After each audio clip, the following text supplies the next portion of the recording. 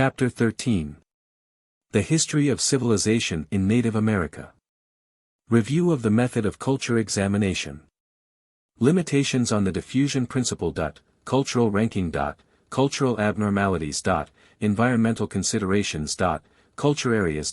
Diagrammatic representation of accumulation and diffusion of culture traits. Representation showing contemporaneity and narrative representation. Racial origin of the American Indians. The time of the peopling of America. Linguistic diversification. The primitive culture of the immigrants. The route of entry into the Western Hemisphere. The spread over two continents. Emergence of Middle American culture, maize. Tobacco. The sequence of social institutions. Rise of political institutions, confederacy and empire. Developments in weaving. Progress in spinning, cotton. Textile clothing. Cults, shamanism. Crisis rites and initiations. Secret societies and masks. Priesthood. Temples and sacrifice. Architecture, sculpture, towns. Metallurgy. Calendars and astronomy. Writing. The several provincial developments, Mexico. The Andean area. Colombia. The tropical forest. Patagonia. North America, the Southwest. The Southeast. The northern woodland. Plains area. The Northwest coast. Northern marginal areas. Later Asiatic influences. 169. Review of the method of culture examination. In a previous chapter, it has been shown that culture cannot be adequately explained either by the innate peculiarities of racial stocks nor by the influences of geographic environment. That the factors to be primarily considered in the interpretation of civilization are cultural or social ones. In a subsequent chapter, it was made clear that civilization is to a great extent the result of accretion. New elements are handed down in time or passed along in space by a process which psychologically is one of imitation and in its cultural manifestations is spoken of as tradition or diffusion. The chapters on the arch and the weak, and the alphabet, serve as exemplifications that the principle holds with equal validity in the domains of mechanical, institutional, and intellectual activity. It must be accepted therefore purely as the consequence of an objective or behavioristic examination of human civilization, that while the element of invention or creative progress remains unexplained, the factor of diffusion or imitation is the one that is operative in the majority of cultural events. As contrasted with it, instances of the principle of independent origin or parallel development prove to be decidedly rare, and tend to be illusory on searching analysis or to dissolve into only partial similarities. In the analysis of the growth of religion in native California, Chapter, the attempt was made to apply an assumption derived from the diffusion principle, the assumption that normally the more widely spread element would be the more ancient, to the unraveling of the growth of a civilization which on account of its poverty has left no chronological records. In short, to reconstruct the tentative history of a field lacking ordinary historical data, by converting elements of space into elements of time. It may now be worth while to apply this method on a larger scale and endeavor to outline the pre-Columbian history of the Western Hemisphere, which, with some brief and late exceptions in Mexico and Peru, is equally dateless. The cultural connections of Native America with the Old World are generally conceded to have been slight. Its civilization represents the most important one that in the main developed independently of the Eurasiatic nexus. 170. Limitations on the diffusion principle. To essay, by the mere principle of converting spatial extent into temporal duration, an accomplishment of such magnitude and ultimately of such complexity as this, may seem simplistic, and it would be. The distribution principle may be the most useful of the weapons in the ethnologist's armory. But it requires supplement and qualification. Figure 33. Schematic illustration of distributions of culture traits as indicative of their history. A. Distribution corresponding to one by accident, and suggesting that each occurrence is independent of the others. B. Distribution by contiguous occurrences, strongly suggesting a single invention in subsequent diffusion. C. Distribution interpretable as due either to independent, parallel origins, or to a single origin, diffusion over the whole area, and subsequent loss of the trait in most parts, with survival only in marginal tracts. The loss in the central area might be due to the growth of a supplanting trait, whose later diffusion had not yet penetrated to the farthest ends. D. Distribution suggesting a single origin old enough for its diffusion to have become extensive, but checked in certain directions by adverse conditions in nature, communications, or cultural preoccupation. The specific demonstration of such adverse factors would substantiate the interpretation. First of all, it is obvious that spatial extension must not be measured mechanically. To work on the assumption that a custom or art practiced over 1 million square miles was a third as old again as one practiced over 750,000 would be too often contrary to the evidence of known history as well as the dictates of reason. Culture traits do die out, from inanition, from sterility of social soil, through supplanting by more vigorous descendants. Continuity is therefore not a necessary ingredient of geographical range. An ancient trait may have been displaced in all but a few remote peripheral tracts. The areas of these may aggregate but little. Yet the distances between them are likely to remain greater than the longest range of a later trait which has replaced the earlier one over most of its original territory. Thus, alphabetic writing is more recent than the ideographic and rebus methods, but in the year 1500 AD was in use over a larger area in Europe, Africa, and Asia than the surviving Chinese and Mexican systems occupied. Yet these two outlying systems enclosed between them a larger tract than those over which the alphabets had diffused. So, at the same period, was agriculture practiced by peoples holding more area than was occupied by non-agricultural ones. But the former constituted two great and continuous groups, one in each hemisphere, to which the non-agricultural peoples in the north of Asia, the south of Africa, the remote continent of Australia, the north of North America, and the south of South America were obviously peripheral. Agriculture being of necessity later than the non-agricultural state, and there being thus no doubt that the marginal hunting peoples represent the remnant of a condition that was once worldwide. It appears that there must be a presumption of validity in favor of reckoning the extent of a scattered custom by its included rather than its actual area. Of course, the situation is not always so simple. There may exist the possibility of two or more marginal areas sharing a trait as the result of parallelism. Half-hitch basketry coiling in Tasmania and at Cape Horn might logically be the last survival of a very ancient worldwide diffusion, or the product of two thoroughly independent inventions. Or of parallel processes of degeneration in isolated and culturally unstimulated nooks. The last two interpretations in fact seem more conservative than the first. If half-hitch coiling were as antecedent in its nature to other coiling and to weaving as wild foods are to cultivated ones. Or if the old Stone Age remains showed it to have been actually so. Or if it were practiced by a considerable number of tribes in 4 or 5 rather large marginal areas instead of 2 quite narrow ones, diffusion, and the consequent antiquity of the trait, could be inferred with high probability. In short, the periphery argument must not be stretched too thin. Obviously, two comparables must be compared, coiling with twining, hand-weaving with loom-weaving. Not, however, the very special variety of half-hitch coiling with the entire array of weaving techniques. Nor would it be fair to balance the whole group of true alphabets in the year 500 BC against the particular rebus system of Egyptian hieroglyphs from which they were possibly derived but which they had already much exceeded in their diffusion. Yet the distribution of all alphabets as against that of all ideographic and rebus systems would lead, at that date as 2,000 years later, to the same interpretation that the facts of history actually give. 171. Cultural ranking. Consideration must also be allowed, within certain limits, to cultural superiority and inferiority. This is a criterion that has been abused in the earlier anthropology, but it is usable with caution, especially where a measure of experience confirms the grading that seems rational. A machine process would normally be later than a manual one, cloth, for instance, subsequent to basketry. The antiquity of both these products happens to be so great that little or no direct historical evidence exists, and their perishability precludes much help from archaeology. Yet there is this indirect evidence: there are peoples that make baskets only, others that make baskets and cloth, none that make cloth only.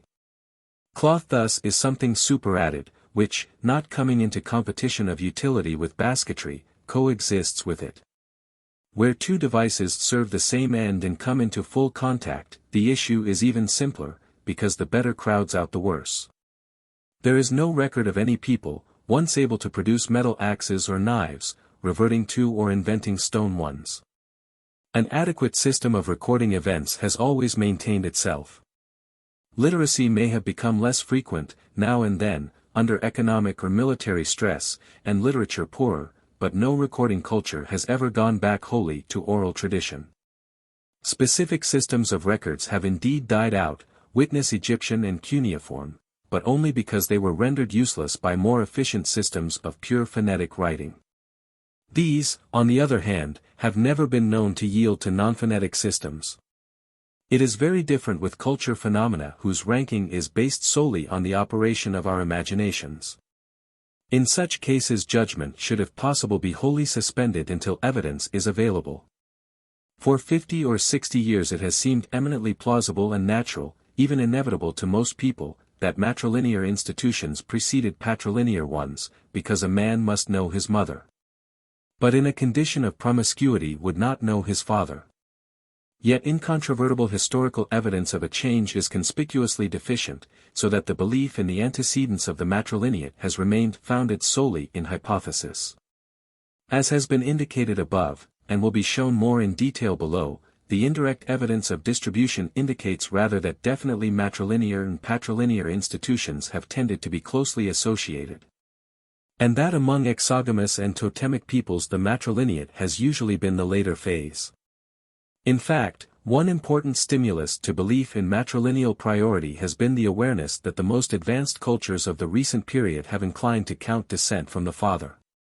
But it is obviously unfounded to deduce from this that ancient and primitive nations favored mother reckoning. It would be equally logical, or illogical, to infer that what is had always been since institutions arose, as to argue that because a thing is now it must formerly not have been. This points to a further limiting consideration, that it is dangerous to argue from a fraction of culture history to the whole. Particularly dangerous is it to infer from the last 4 centuries to all that went before. In the present era distant communications have become infinitely more numerous and rapid. Space has in one sense been almost abolished. Diffusions that now encircle the planet in 100 years would in previous ages often have required 1,000 to cross a continent by halting steps from people to people. Similarly, the results of the diffusion principle may be vitiated by an arbitrary bounding of the spatial field of investigation. A review of African distributions by themselves, for instance, would lead to many misleading conclusions, because it is obvious that African culture has evolved not integrally but as a part of the larger complex Eurasia-Africa. What from the angle of Africa thus appears central, like iron, may really be peripheral, what appears marginal, like Islam, is often actually central. By comparison America is so discrete from the Old World, both geographically and historically, that an analogous attempt is far more justifiable. Yet even here, as will appear, some influences from the Old World have operated, whose a priori elimination would lead to false conclusions. As regards what is high and low, whole cultures as well as culture elements must be considered.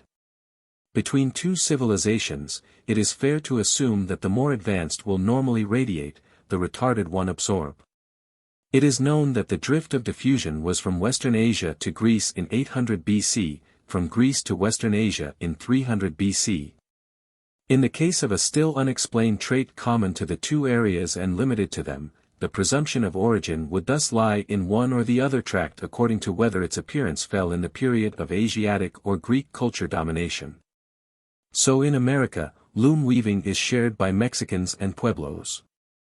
If nothing else were known of them except that the former but not the latter had passed from oral tradition to visible records, there would be justification for belief in the probability of importation of the loom from Mexico into the adjacent Southwest.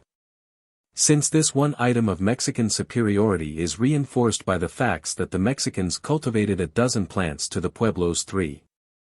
That they were expert in several metallurgical processes and the Pueblos at best, and rarely, hammered native copper. That the Mexicans alone carried on elaborate astronomical observations, computed with large figures, and had established an intercommunal dominion. The probability of their priority in loom weaving becomes so strong as to serve as a fairly reliable working basis. Still, it is important to remember that in the absence of the direct testimony of history or archaeology, such a probability does not become a certainty. The Greeks were without writing, metalworking, successful astronomy, or empire, while these already flourished in Egypt and Asia and were later carried to Greece. Yet in this general period the Greeks developed metrical poetry and vowel signs for the alphabet. Another limitation to the regularity of the diffusion process is to be found in the inability or unreadiness of undeveloped culture to accept specialized products of more advanced civilizations, and of any culture to accept traits incompatible with its existing customs, except on severe or long-continued pressure. A backward tribe might adopt a simple iron-working technique quite avidly, yet find the manufacture of sewing machines beyond its endeavors and wants. Among a people owning little property and no money, and therefore not in the habit of counting, and indifferent to their ages or the lapse of time as expressed in numbers of years and days, a calendar system like that of the Babylonians or Mayas would certainly not become established merely because of contact. They might adopt and make use of the knowledge that there are some 12 moons in the round of the seasons, and that the solstices furnish convenient starting points for the count within each year. But generations and centuries of gradual preparation through acceptance of such elementary fragments of the elaborate calendrical scheme would ordinarily precede their ability to take the latter over in completeness. So with a religion like Christianity or Buddhism carried by a lone missionary, or shipwrecked sailors, to a people as simple in their life as the Indians of California, the religion would be too abstract, too remote, too dependent on unintelligible preconceptions, to be embraced. A particular Christian or Buddhist trait, say a symbol like the swastika or cross, might conceivably be taken over and perpetuated as a decorative motive or as a magical charm. True, if the missionary came in the company of troops and settlers, and introduced cattle, regular meals, comfortable clothing, intertribal peace, new occupations and diversions, the old simple culture would often crumble rapidly, and the higher religion be adopted as part of the larger change, as indeed happened in California when the Franciscans entered it. But one would not argue from the convertibility of the Indians under such circumstances to their equal readiness to accept Buddhism from sporadic East Asiatic castaways. 172. Cultural abnormalities. Now and then a condition of cultural pathology must be discounted. About 1889 a messianic religious movement known as the Ghost Dance fired half the Indian tribes of the United States for a few years. In 1891 this had a wider diffusion than any ancient cult. It represented something struck from the contact of two culture systems, it was not of pure native evolution. A point had been reached where the old cultures felt themselves suffocated by the wave of Caucasian immigration and civilization. And in a last despairing delirium they flung forth the delusion of an impending cataclysm that would wipe out the white man with his labor, penalties, and restrictions, bring back the extinct buffalo, and restore the old untrammeled life. Such a cult could not of course have remained permanently active. If analogous excitements occurred in the prehistoric period, they died away without a trace and may therefore be disregarded in a view of long perspective. Or at most they served as ferments productive of other and more stable culture growths. Even if all knowledge of American religion were blotted out except its condition in 1891, the careful investigator would stand in no serious danger of inferring a high antiquity from the broad extent of the Ghost Dance cult, because of the conspicuous elements which it purloined from that very Christianity and Occidental civilization whose encroachments gave it birth. 173. Environmental considerations.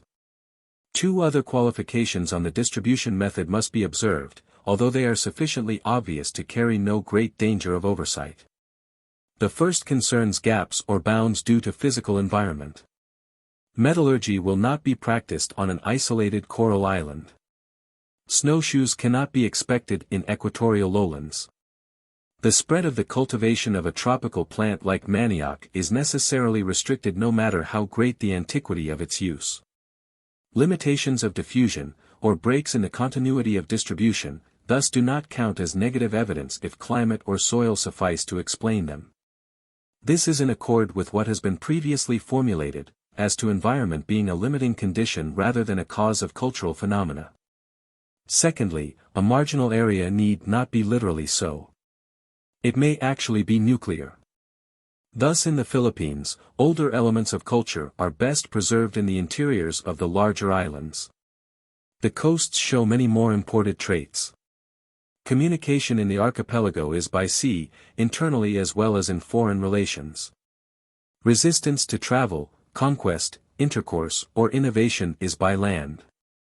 The remote area as regards time may therefore be a mountain range 50 miles inland, while a coast 1,000 miles away is near.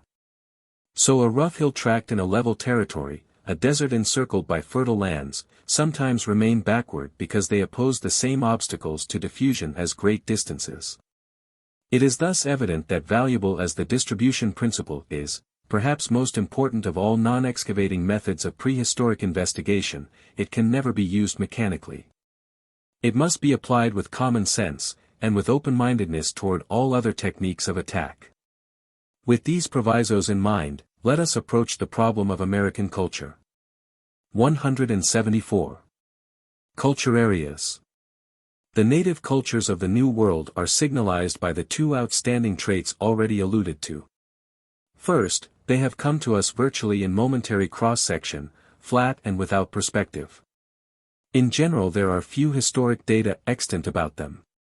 Second, they represent the civilizations of by far the greatest geographical extent and highest attainment that have developed independently, in the main at least. Of the great web of culture growths which appear to have had their principal origin in the regions not far from the eastern Mediterranean. They offer, accordingly, a separate problem, and one which, on account of the dearth of temporal data, has had to be approached through the medium of space. As soon, therefore, as knowledge of American cultures became orderly, its organization was inevitably affected in terms of geography. The result has been the recognition of a series of culture areas or culture centers, several of which have already been referred to. These geographically defined types of culture are gradual and empirical findings. They are not the product of a scheme or imagination, nor the result of theory. They are not even the formulation of any one mind. They do represent a consensus of opinion as to the classification of a mass of facts, slowly arrived at, contributed to by many workers, probably accepted in exact identity by no two of them but in essential outlines by all. In short, a non-philosophical, inductive, mainly unimpeachable organization of phenomena analogous to the natural classification of animals and plants on which systematic biology rests. These culture areas, centers, or types have been established with greater exactitude for North than for South America. The 10 usually recognized, c.r. 1. Arctic or Eskimo, coastal. 2. Northwest or North Pacific coast, also a coastal strip. 3. California or California Great Basin. 4. Plateau, the northern intermountain region. 5. Mackenzie-Yukon, the northern interior forest and tundra tract. 6. Plains, the level or rolling prairies of the interior. 7. Northeast or northern woodland, forested. 8. Southeast or southern woodland, also timbered. 9. Southwest, the southern plateau, subarid. 10. Mexico, from the tropic to Nicaragua. The only serious divergence of opinion as to distinctness or approximate boundaries might arise in regard to numbers 4 and 5 of this list. The culture of the Mackenzie region is so deficient and colorless that some students have hesitated to set it up as a separate unit. The plateau culture is also vague as to positive traits.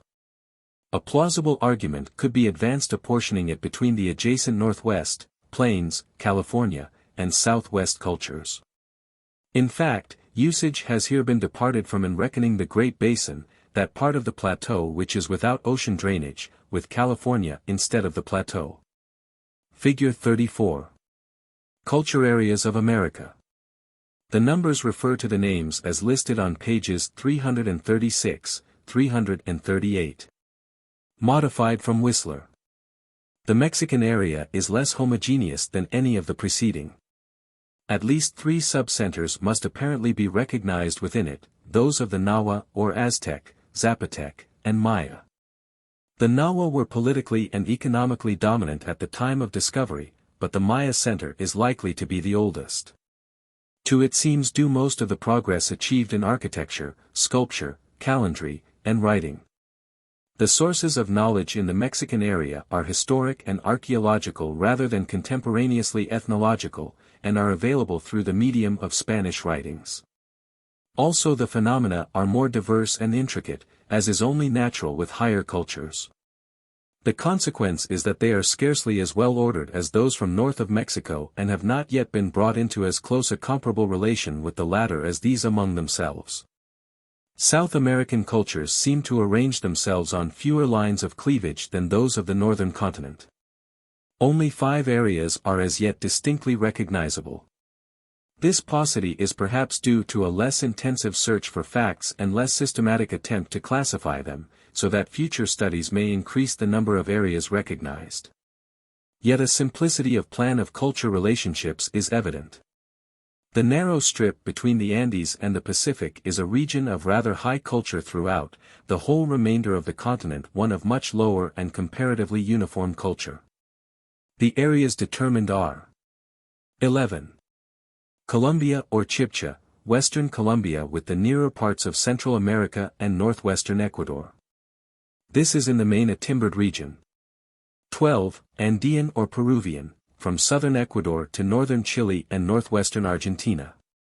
This is distinctively an arid to subarid and unforested belt.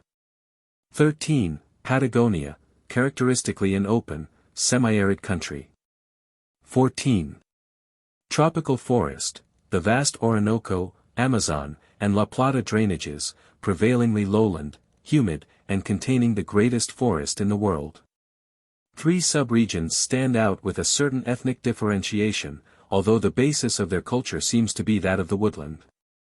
They are, the savannas of the Guiana region, the highlands of eastern Brazil. The Chaco, west of the middle La Plata system. All 3 of these are open areas or only part timbered. 15. Antillean, the West Indies, including probably the Venezuela coast. This culture was the earliest to perish in the New World. It received the first shock of Caucasian discovery and settlement, and its carriers had no hinterland to which to retreat. It is therefore imperfectly known.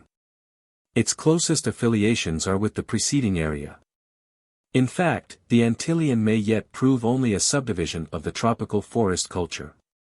In the discussions that follow, it has been omitted, but can in the main be understood as included in what is said of the tropical forest area. 175. Diagrammatic representation of accumulation and diffusion of culture traits. The outstanding facts regarding these 14 or 15 culture areas can be most vividly presented in a table allotting a column to each area. Roughly, at least, these columns can follow one another in geographical order. In each column, then, there might be entered all the culture traits found in its area. If one culture were twice as rich or complex as another, the double number of entries would pile up twice as high and impress the eye. Actually, such a procedure is hardly practicable. The number of culture elements is too great. Often too there would be doubt whether a feature should be reckoned as one or several. Metal working comprises smelting, casting, forging, alloying, plating, soldering, and welding. These are distinct techniques. Yet they usually occur together or are all lacking. One tribe practices simple 2-ply twining. Another adds 3-strand, diagonal, and lattice twining and 3-strand braiding, probably as developments of the original 2-strand process. As between 2 adjacent or related basket-making peoples, this difference may be very significant. Measured against cloth weaving, it is trivial. Accordingly, in order to render the data more easily apperceived and conceptualized, only the more fundamental aspects of arts and institutions have been included in the diagram. Plus some that perhaps involve intrinsically less significant principles or faculties, but were of particular importance in the life of the peoples following them, such as the teepee or skin tent of the Plains tribes. This means that a necessarily subjective selection of traits has been made in the compilation of the table. But the reader who is not a specialist in the matter will generally be grateful for the elimination. And this elimination has at least been conducted without a conscious bias in any one direction. If anything, it would seem that the selective condensation has operated against the preeminence of the advanced areas. With every possible datum inserted, the peaks in the table would probably overshadow the valleys much more conspicuously. Accepting the diagram, then, as affording an approximately truthful picture, it is obvious that much the greatest advancement took place in Middle America, the region from Mexico to Peru. And that on the whole the majority of culture traits found in any of the more backward areas are shared with this middle region. These are the traits below the heavy line that steps up and down across the diagram. A minority of traits, those above the heavy line, are local to the several areas. On the basic principle that a trait occurring over a continuous territory may be assumed to have originated but once and to have spread by diffusion, the bulk of the culture of most of the areas must have come into them from outside. On the principle that a people with many established arts is more likely to make a new invention than is a retarded people, the great majority of the diffused elements may therefore be attributed to a Middle American source. In this region, then, lay the focal point, the hive, of American civilization.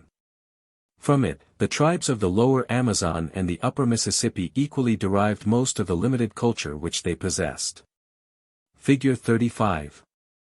Diagram illustrating the occurrence of some representative elements of culture in the various areas of America. In general, assumed early elements are below, late ones above, within each column. But for the figure as a whole, horizontal levels do not indicate contemporaneity as they do in. Height of columns is representative of quantity or elaboration of culture content, which towers impressively in Middle America, to fall away towards the peripheries. Hatching indicates elements that may once have existed in areas but are now lacking, stippling, elements perhaps introduced from Asia. Entries above the heavy line are local developments. In South America, the diffusion proceeded broadside from the length of the Andes. In North America, it radiated fanwise from the South Mexican angle, the southwest serving as the gateway or first relaying station that let through most but not all of what it received.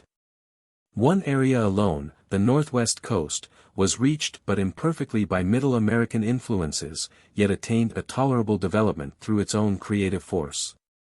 Supplemented in some measure by the drift into it of sporadic culture element migrants from Asia. Here only, then, there occurred a markedly independent growth of civilization, though definitely secondary to the great evolution of Middle America which in the main determined the culture of the twin continents. 176. Representation showing contemporaneity and narrative representation. So far as possible, the traits in each column of the diagram have been disposed in the order of their presumptive appearance in time. In the lowest level, for instance, have been set those elements that are likely to have been common to all the first immigrants into America. Local developments tending on the whole to be late, have been placed toward the heads of columns. And, roughly throughout, widely diffused and therefore apparently early elements are nearer the bottom. In general, accordingly, the sequence upward of traits indicates their approximate sequence in time. But this arrangement obviously holds chiefly for each column as a unit. As between the columns, it breaks down, since the top of each column would represent the same period, the moment of discovery, and these tops are not on a level. The display of the same data in such a manner that vertical position would adequately represent proportional lapse of time as the horizontal placing suggests geographical contiguity, would necessitate another arrangement. In such a diagram the height of each column would be the same, but the richer cultures would have their constituent elements more closely crowded. That is, each new invention or institution or importation followed more rapidly on its predecessor than in the peripheral areas. For instance, while maize agriculture was spreading from Middle America to the southwest and thence to the northeast, the Middle Americans were adding varied agriculture and metallurgy, human sacrifice, and astronomy. The strata in the diagram would therefore generally not be level but would slope upward from their origin in the middle. This would be a more accurate schematic representation of what happened. On the other hand, difficulties would arise in the graphic representation. The domestication of the llama, for instance, is confined to a single area, the Andean. Yet the domestication is rather ancient, as archaeological discoveries prove. Perhaps older than the spread of many culture elements from the Andes into the tropical forest, or from Mexico into the United States. The llama could therefore not be placed properly near the head of the column representing Andean culture, because the top of this column would signify recency. It would have to be inserted lower down, thus breaking the continuity of strata extending through several areas. Thus the diagram would quickly become so intricate as to lose its graphic value. It would simplify the problem if the large mass of culture elements could be segregated into a small number of groups, each assignable to a stratum or period. Much as the constituents of the religion and then of the whole culture of the California Indians were analyzed and then regrouped in the preceding chapter. Such a procedure, however, is much easier and more accurate for the subdivisions of one limited area than for an entire hemisphere. Because the interrelations of the areas constituting this are naturally very complex and at many points imperfectly known. Such a schematic representation of the course of culture in the whole of the Americas on the basis of as many traits as are included in, is therefore not attempted here. Instead, there is reproduced an analogous but simpler scheme, recently published by an author whose primary concern is with Middle America, who has presented his story in the form of a treatment by larger periods. And in his diagram extends these to the remainder of the two continents. If his figure seems different from the preceding one, it should be remembered that the two approaches are not only from somewhat different angles but independent of each other. Besides which it will be found that the divergence between the two illustrations, figs. And, is more apparent than intrinsic. Figure 36. Diagrammatic representation by Spinden of the development of Native American culture. Fewer elements of culture are included than in, but these are definitely placed according to their indicated sequence in time. While this diagram was prepared with particular reference to Middle American civilization and therefore has reference only to the culture areas cut by the line ABCD. And while it carries the peopling of the continent a few thousand years back of the time assumed in this book, it is in substantial agreement with the views expressed in the present chapter. At best, however, all diagrams are not only schematic but static. And it may accordingly be worthwhile to try to narrate some of the principal events of the history of American civilization in order to bring out their continuity and relations as they appear in perspective. But the reader must remember that this is a reconstruction from indirect and often imperfect evidence, probably correct in the large and in many details, certain to be incorrect in some proportion of its findings. Tentative throughout and subject to revision as the future brings fuller insight. It aims to give the truth as it can be pieced together. It is never a directly documented story like those familiar to us from Orthodox history. 177. Racial origin of the American Indians. The American race can hardly have come from anywhere else than Asia. It entered the New World perhaps 10,000 years ago.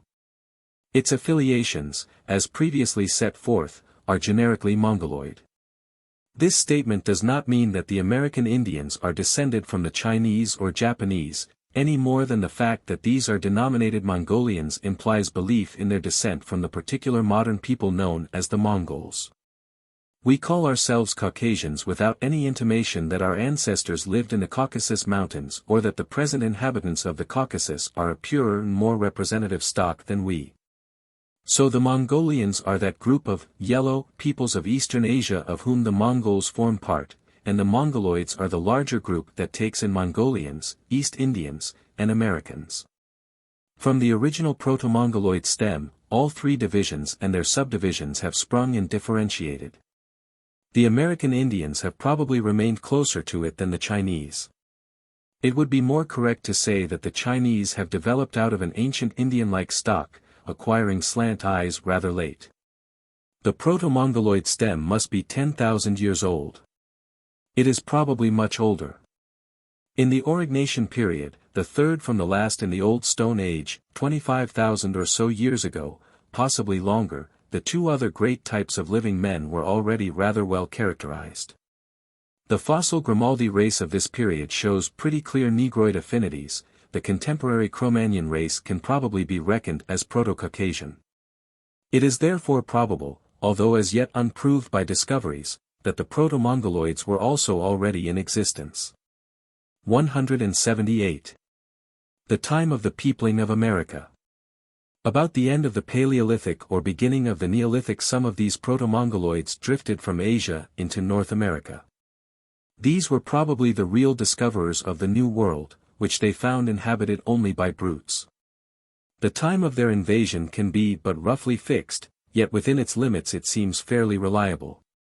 Had the migration occurred much later, when the Neolithic was already well underway, the domesticated animals and plants of the Old World would have been introduced: cattle, pigs, sheep, wheat, barley, rice, millet. All of which the Americans lacked. The same holds for inventions like the wheel. Analogous arguments weigh against a belief in a possible earlier peopling of America, say in the Middle Paleolithic. In that event there ought to be cave or rock shelter or river terrace deposits corresponding to those of Europe in containing only implements of Paleolithic type. But none such have been found in America, or where alleged, their circumstances have remained matters of controversy. Further, if Paleolithic man had inhabited the Western Hemisphere, it is likely that his fossil remains would have come to light. There has been much excavation, and numerous investigators are alive to the importance which evidence of this sort would bear. Yet to date not a single human fossil of positively Pleistocene age or type has been discovered. Numerous sensational finds have been announced. But in every case their geological matrix or stratum has been proved either recent or open to doubt. And not a single fragment of a skeleton of Neanderthal type, or one equally different from modern man, is on record from America. Every once alleged Pleistocene skull or part appears to belong to some branch of the American Indian race as it exists today. It is therefore unlikely that man reached America before the last stage of the Paleolithic. If the date of the entry is set at 10,000 years ago, the elapsed period accounts very well for the present diversification of the American race. There are broad and narrow-headed tribes, tall and short ones, some with hooked noses, others with slightly wavy hair. But the fundamental type is everywhere the same. The differences seem just such as environment and mode of life, the accidents of descent from small groups, and perhaps a slight effect of selection, would be certain to accomplish in time. In general, the natives of America are remarkably homogeneous, considering the vast territory they occupy, its variations of temperature, humidity, altitude, and food supply, and the marked differences in the living customs of many tribes. The one group that at all stand apart are the Eskimo, and these are distinct in language and culture also. Moreover, they occupy the parts nearest to Asia, including both sides of Bering Strait. Thus they seem to represent a separate origin. But all the other groups from Alaska to Patagonia are so closely related somatically, that no comprehensive and generally accepted subclassification of them has yet been possible. In fact, the American race seems almost too undifferentiated to require 10,000 years for its superficial diversifications, until it is remembered that human races left to themselves seem in most cases to alter rather slowly. Mixture is one of the greatest factors of racial change, and in the isolation of America this element was eliminated to a much larger extent than in most of the Old World. 179. Linguistic diversification. Language tells a similar story. The American Indian languages certainly appear to be diverse. It has been customary to reckon about 150 distinct speech families in North and South America. But many of these are imperfectly known. Of late several Americanist philologists have been inclined to see definite resemblances between numerous tongues that are superficially different. Buried and disguised resemblances are being noted, which point to original unity. Thus the number of genetically distinct families or language stocks is shrinking. The number to be ultimately recognized bids fair to be small. Old World conditions are at bottom more similar than at first glance seems. English and the modern Hindu languages, such as Bengali, although certainly related, are quite different from each other. The proof of their common Indo-European origin rests largely on the similarities between their ancestral forms, Anglo-Saxon and Sanskrit. These in turn are tied together more closely by the connecting evidence of other ancient languages, such as Greek and Latin. Take away these extinct tongues and the modern transitional ones, imagine English and Bengali to be the only representatives of Indo-European, and it is doubtful whether their common parentage could be wholly proved. The relationship would certainly not be readily recognizable. The most painstaking analysis would reveal so many words wholly peculiar to each language, and so many exceptions to every suggestion of regular sound equivalences, that conservative philologists would perhaps refuse to commit themselves on the problem of a single origin. This imaginary situation parallels the actual one in American linguistics. Not a single ancient form of speech has been preserved. Many living ones are inadequately known. The fact that some enthusiast has compiled a grammar of Nahuatl or Quechua or Eskimo does not necessarily mean that he has dissected out its whole structure. A book devoted to a language may be as superficial as it looks learned. And the man who really knew Nahuatl has usually concerned himself very little with Quechua. So far as he might become acquainted with it, it would appear so different that the pressing of comparisons would seem sterile. Thus the great diversity of American languages came to be accepted not because anyone believed it to have been really established, but because until recently no critical scholar considered himself able to establish serious connections. It has been a case of unproved rather than disproved unity of origin. If the Indo-European languages were not our own but those of a strange race and therefore known to us much less intensively. If the history of their ancient forms were obliterated instead of preserved for us for over 3,000 years. And if they were allowed a period of 10,000 years in which to have differentiated, philology would probably be assigning them to several distinct stocks. Multiply by 3 the amount of difference which Bengali shows from Sanskrit, and by 6 that of English from Anglo-Saxon, and a degree of divergence might be attained roughly comparable to that between Nahuatl and Quechua, or Maya and Iroquois. This is not an assertion that Nahuatl and Quechua are related. It is a claim that in the light of present knowledge they might have been one language 10,000 years ago. A single people with a single speech could well have given rise in so long a period as that, 300 generations, to languages that now seem so different. And at that, there is no reason for believing that all the American languages are necessarily derivable from a single mother tongue. There might have been half a dozen or a dozen idioms in use among as many populations which moved out of Asia into Alaska. For of course it is improbable that the migration was an isolated, unitary event.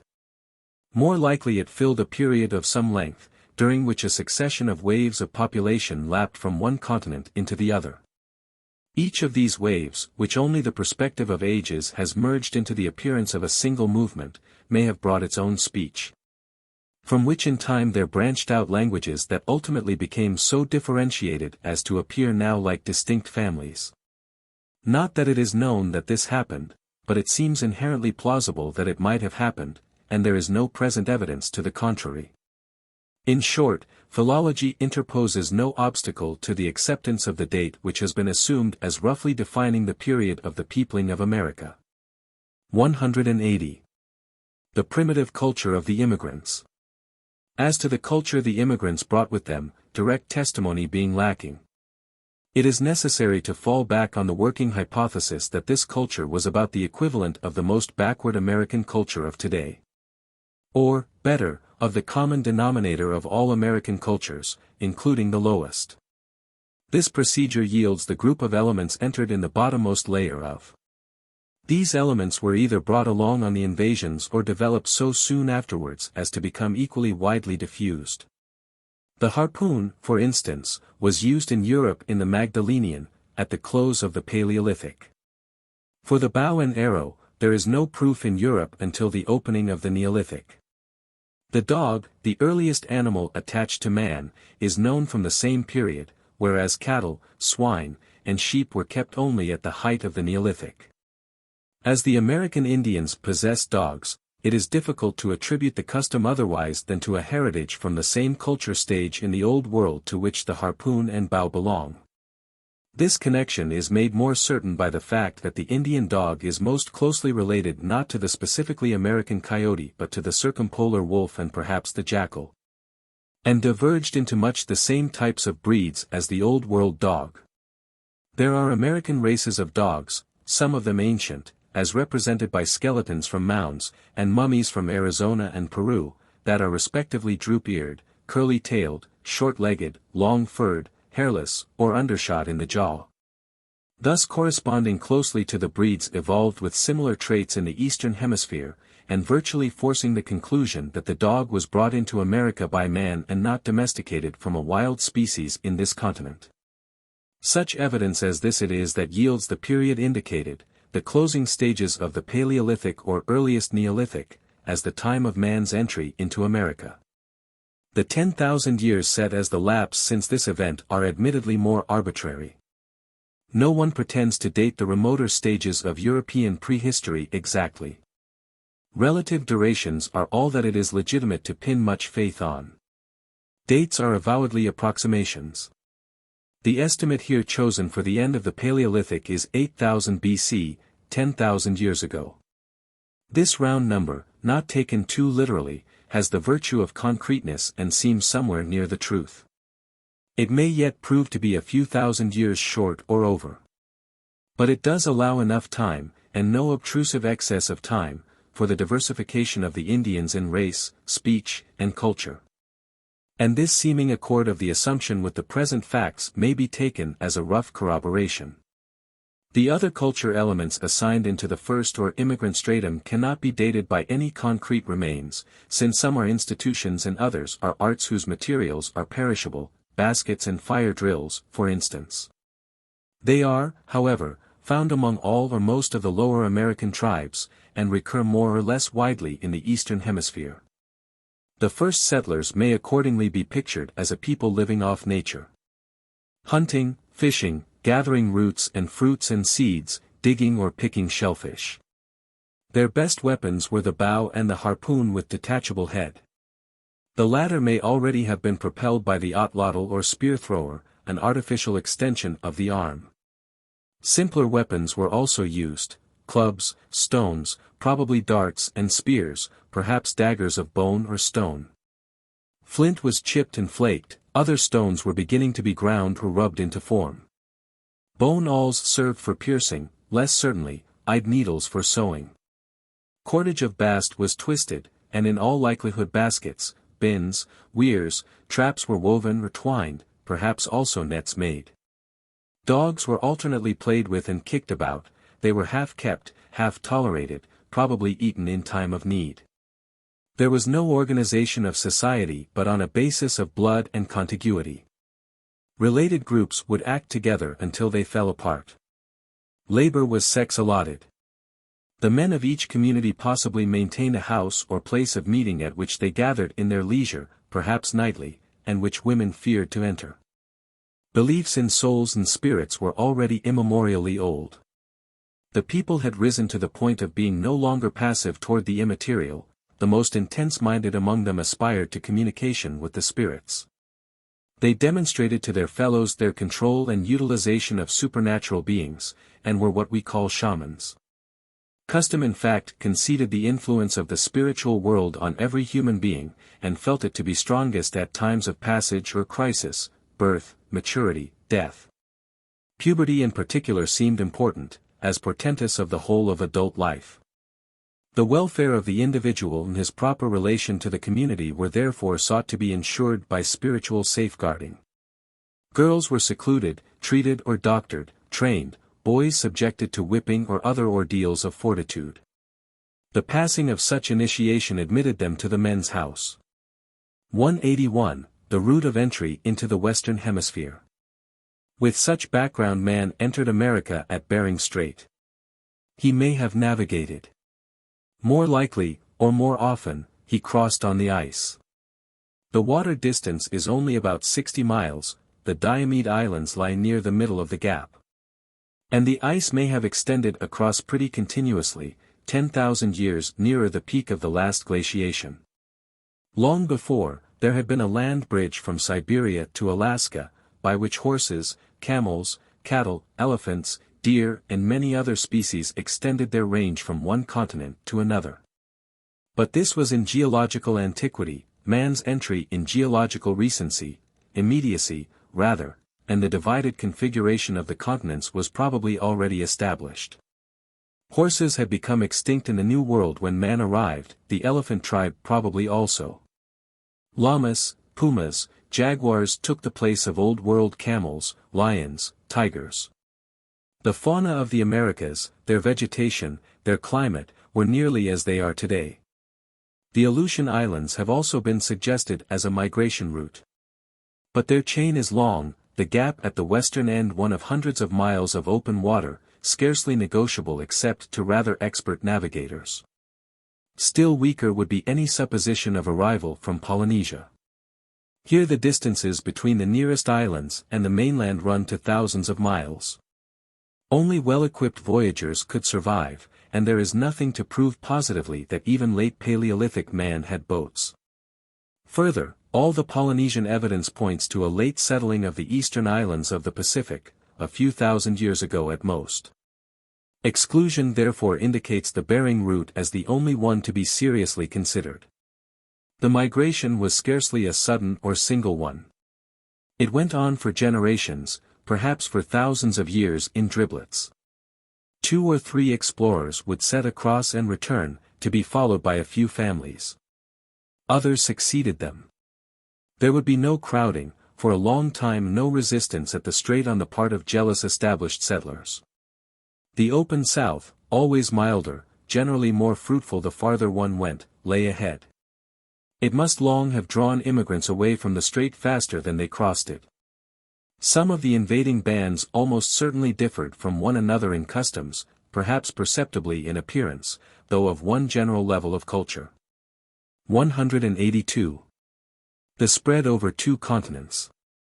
Before them lay 15 million miles of tundra, forest, plains, sea coast, desert, savanna, jungle, and plateaus, rich in this or that food, with no occupant to dispute possession or block travel but bear, wolf, puma, and jaguar, timid beasts compared with those of the Old World. So the immigrants pushed across the breadth of the continent and down its length, entered the tropics in Mexico, defiled through Panama, and a second continent stretched before them. How long it took the first wanderers to diffuse themselves from Alaska to the Strait of Magellan, it is impossible to say. Perhaps a couple of thousand years, perhaps only a few hundred. Curiosity, the desire to see, are strong in men if fear imposes no restraints. Sooner or later, at any rate, they were living throughout both continents. The advance guard had long lost knowledge of the rear, if indeed the rear did not arrive until after the advance could progress no farther. When the Caucasian discovered America he might have commenced at Cape Horn, gone on to a people whose very existence was unknown to those at his starting point, and repeated the step a dozen times until his journey brought him to the Arctic. Before the rise of the empires of Mexico and Peru the number of links in the chain ignorant of each other would have been greater. The moving bands of the primitive firstcomers no doubt lost touch with each other quickly in even shorter stretches. Thus diversities of speech, of mode of life, would become established.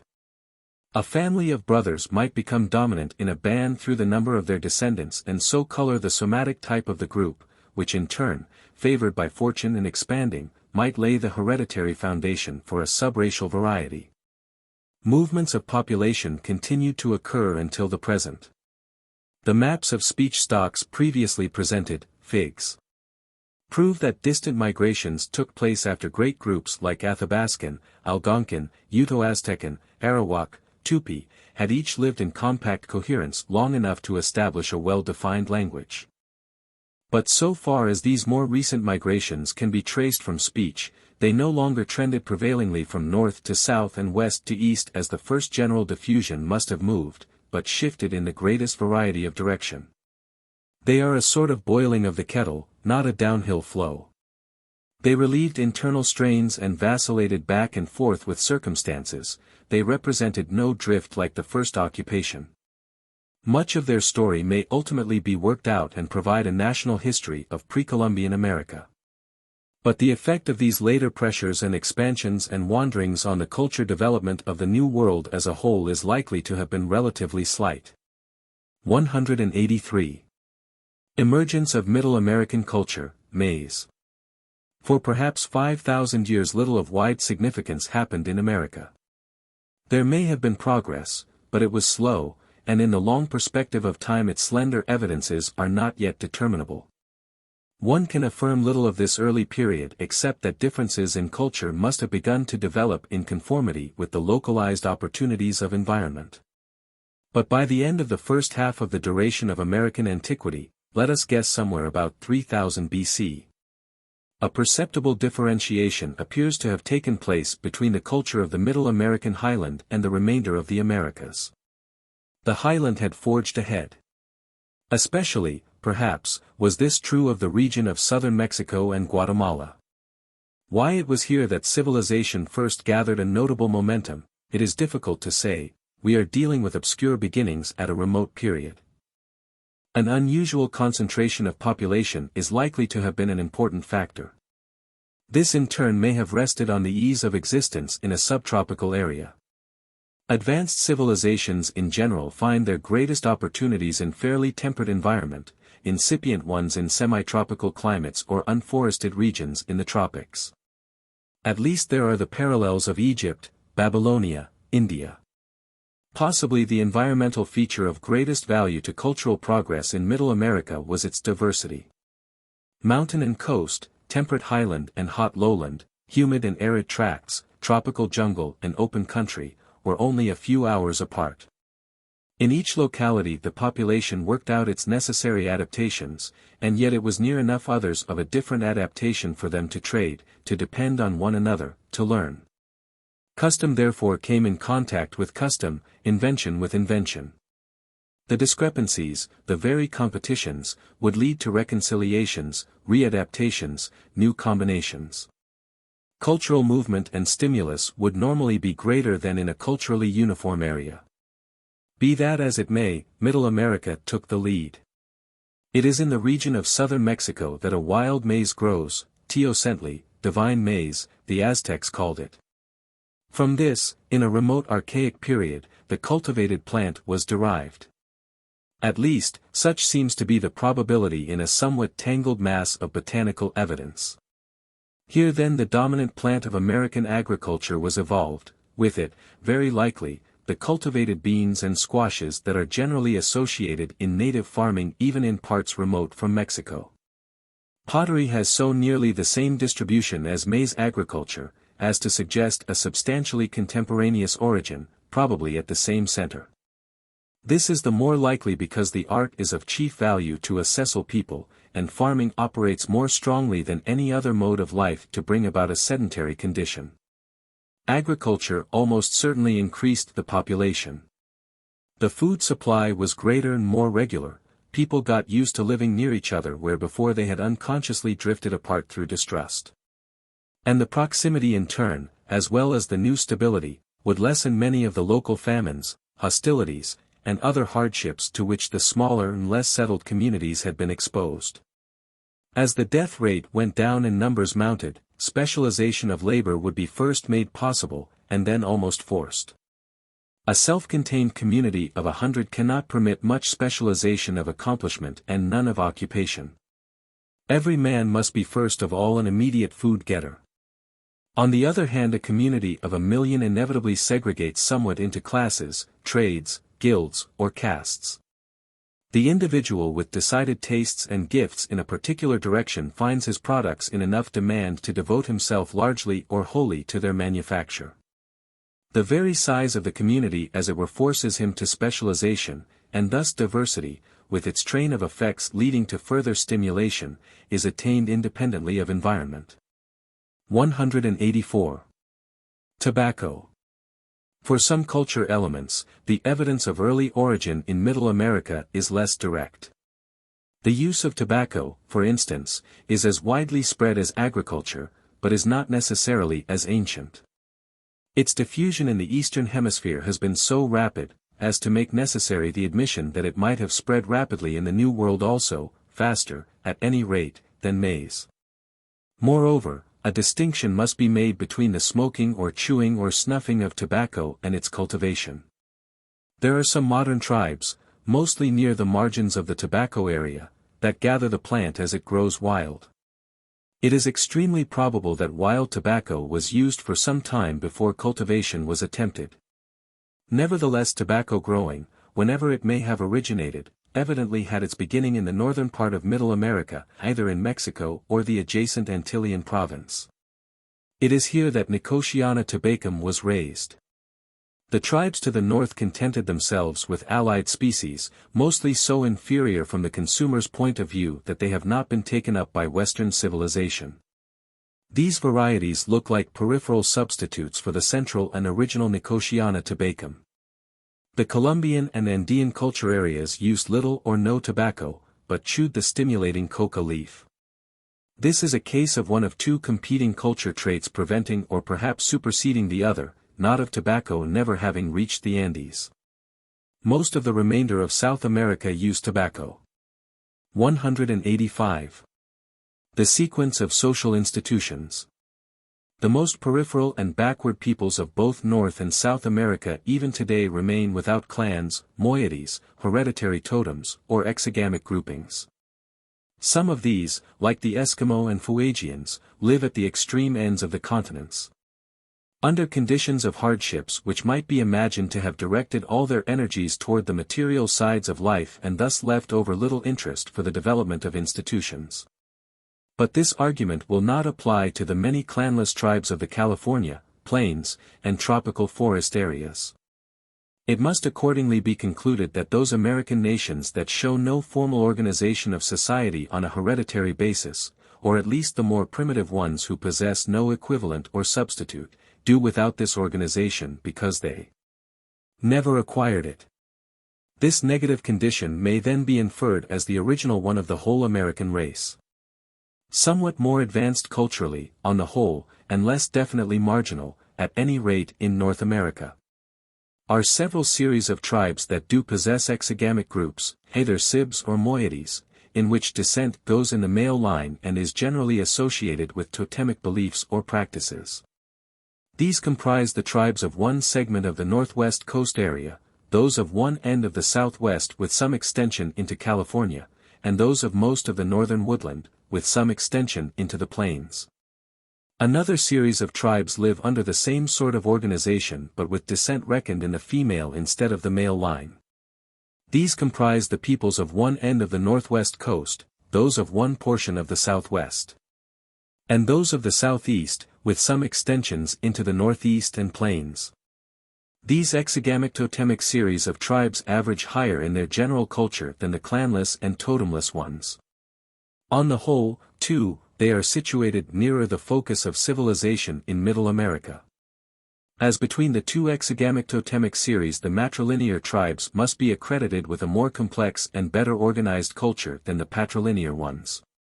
The finest carving in North America, for instance, is that of the Northwest, totem poles, masks, and the like. Within the Northwest, the Tlingit, Haida, and Tsimshian, matrilinear tribes, excel in the quality of this work. They far surpass the patrilinear Kwakiutl and Salish. So in the Southwest, the matrilinear pueblos build stone towns, obey a priestly hierarchy, and possess an elaborate series of cult societies.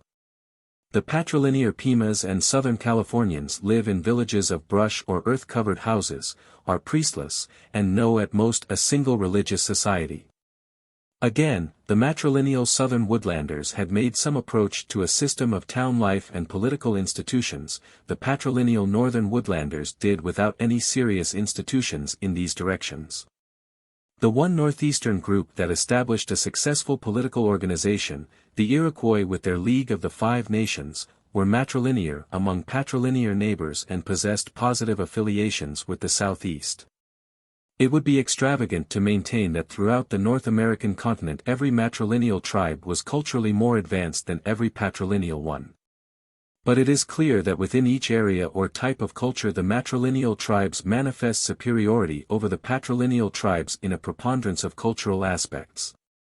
The matrilineal clan organization thus represents a higher and presumably later stage in North America than patrilineal clan organization, as this in turn ranks and temporally follows the clanless condition. With one exception, the distribution of the same tribes with reference to the South Mexican center agrees with their advancement. The northeast is distinctly peripheral, the southeast a halfway tract connected with Mexico by way both of the southwest and the Antilles. The matrilineal Pueblo portion of the southwest occupies part of the plateau backbone near the southern end of which the Mexican culture developed. It was along this backbone that civilization flowed up through northern Mexico. The coasts lagged behind. They were marginal in Mexico, more marginal still in the southwest, where the patrilineal tribes lived on or near the Pacific. The one exception is in the northwest coast, where the more remote northerly tribes are matrilinear, the nearer southerly ones patrilinear. This reverse distribution raises the suspicion that the northwestern social organization may have had nothing to do with Mexico, but may be a purely local product. This suspicion is hardened by the fact that the northwest shows a number of other culture traits, some peculiar to itself, others recurring in well-separated areas, which it seems impossible to connect with Mexico. Several of these traits will be discussed farther on. For the present it is enough to note their existence as an indication favorable to the interpretation of the Northwest social organization as unrelated to Mexico. Thus the abnormal matrilineal-patrilineal distribution in the Northwest is no bar to the generic finding for North America that clanless, patrilinear, and matrilinear organizations of society rank in this order both as regards developmental sequence and distance from Middle America. For South America the data are too scattering to discuss profitably without rather detailed consideration. The distributional facts outside Middle America thus point to this reconstruction of events. The original Americans were non-exogamous, non-totemic, without sibs or unilateral reckoning of descent. The first institution of exogamic groups was on the basis of descent in the male line, occurred in or near Middle America, and flowed outwards, though not to the very peripheries and remotest tracts of the continents. Somewhat later, perhaps also in Middle America, possibly at the same center, the institution was altered, descent became matrilinear. This new type of organization diffused, but in its briefer history traveled less far and remained confined to the tribes that were in most active cultural connection with Middle America. Now, however, a seeming difficulty arises. Middle America, which appears to have evolved patrilinear and then matrilinear clans, was itself clanless at the time of European discovery.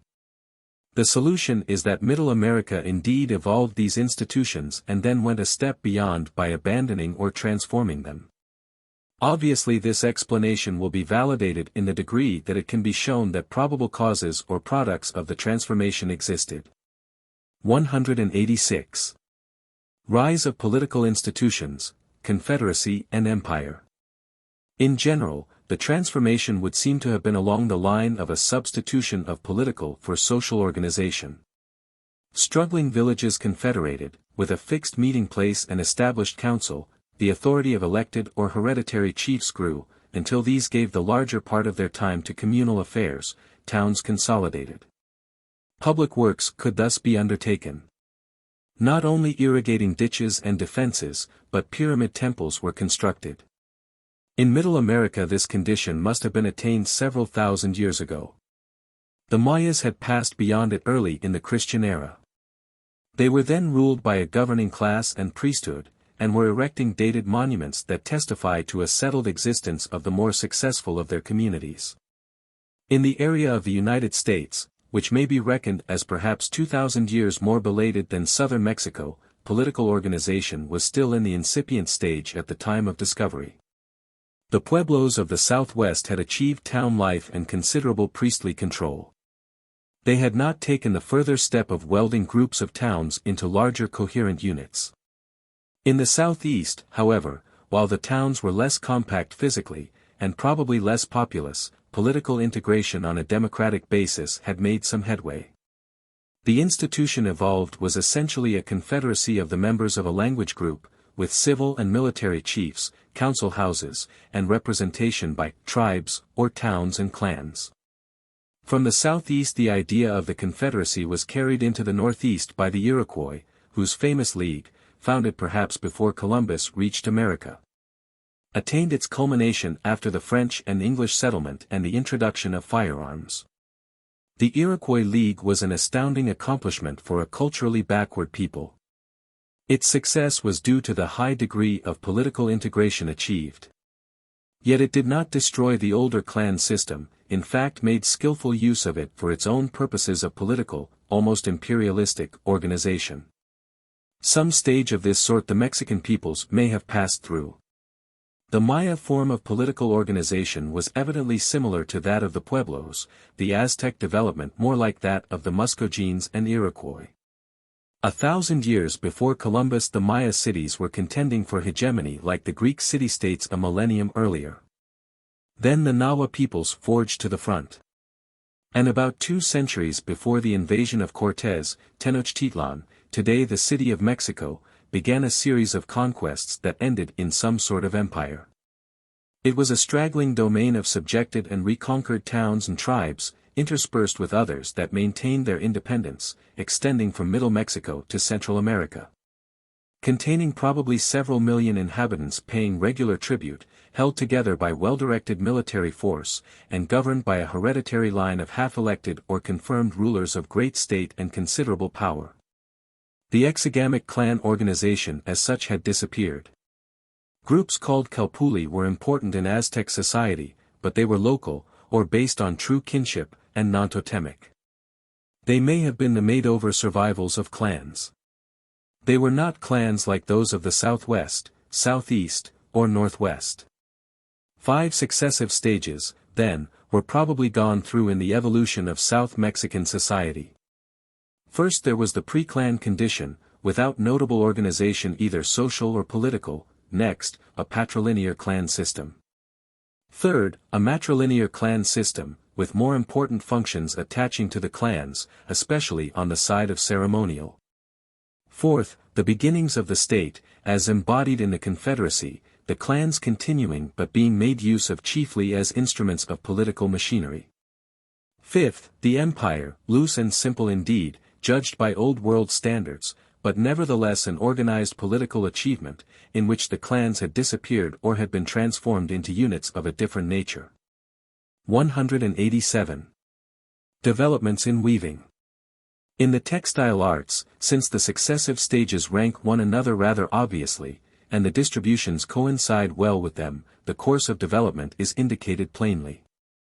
The first phase was that of handwoven basketry, which has already been accredited to the period of immigration, and is beyond doubt ancient.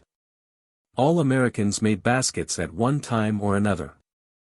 The few tribes that were not making them at the time of discovery had evidently shelved the art because their environment provided them with birch bark, or their food habits with buffalo rawhide, with exceptional ease.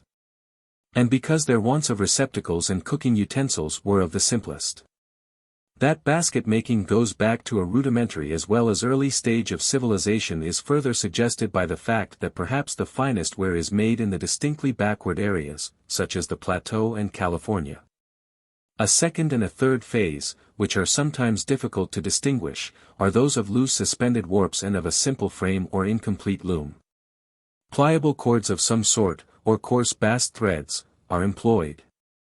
The objects manufactured are chiefly wallets or bags, blankets of strips of fur or feathers, hammocks, and the like. These two processes are widely spread, but not quite as far as basketry. The northern and southern extremes of the double continent do not know them. Occasionally, very fine work is done by one or the other of these two methods. The most striking example is the so-called Chilcat blanket of the northwest coast, a cloth-like cape, woven, without a complete loom, of mountain goat wool on cedar bark warps to a complicated pattern, a high development of a low type process. The fourth stage is that of the true or complete loom. In America the loom is intimately associated with the cultivation of cotton. The two have the same distribution, except for some use of the plant for the twining of hammocks on a half loom in portions of the tropical forest area. Disregarding this case as a probable part adaptation of a higher culture trait to a lower culture, we may define the distribution of both loom and cotton as restricted to the Middle American areas, the adjacent Southwest, and perhaps the adjacent Antilles. This is certainly central. The fifth stage is the loom with a handle or mechanical shedding device, obviating tedious hand picking of the weft in and out of the warps. The heddle is proved only for Peru. It was probably used in Mexico. It may therefore be tentatively assumed to have been known also in the intervening Chibcha area. It is used today in the Southwest, but may have been introduced there by the Spaniards. This stage accordingly is limited even more strictly to the vicinity of Middle America. The sixth stage, that of the loom whose heddles are operated by treadles, and what may be considered a seventh, the use of multiple heddles to work patterns mechanically, were never attained by any American people. The best and finest fabrics were made in Peru, in part probably as consequence of the addition of wool to the previous repertory of cotton. This addition in turn probably followed the domestication of the llama by the Peruvians. The Mexicans had no corresponding animal to tame, and their textiles lagged behind in quality. 188. Progress in spinning, cotton. Spinning and weaving are interdependent. Baskets are made of woody rods, cane splints, root fibers, or straws, all untwisted, but it is probable that the ability to twist cordage is about equally old as basketry. At any rate, there is no American people ignorant of cord making. The materials are occasionally sinews, more frequently bast, that is, bark fibers. These are rolled together, almost invariably two at a time, between the palm and the naked thigh. Cordage is used for the second and third stages of weaving. The cotton employed in loom weaving does not spin well by this rolling method. It was therefore spun by being twisted between the fingers, the completed thread being wound on a spindle. This spindle served primarily as a spool or bobbin. In the Old World the distaff has been used for thousands of years. This is a spindle with a whirl or flywheel. It is dropped with a twirl, giving both twist and tension to the loose roving of linen or wool and thus converting it into yarn by a mechanical means. The New World never fully utilized this device. The Southwest today uses the wheeled spindle, but evidently as the result of European introduction. Old Mexican pictures and modern Maya photographs show the spindle stood in a bowl, not dropped. The whirl which it possessed was therefore little more than a button to keep the thread from slipping off the slender spindle. For Peru this is established. Thousands of spindles have been found there, normally with whirls too small and light to serve as an effective flywheel. It may then be concluded that all American spinning was essentially by hand, which is in accord with the absence from all America of any form of the wheel. The Indian spinning methods were only two, thigh rolling for bast, finger twisting for cotton. The origin of the higher forms of spinning and weaving in Middle America is confirmed by the tropical origin of cotton, on which these developments depend. The cotton of the Southwest, for instance, was introduced from Mexico as a cultivated plant. It is derived by some botanists from a Guatemalan wild species. This may well have been the first variety to be cultivated in the hemisphere. 189. Textile clothing. Clothing in general is too much an adaptation to climate to render satisfactory its consideration wholly by the method here followed. But clothing of textiles shows a distribution that is culturally significant. The distribution is that of loom-woven cotton, the salient characteristic is rectangular shape, the blanket shawl, the poncho, the square shirt and skirt. In the northwest coast region hand and half-loom woven capes and skirts of bast were worn more or less. But these were flaring, trapezoidal, not rectangular, and thus evidently represent a separate development. In all the cloth weaving areas, and in them only, sandals were worn. The spatial correlation is so close that there must be a connection. It may be suggested that the sandal originated, or at least owed its spread, to textile progress. Again the northwest coast corroborates by being unique, it is essentially a barefoot area. To summarize. The original textile arts of the race were probably first advanced to the stages intermediate between basket and cloth making in Middle America. Thence they spread north and south, but not quite to the limits of the hemisphere, being retained in special usage chiefly in the Northwest. With the cultivation of cotton in Middle America, spinning and the loom came into use, and were ultimately carried to the Southwest, but not beyond. Cloth garments and sandals promptly followed. The heddle was evidently devised last, and did not diffuse beyond Middle America. 190. Cults, Shamanism. In the matter of religious cults, 7 entries have been included in 1H, Shamanism, and 1I, Crisis ceremonies, especially for girls at puberty in the whipping of adolescent boys, 2 more or less synchronous traits. 6A, Initiating societies, and 6B, Masks, also about contemporaneous, 16, Priesthood, and 22, Human sacrifice, and 23, Temples. The shaman is an individual without official authority but often of great personal influence. His supposed power comes to him directly from the spirits as a gift or grant. He himself, as a personality, has been able to enter into a special relationship, denied to normal persons, with the supernatural world or some member thereof. The community recognizes his power after it is his. The community does not elect him to his special position, nor accept him in it by inheritance. His communion with spirits enables the shaman to foretell the future, change the weather, blast the crops or multiply game, avert catastrophes or precipitate them on foes, above all, to inflict and cure disease. He is therefore the medicine man. A word which in American ethnology is synonymous with shaman. The terms doctor, wizard, juggler, which have established themselves in usage in certain regions, are also more or less appropriate. They all denote shamans. When he wishes to kill his private or public enemy, the shaman by his preternatural faculties injects some foreign object or destructive substance into his victim, or abstracts his soul.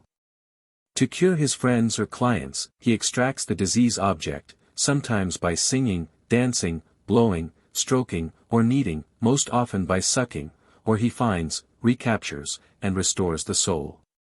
Of the 2 concepts, that of the concrete disease object is more widely spread, that of the soul theft is apparently characteristic of the more advanced tribes, but the exact distribution remains to be worked out. The territorial extent of shamanistic ideas and practices is from the Arctic to Cape Horn.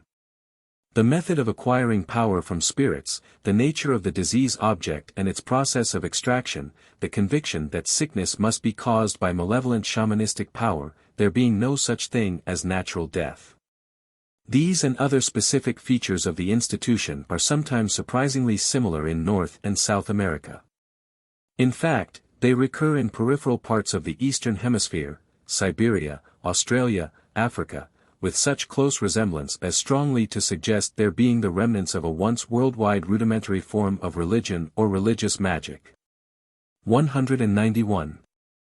Crisis rites and initiations. Crisis rites are of equally broad diffusion and apparent antiquity. They concern the critical points of human life, birth, death, sometimes marriage and childbirth. But most frequently, or at least most sacredly, they are wont to concern themselves with maturity. They are thus often puberty ceremonials, made for the welfare both of the individual and of the community, and fitting him or her for reproductive functions as well as for a career as a useful and successful community member. The girl's adolescence rites have been described, in some detail for California. With but minor variations, the account there given applies to the customs of many American and in fact Old World peoples. The boy's rites come at the corresponding period of life, but their reference to sex and marriage is generally less definite.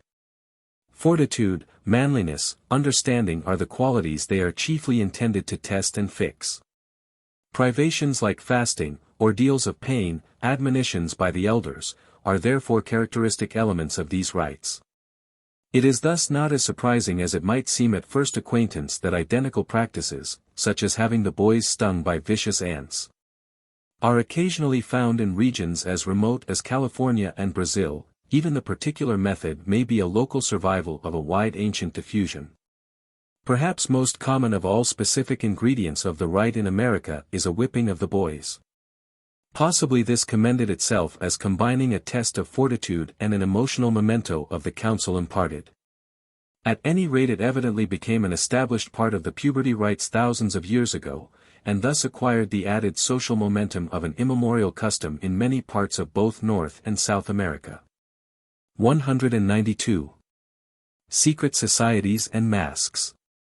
Out of the puberty crisis rite for boys there grew gradually a society of initiates who recruited their ranks by new initiations. As emphasis shifted from the individual to the community as represented by those already initiated, the ceremony came to be performed less for the benefit of the individual than for the maintenance of the group, the society as such, with its rights, secrets, and privileges. Very often, no one was excluded but immature boys and females, yet, if the act of admittance was to have any psychic significance, the exclusion of these elements of the community had to be made much of. Thus secrecy toward women and children was emphasized, although often the secret simmered down largely to the fact that there were secrets. The girls' adolescent ceremony does not seem to have taken this course of growth, because of its more personal and bodily character, puberty in women being so much more definite a physiological event. There are women's societies among some American tribes. But they seem to be generally a weaker imitation of the men's societies after these were fully developed, not a direct outgrowth of the original girls' rite. Shamanism entered as another strain into the formation of the secret society. Medicine men often would come to act for the public good, the occasion would be repeated regularly, and a communal ceremony with an esoteric nucleus resulted. Also, the shamans at times helped the novice shamans train and consolidate their spiritual powers. The extension of this habit perhaps sometimes led, or contributed, to the establishment of a secret society. Masks are closely associated with secret societies. They disguise the members to the women and boys, who are told, and often believe, that the masked personages are not human beings at all. Of course this adds to the mystery and impressiveness of the initiations, especially when the masks are fantastic or terrifying. Masks and societies thus are two related aspects of one thing. But they are by no means inseparable. There are tribes, like some of the Eskimo, who use masks but can scarcely be said to possess societies, while in the plains and elsewhere there are definite societies that initiate without masks. Physical and economic conditions in the Arctic operating against large-scale community life or social elaboration. The masks of the Eskimo may represent merely that part of a mask society, complex, which these people could conveniently take over when the complex reached them. In the Southwest, among the Pueblos, there are two types of societies. There is a communal society, embracing all adult males, who are initiated at puberty by whipping and who later wear masks to impersonate spirits and dance thus for the public good.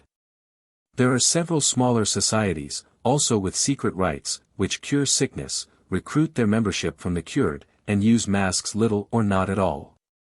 It is clear here how the two component strains, namely crisis rites and shamanistic practices, have flowed into the common mold of the society idea and become patterned by it without quite amalgamating.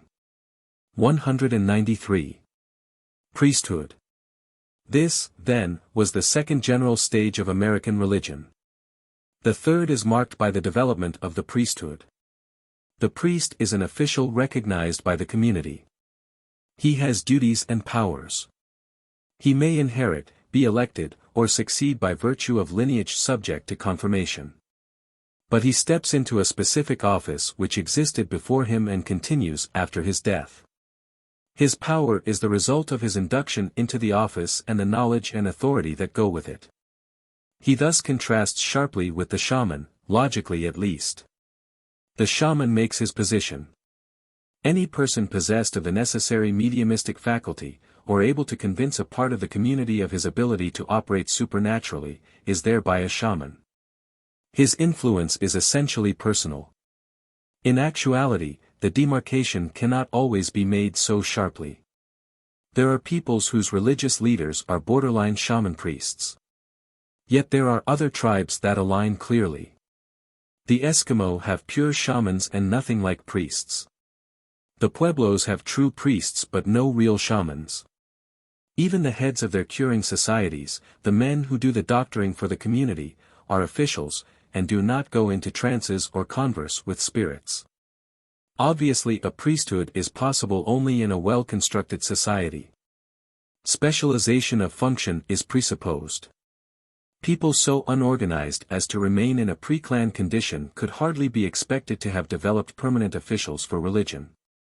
As a matter of fact they have not. There are not even clear instances of a full-fledged priesthood among patrilinear Sib tribes.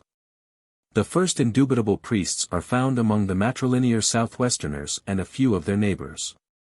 Thence they extend throughout the region of more or less accomplished political development in Middle America. Beyond that, they disappear.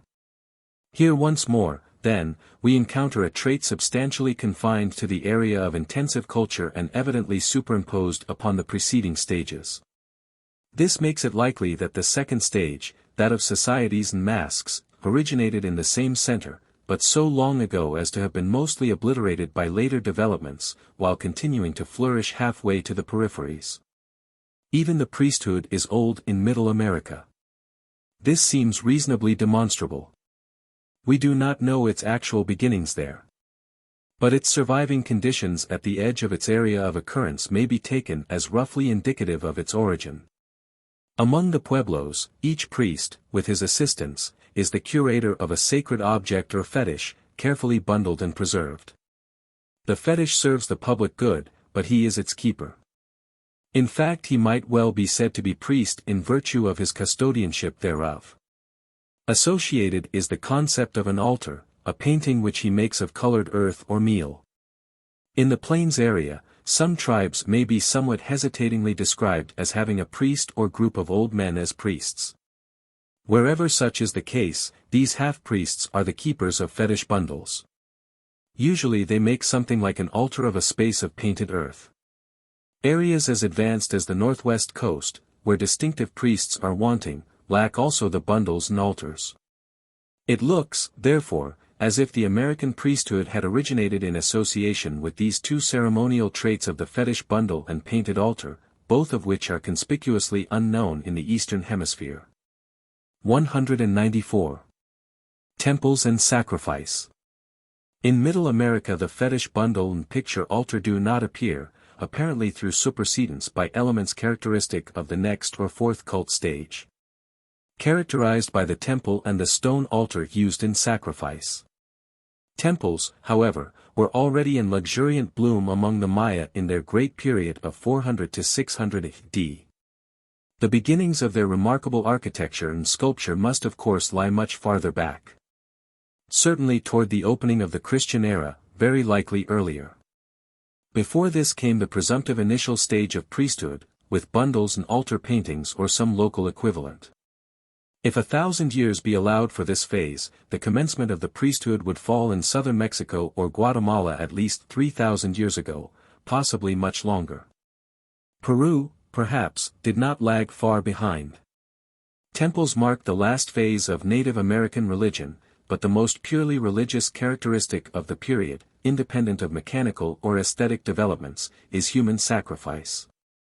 This had long been practiced by the Mayas and in Peru, but reached its culmination in the New World and probably on the planet, at least as regards frequency and routine-like character, among the Aztecs.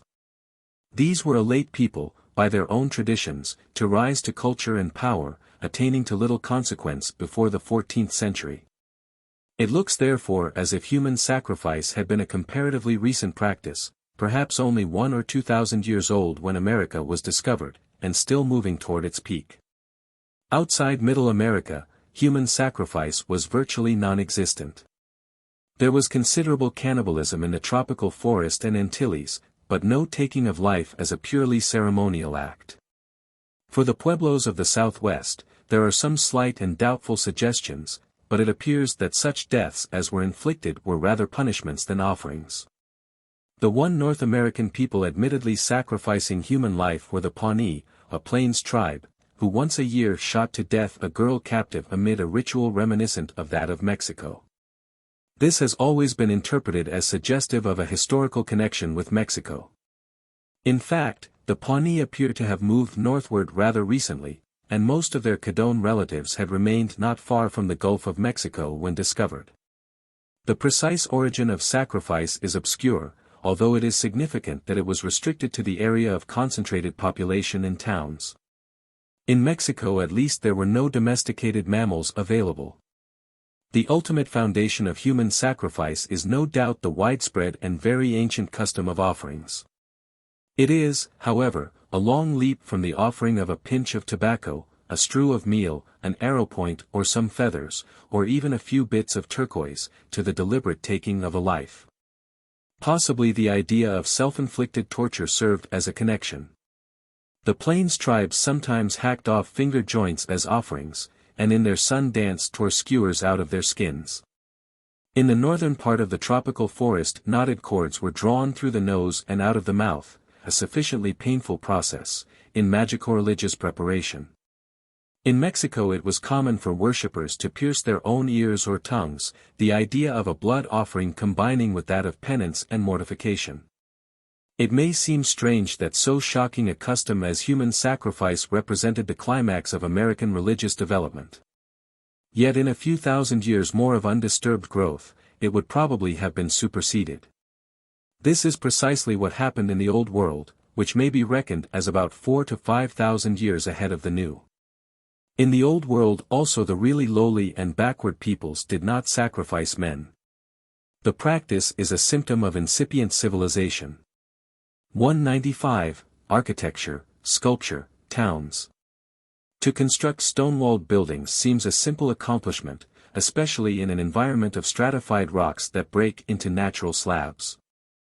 Such flat pieces pile up into a stable wall of room height without mortar, and a few log beams suffice to support a roof. Yet the greater area of the two continents seems never to have had such structures. Stone buildings are confined to Middle America and the Southwest. Outside these regions only the wholly timberless divisions of the Eskimo make huts of stone, and for their winter dwellings they are limited to choice of this material or blocks of snow.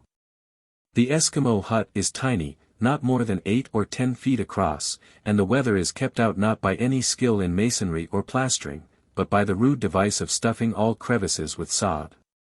The Eskimo style of building in stone would be inapplicable in a structure of pretension. Made larger, the edifice would collapse.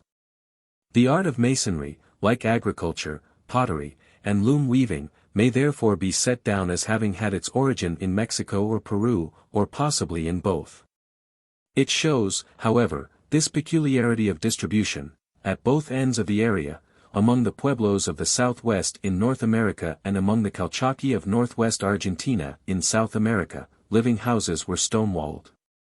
In the intervening regions, most dwellings were of thatch or mud, public buildings of stone. The Aztec, Maya, and Inca areas have therefore left stone temples, pyramids, palaces, forts, and the like, but few towns. The Pueblo and Calchaquí, only towns. How the Middle Americans were first brought to use stone is not known.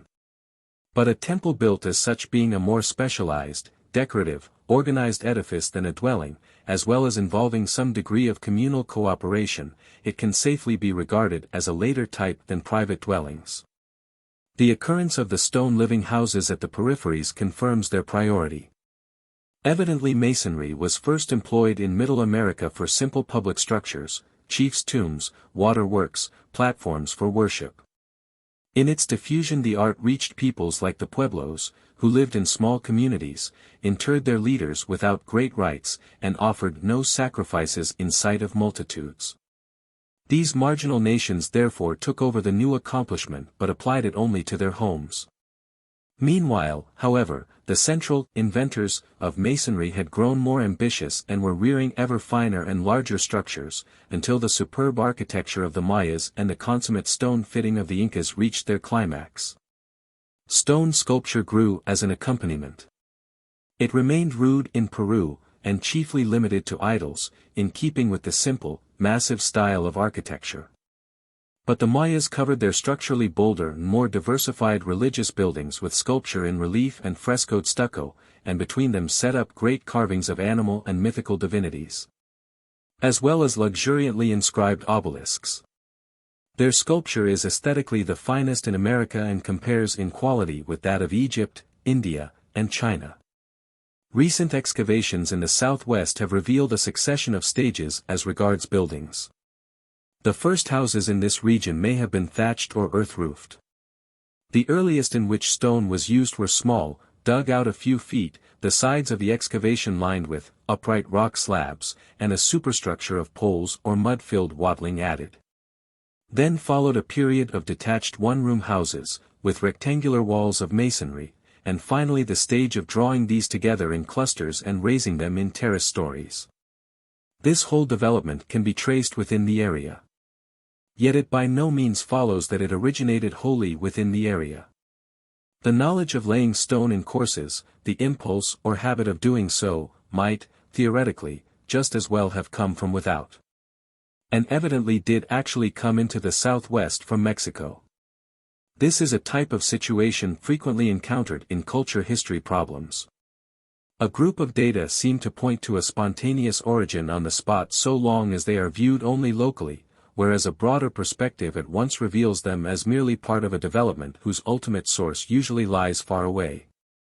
For instance, the backward Igorot tribes of the interior Philippines rear imposing terraces for their rice plots, their more advanced coastal neighbors do not. It has therefore been debated whether the Igorot invented this large-scale terracing or learned it from the Chinese. Yet the terracing is only an incident to rice culture, which is widespread in the Orient, ancient, and evidently of mainland origin. The knowledge of terracing was therefore no doubt long ago imported into the Philippines along with rice cultivation, and the Igorot only added the special local development of carrying the terraces to a more impressive height.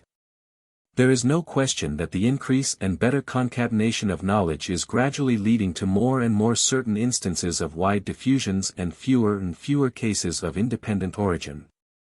Town life possesses a material aspect, that of the type and arrangement of dwellings, as well as the social and political aspects already touched on. The largest towns in America were those of Mexico and Peru, whose capitals may have attained populations of 50 to 100,000. The Maya towns were smaller, in keeping with the Maya failure to develop an empire. The largest towns of the Chibcha of Colombia may have held 10 or 20,000 souls. The most flourishing pueblos of the southwest seem never to have exceeded 3,000 inhabitants. The Calchaquí towns in Andean Argentina were no larger, probably smaller. Southeastern and northwest coast towns ran to hundreds instead of thousands of population. These figures tell the usual story of thinning away from center to peripheries. But local differences were sometimes significant. The southeastern town, except for its court and rude public buildings, was straggling and semi-rural compared with the compact, storied, and alleyed southwestern pueblo. Often it was less populous. Yet its political and military development was more advanced, at any rate as a unit in the larger group of the Confederacy. 196. Metallurgy. The use of metals in America falls into three stages. The peripheral and backward areas, such as Patagonia and California, and those parts of the tropical forest in which nature had denied a supply and remoteness had shut off trade, did wholly without metals.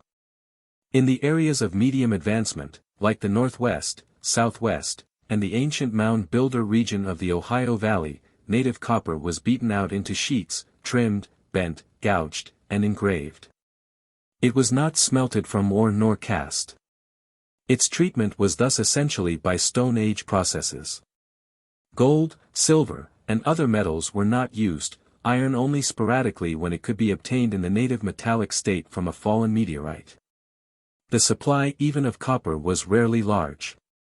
It flowed in trade, much like precious stones among ourselves, to the wealthier groups of nations able to part with their own products in exchange for this substance prized by them for jewelry and insignia but rarely made into tools.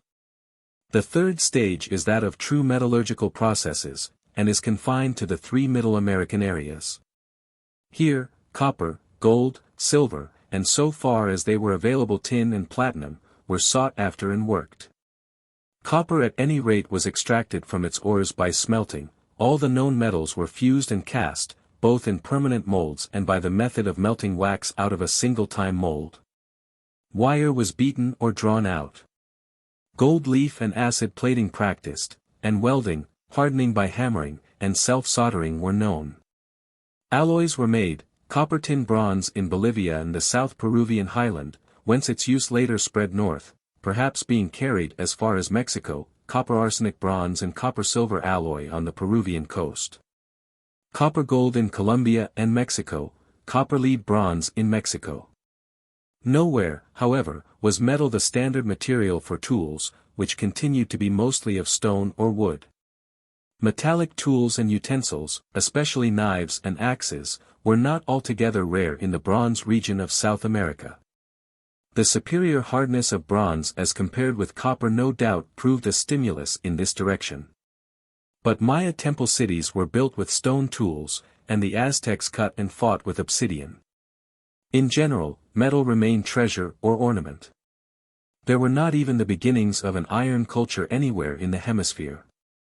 In the larger outlines, the history of American metallurgy is thus simple enough, as something developed late and never diffused beyond the central region of intensive culture. As to the sequence of use of the several metals and processes, on the other hand, rather little has been ascertained. It seems that in these matters South America might have been somewhat in advance of Mexico, both in time and in degree of attainments. The age of the metallurgical arts in Middle America must not be underestimated.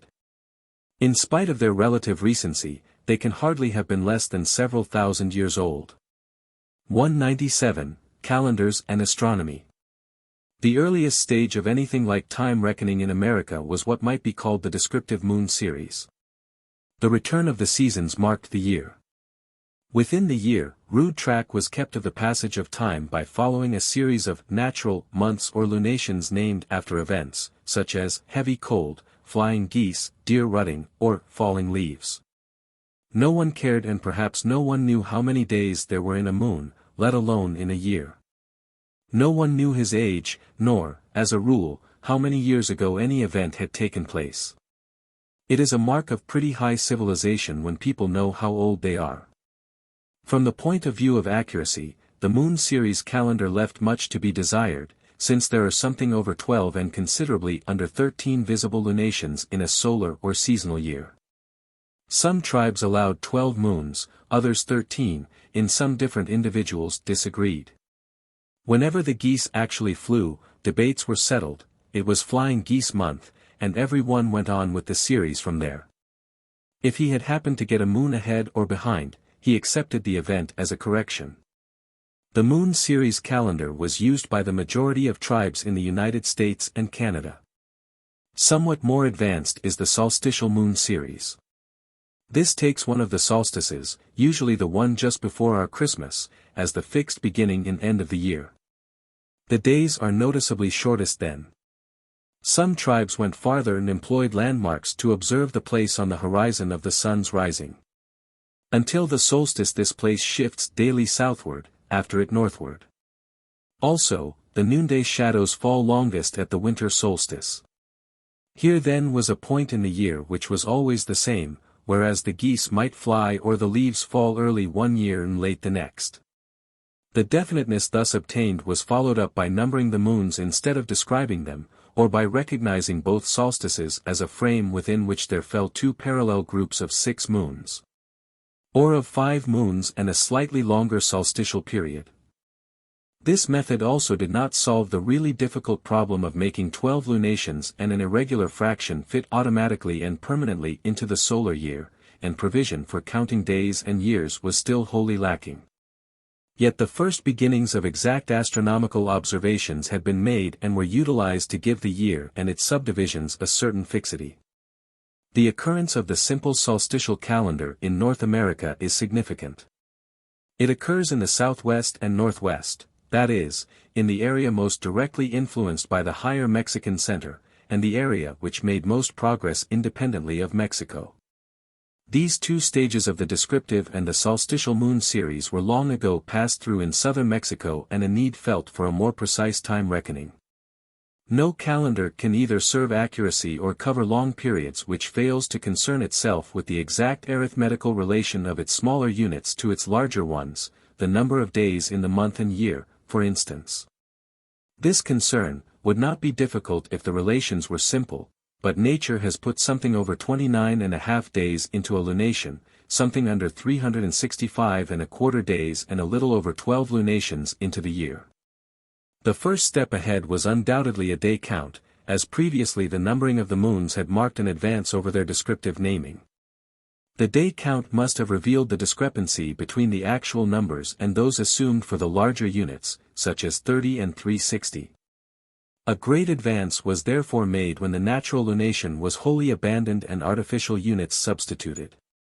The Mayas, or possibly some previous and forgotten people, invented a month of 20 days, probably because they counted by 20s instead of 10s. 18 of these months, with 5 added leap days, made a 365-day year. 13 20-day months made another and wholly arbitrary period of 260 days, which the Aztecs, who borrowed the system, called tonalamatl.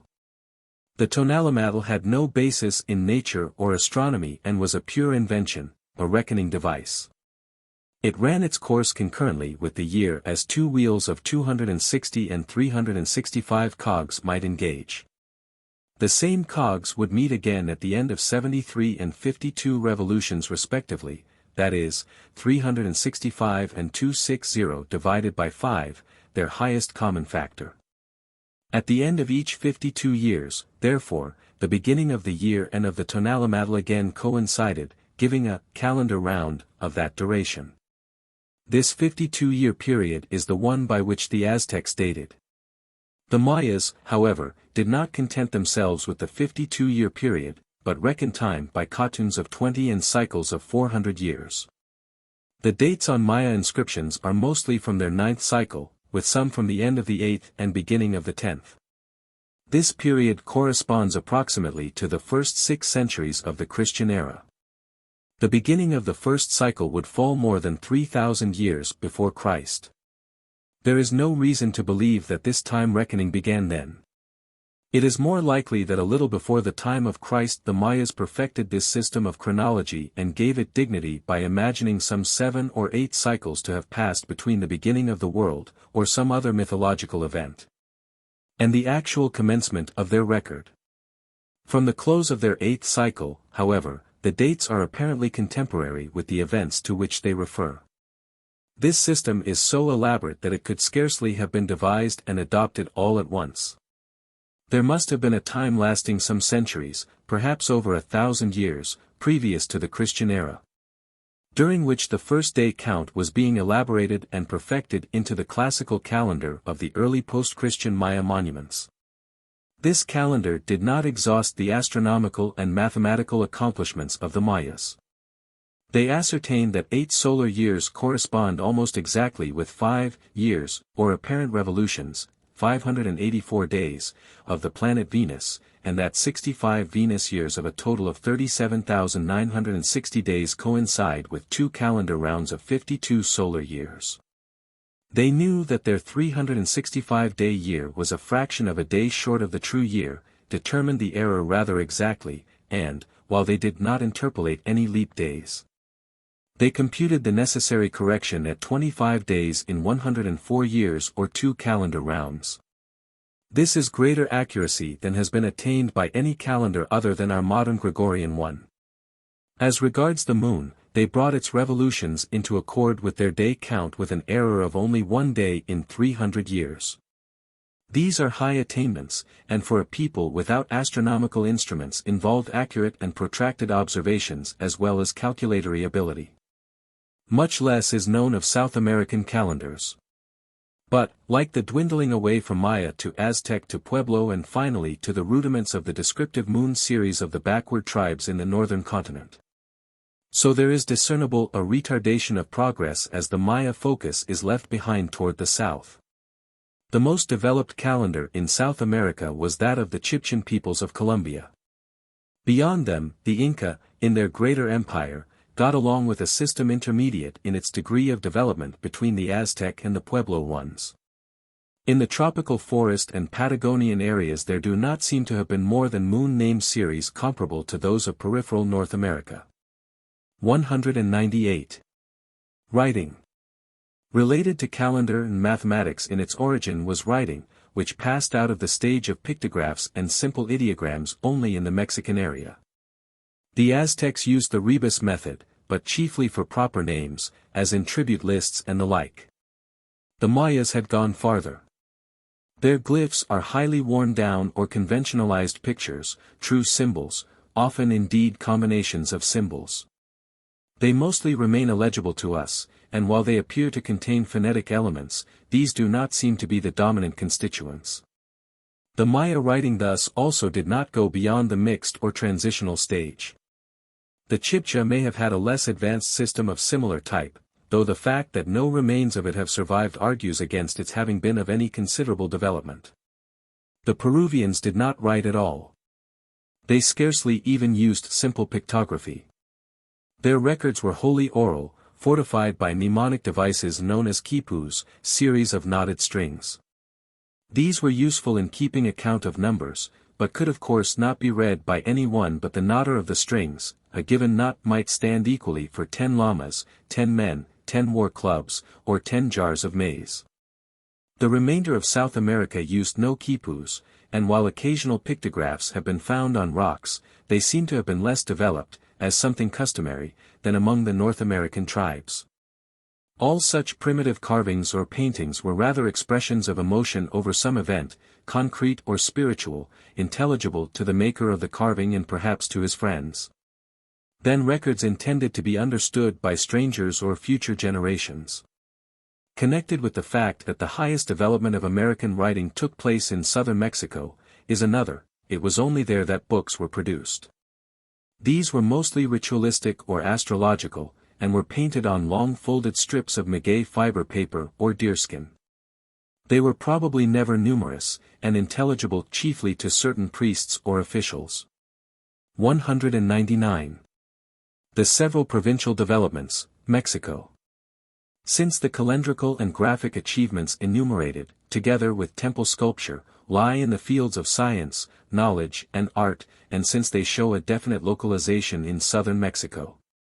In fact point to an origin in the Maya area, they almost compel the recognition of this culture center as having constituted the peak of civilization in the New World. This localization establishes at least some presumption that it was there rather than in South America that the beginnings of cultural progress, the emergence out of primitive uniformity, occurred.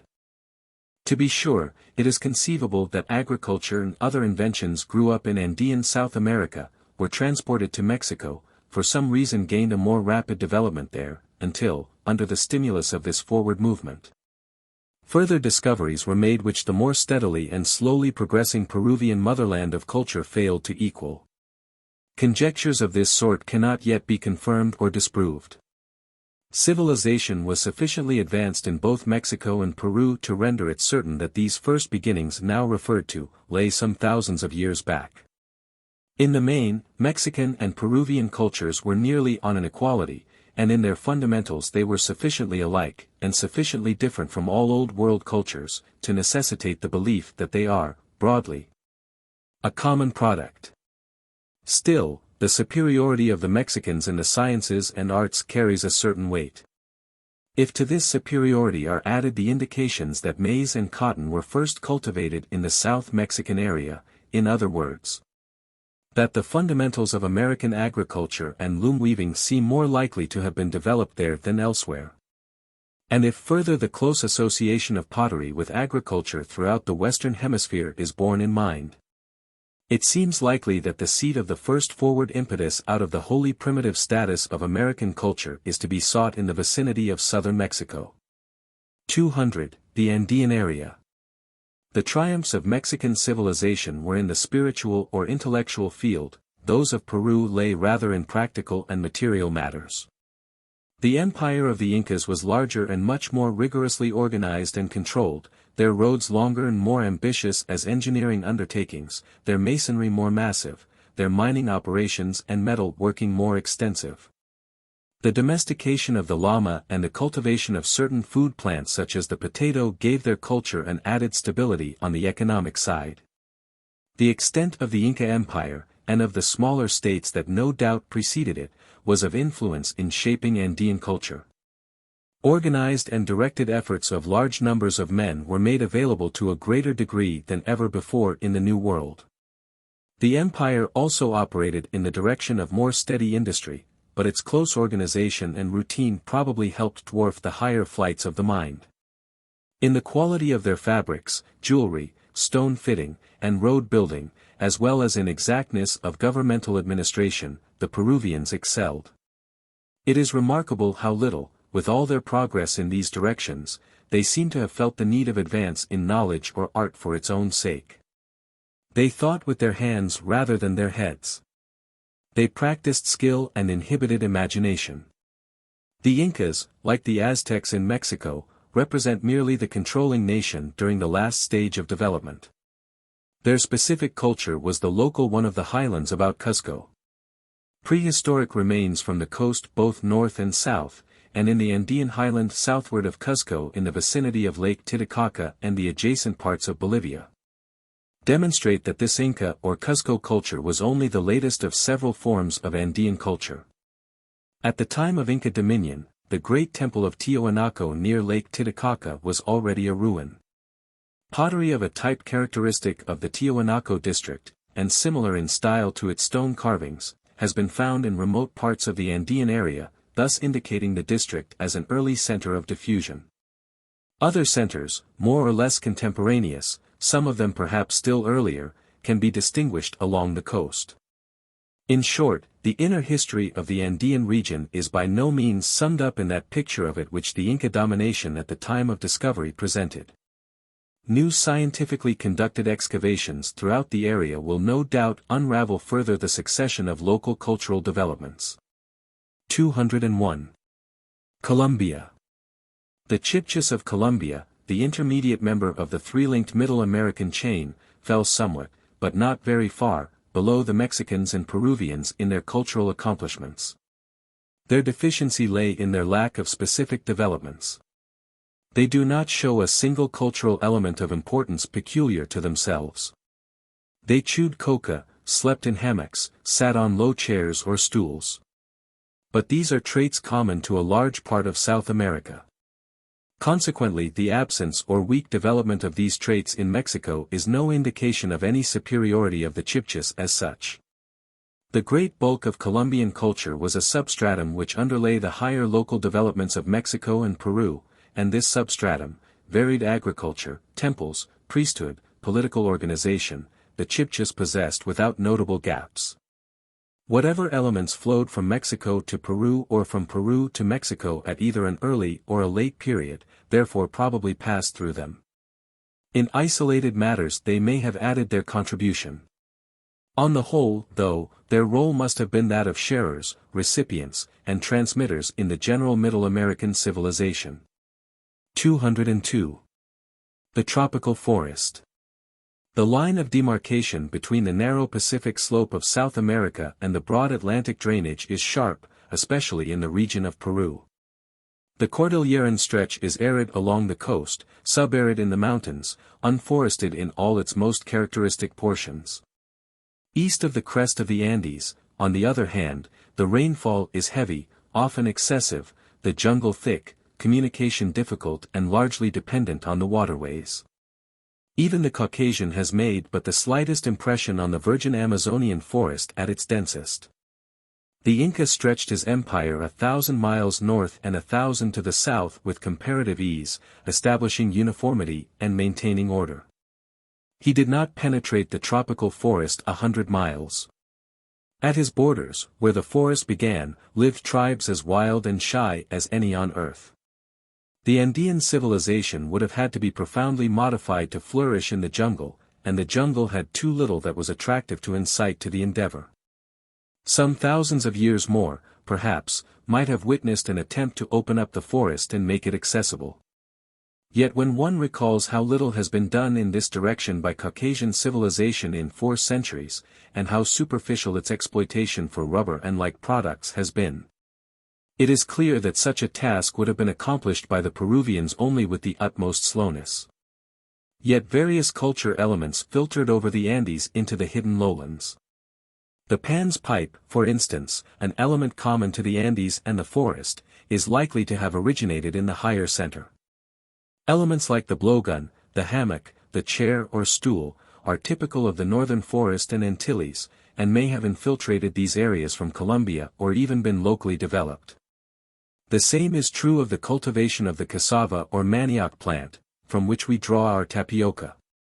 This, the great staple of the forest region, is better adapted to its humid climate than is maize, which flourishes best in a subarid environment. Cassava may therefore be looked upon as perhaps a local substitute for maize, evolved as a domesticated plant under the stimulus of an already established maize agriculture. Its cultivation has evidently spread through the forest region from a single source, since the specialized processes of preparing it for food, the untreated root is poisonous, are relatively uniform wherever it is grown. Maize is not unknown in the area, but less used than cassava wherever the forest is dense. A characteristic quality of those forest culture traits which are not common ancient American inheritance, is that, whether of Middle American or local origin, they are detached fragments. Particular devices having little or no relation to one another, like the hammock and the blowgun, or cassava and the Pan's pipe. Original fundamental processes, higher accomplishments necessitating order or organization of effort, are lacking. This is precisely the condition which might be anticipated when a culture too low to take over a higher one in its entirety had borrowed from it here and there, as the forest peoples undoubtedly have borrowed from Middle America. 3 districts within the forest area have previously been mentioned, as regions in which the forest becomes open or disappears, and whose type of culture is locally modified: Guiana, eastern Brazil, and the Chaco. Of these, the Brazilian highlands constitute an area of unusually deficient culture. In parts of them agriculture and pottery seem to be lacking. These highlands are perhaps to be construed as an interior marginal region representing an isolation within the greater forest area. Had these highlands been in juxtaposition to the Andean area, or even situated near it, they would presumably have been able to take over Andean culture elements more successfully than the low-lying forest, and would then have stood out from this through superiorities instead of absences. Their remoteness, however, enabled the intervening forest region to shut them off from Andean influences of consequence, while giving to them only part of its own low cultural content. The peculiarities of the Chaco are due to the opposite reason. The Chaco is a partly open country at the southerly extremity of the forest. It lies close to the foot of the Andes where these broaden out into the southern Bolivian plateau. It also shades off into the treeless Patagonian region. It is thus open to influences from 3 sides, and its culture appears to represent a mixture of the 3 adjacent ones. The basis would seem to be the culture of the tropical forest, but definite Patagonian as well as Andean elements are traceable. 203. Patagonia. Patagonia is par excellence the peripheral region of South America, culturally as well as geographically.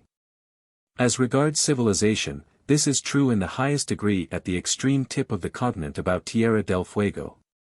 Many of the most widely spread South American culture traits being lacking here, there is a curious resemblance to the northerly tribes of North America. Yet even this culturally disinherited area is not without a few local developments of relatively high order. The most striking is the plank-built canoe of the South Chilean archipelago.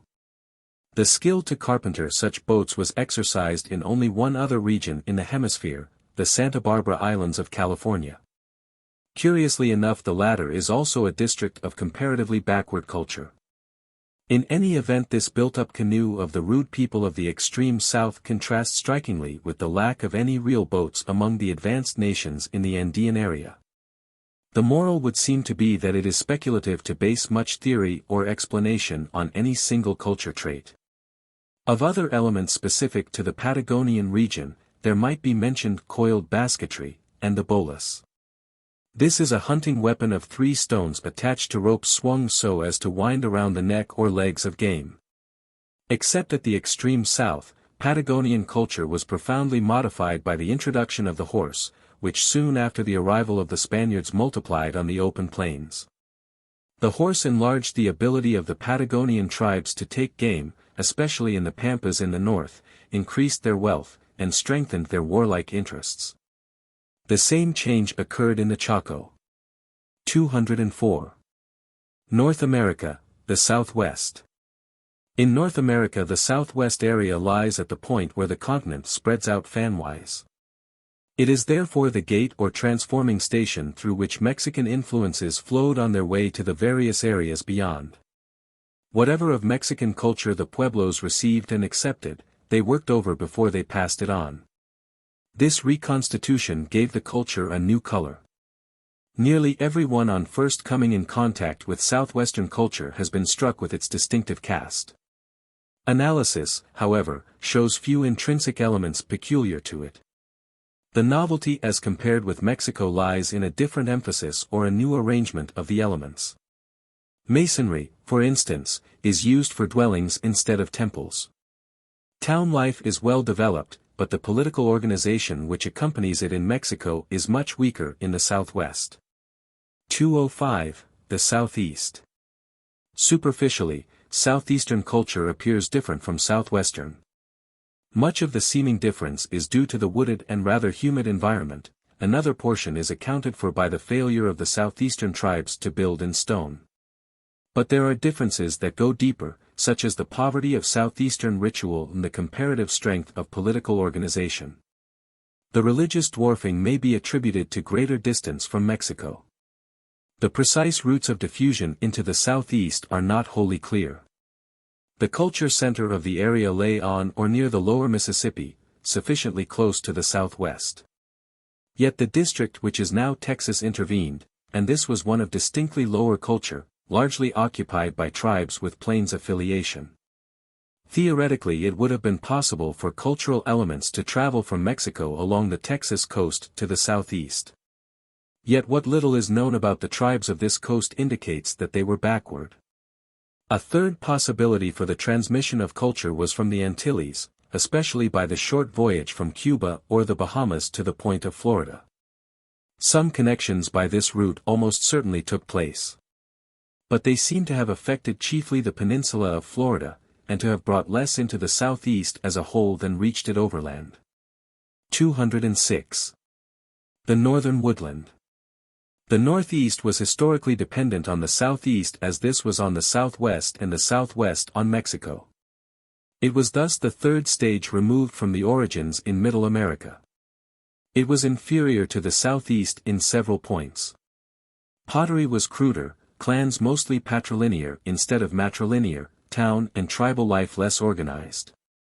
Some exceptions within the Northeast can be traced to direct influences or migrations from the Southeast. The matrilinear and confederated Iroquoian tribes of the Northeast, for instance, were linguistic relatives of the Cherokee in the Southeast. A similar movement of culture or peoples, or both, occurred at an earlier time and has left as its remains the mounds of the Ohio Valley, local equivalents of the Mexican Temple Pyramid. Some of these are of surprising bulk, and others have the form of animals. Associated with them are earthwork fortifications which indicate coherent populational groups of some size. The industries of the mound builders were also on a somewhat higher level, especially as regards artistic quality, than those of the historic tribes of the region. In detail the mound builder culture represents many interesting points that remain to be cleared up. In the large, however, it was a temporary local extension of the southeastern culture, from which flowed its occasional resemblances to Middle America. 207. Plains area. The Plains area is adjacent to the southwest, but a review of its culture elements shows that a surprisingly small fragment of southwestern civilization penetrated it. The most advanced Plains tribes seem rather to have been in dependence on the southeast. This is probably to be explained as the result of a flow of culture up the more immediate Mississippi Valley. The western plains, close to the Rocky Mountains, were sparsely populated in aboriginal times, and life there must have been both unsettled and narrow in its scope. Contacts between these western plains and the southwest no doubt existed, but presumably the Plains tribes were too backward, and too engrossed in their own special adaptation to their environment to profit much by what they might have borrowed from the Pueblos. Certain specific culture traits were developed on the Plains. The nearly exclusive dependence on buffalo stunted the culture in some directions, but led to the originating of other features. Thus the Plains tribes came to live in teepees, tents made of the skin of the buffalo, pitched these in regular order in the camp circle, and traveled with the bundled tents lashed to a travois frame dragged by dogs.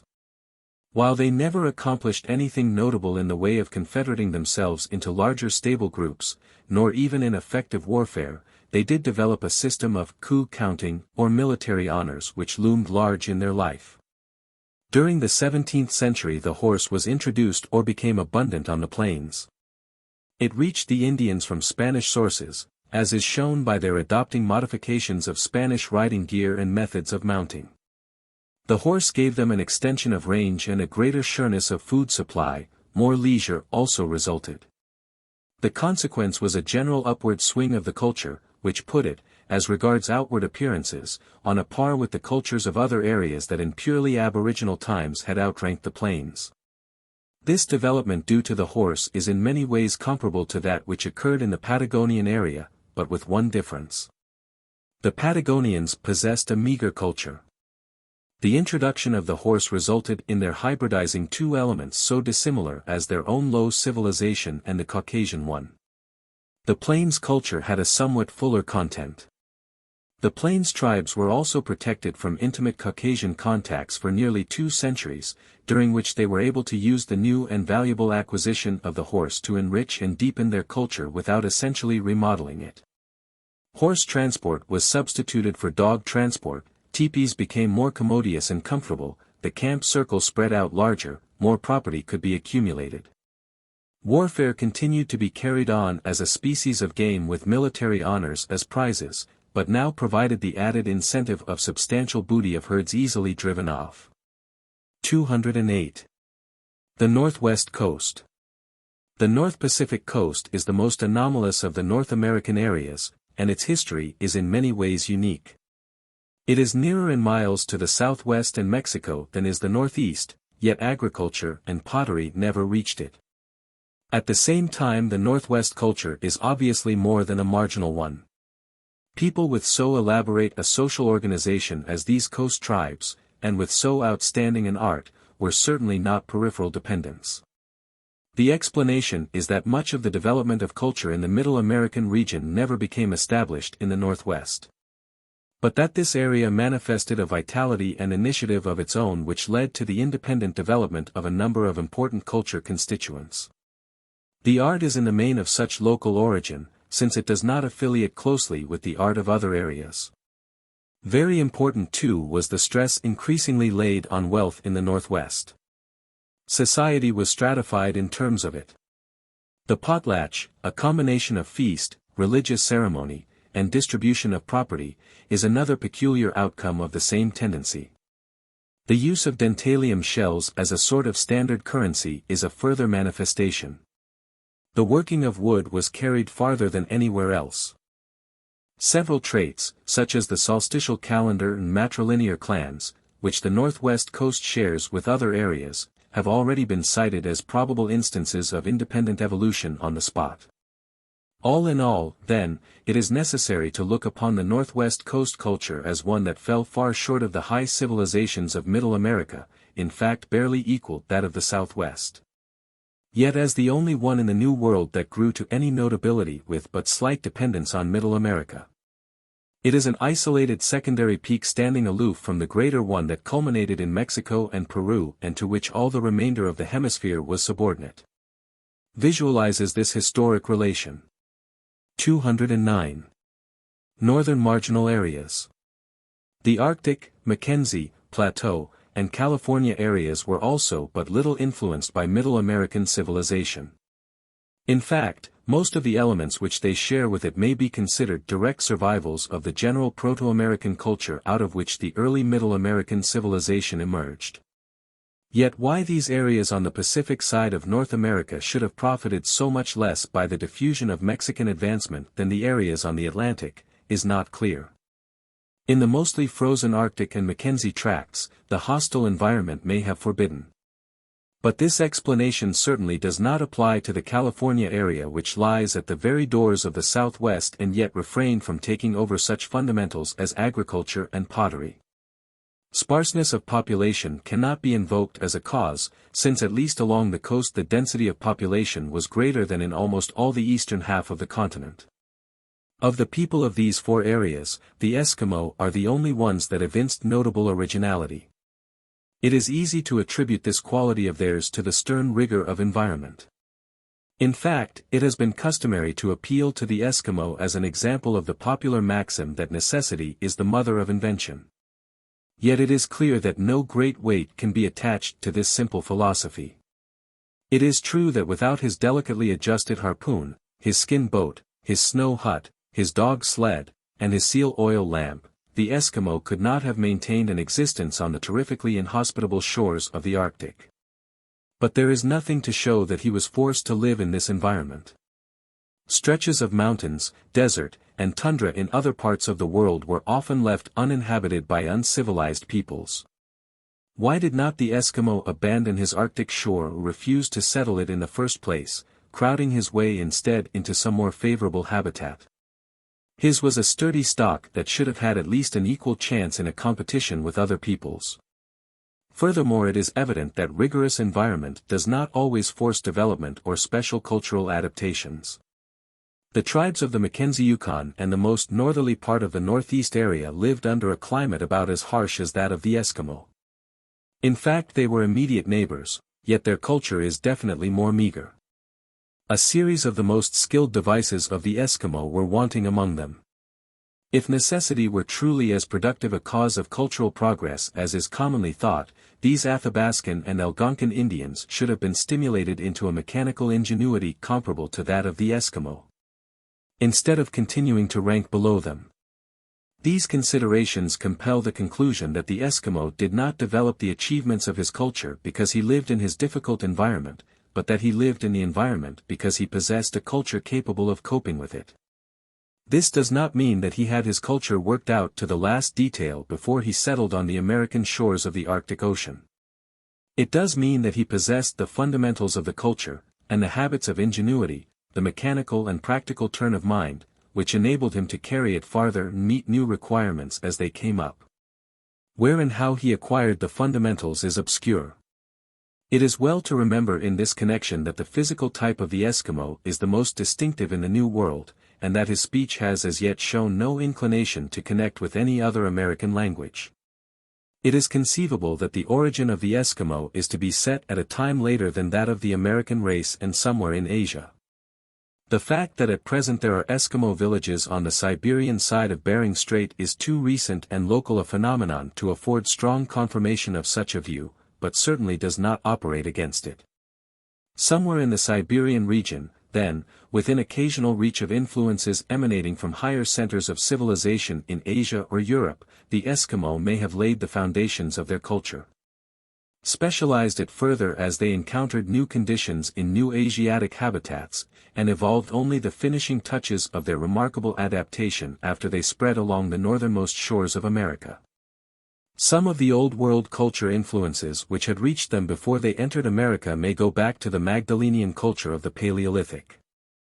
There are at any rate certain resemblances between Magdalenian and Eskimo cultures that have repeatedly impressed observers: the harpoon, spear thrower, lamp, carving, and graphic art. 210. Later Asiatic influences.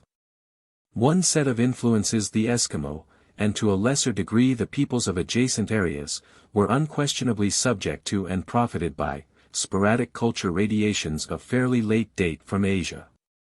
Such influences were probably not specially important, but they are discernible.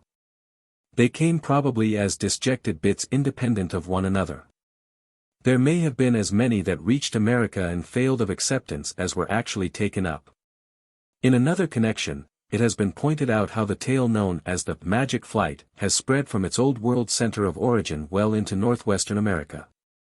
A similar case has been made out for a material element, the sinew-backed or composite bow, first found some 3 to 4,000 years ago in Western Asia. This is constructed, in Asia, of a layer each of wood, sinew, and horn.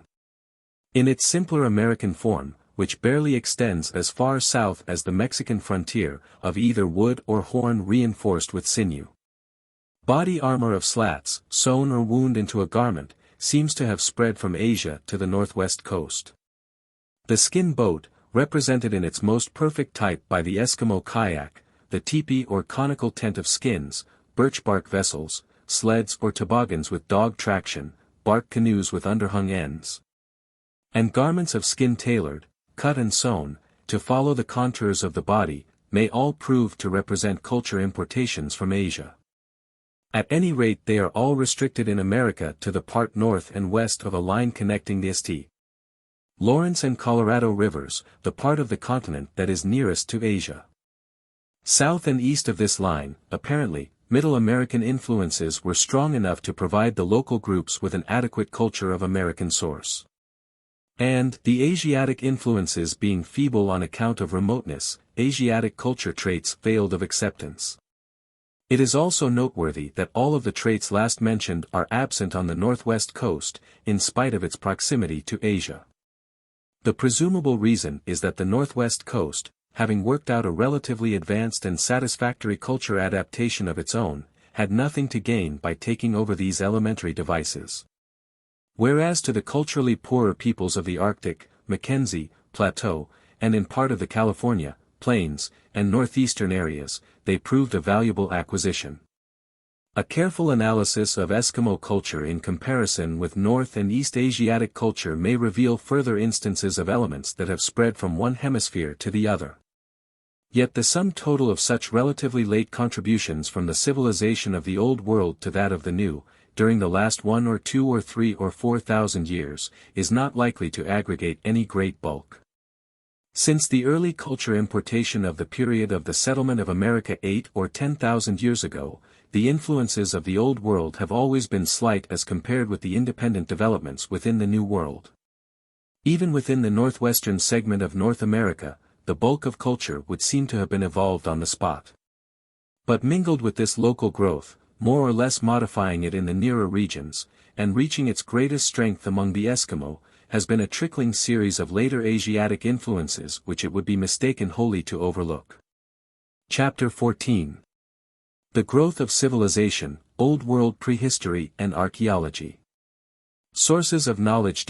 Chronology of the Grand Divisions of Culture History. The Lower and Upper Paleolithic.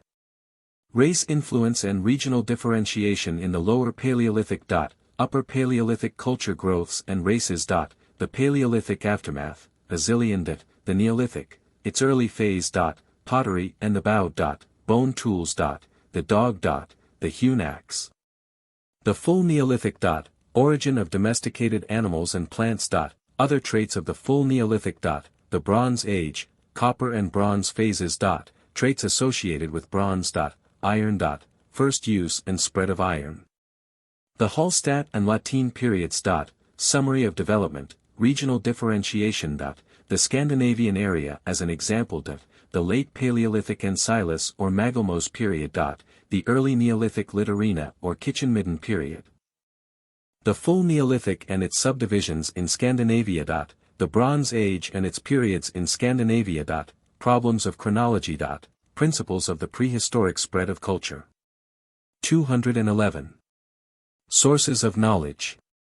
The story of the growth and development of culture in the Western Hemisphere which has been sketched in reconstruction in the last chapter is built up from the incomplete information of excavations and the indirect evidence of culture trait distributions and analyses. Earlier than about 10,000 years ago, this hemisphere has no known human history. In the Old World, conditions are doubly different. There is a long primeval record, stretching perhaps 100,000 years beyond 800 BC. Documented much like the subsequent culture history of America, but with a wealth of geological, faunal, and skeletal data to compensate for the loss of ancient cultural evidences in the lapse of time. Secondly, for the last 10,000 years, there is a fuller record than for America. This greater fullness is partly due to the earlier start toward its higher forms which civilization took in the Eastern Hemisphere. And this relatively early advancement brought it about that by 3000 BC. Adequate systems of writing had been achieved in Africa and Asia, so that contemporary inscriptions have been preserved to throw direct light on the thoughts and institutions of the people of that day. And to date the centuries of their rulers for us. These last 5,000 years thus belong to history, rather than to prehistory, in some parts of the hemisphere. And they allow many a close inference as to what happened in the previous 5,000 years when writing was as yet unknown or its first systems were being evolved. These 10,000 years since the close of the Old Stone Age, half of them studied by the methods of anthropology, half also by those of history, and the whole forming the richest field in human culture history, are the subjects of the present chapter and the next. First, however, it is necessary to refer back to the earliest known development of civilization in the Old Stone Age, chapter, whose close is our present starting point. 212. Chronology of the Grand Divisions of Culture History. The period of human existence since the first tool was made is generally divided into four grand divisions: the Paleolithic or Old Stone Age, the Neolithic or New Stone Age, the Bronze Age, and the Iron Age. The duration of these four ages is diverse and notably diminishing from earliest to latest. The last three are comprised within the past 10,000 years, 8000 BC. May be looked upon as a reasonably accurate date for the commencement of the Neolithic. For Western Europe, at least, the probable error of this date is not over 1 or at most 2000 years. Back of this approximately fixed point stretches the immeasurably longer Paleolithic, for the determination of whose duration there is available not even any semi-historical evidence, and which can only be estimated in terms of geological alterations, continental glaciations, and faunal and floral changes, all unsatisfactory means for arriving at an absolute chronology expressible in years. To evade 100,000 BC as the tentative figure for the beginning of the Paleolithic, and an approximate 8000 BC for the commencement of the Neolithic, there can be added 3000 BC for the onset of the Bronze and 1000 BC of the Iron Age. The last two dates are averages only. The Greek islands, for instance, received bronze about this period, the Orient had it earlier, Western Europe not until about 2500 BC, Northern Europe still later. In the same way, iron is well attested for Western Asia in the 13th century before Christ, for Central Europe and France about 900 BC, in Scandinavia some centuries later, in fact becoming abundant only shortly before the Roman period. In the wide sense, the outstanding generalizations derivable from these figures are twofold. As regards the later periods, those of metal and probably the Neolithic, the West lagged behind the East, the North behind the South. Asia preceded and invented, Europe followed and imitated. As regards the entire duration, a tremendous disproportion is observable. The vast bulk of the total time of culture is covered by the Paleolithic, the three following ages are all squeezed into a tenth of the whole. Within this fraction again the Neolithic takes up half, leaving the two Metal Ages to divide the other half between them. There is a clear tendency toward acceleration of development. 213. The Lower and Upper Paleolithic. Within the Old Stone Age, a primary division is to be made between the Lower and Upper Paleolithic. The Lower Paleolithic comprises the Chilean, Acheulean, and Mousterian periods, when Europe was inhabited by Neanderthal man, who was distinct from the modern human species, and possibly by a pre-Neanderthal race not yet discovered. The Upper Paleolithic, or Reindeer Age, consists of the Aurignacian, Solutrean, and Magdalenian, with the Azilian as epilogue. Through these Upper Paleolithic periods long-headed branches of Homo sapiens, ourselves, existed, the Cro-Magnon, Grimaldi, and Brun types, some of them foreshadowing the existing Caucasian and Negroid races. The longest step forward in the development of European Paleolithic civilization comes in the passage from its lower to its upper phase. Before this transition, new achievements were rare and their total small. The use of fire, of flint cores and flakes, of fracturing and retouching, possibly the use of wooden handles, a minimal employment of bone, and a definite disposal of the dead. About sum up known human attainments to the end of the Lower Paleolithic. Compared with this stock of culture, that of the Upper Paleolithic is elaborate. Bone awls and weapon points, shell necklaces and armlets, clothing, painting of the dead. Sculpture and engraving, a greater number of elements than the Lower Paleolithic had been able to accumulate in perhaps 75,000 years, appear in the Aurignacian.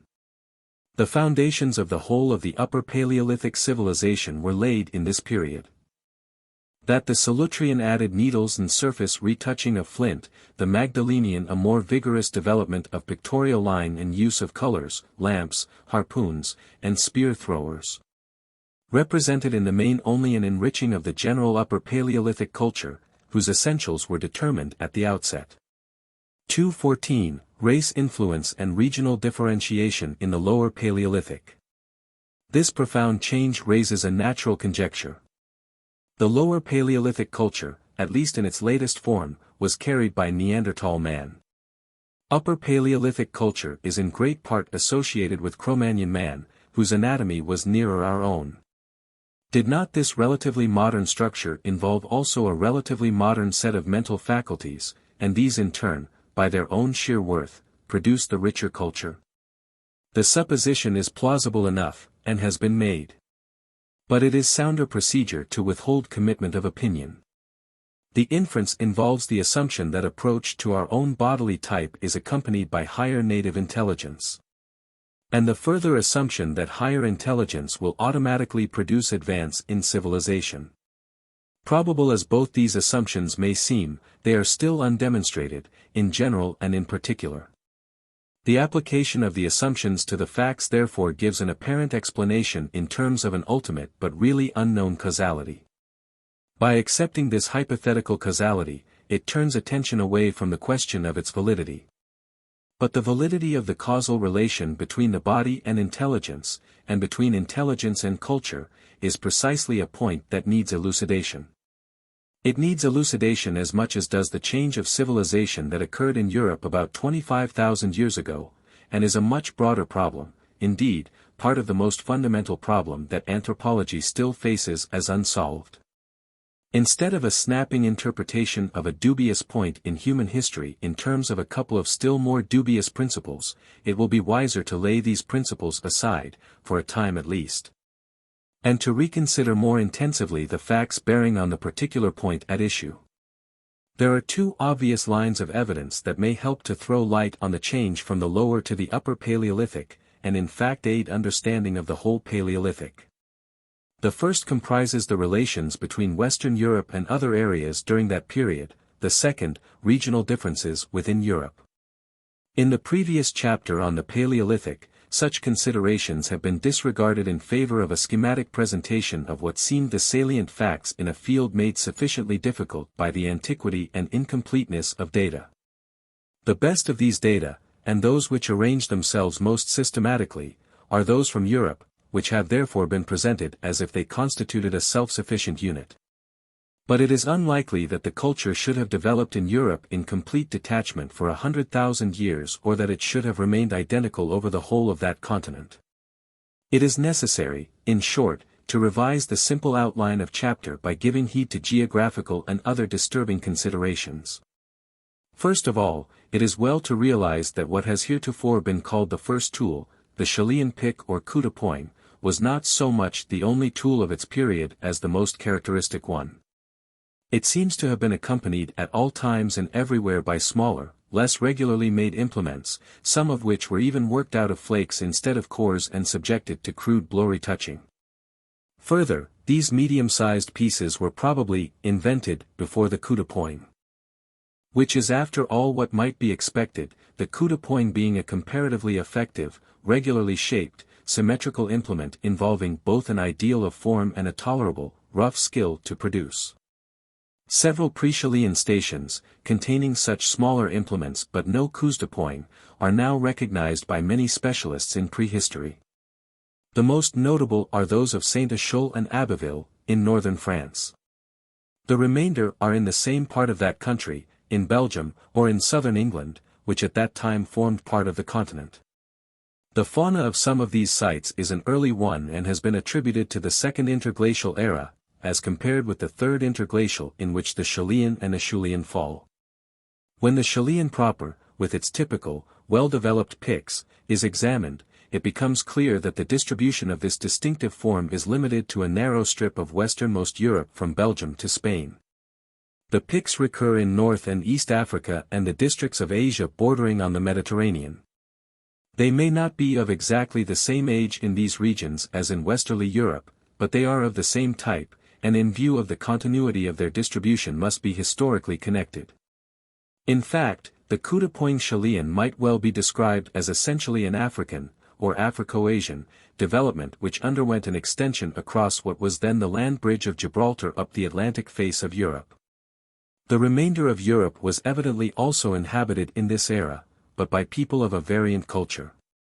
From Germany eastward into Russia, possibly Siberia, implements were worked which in part suggest the pre-Chilean ones of northern France, in part developments of such pre-Chilean pieces, and in part forms approaching Mysterian types.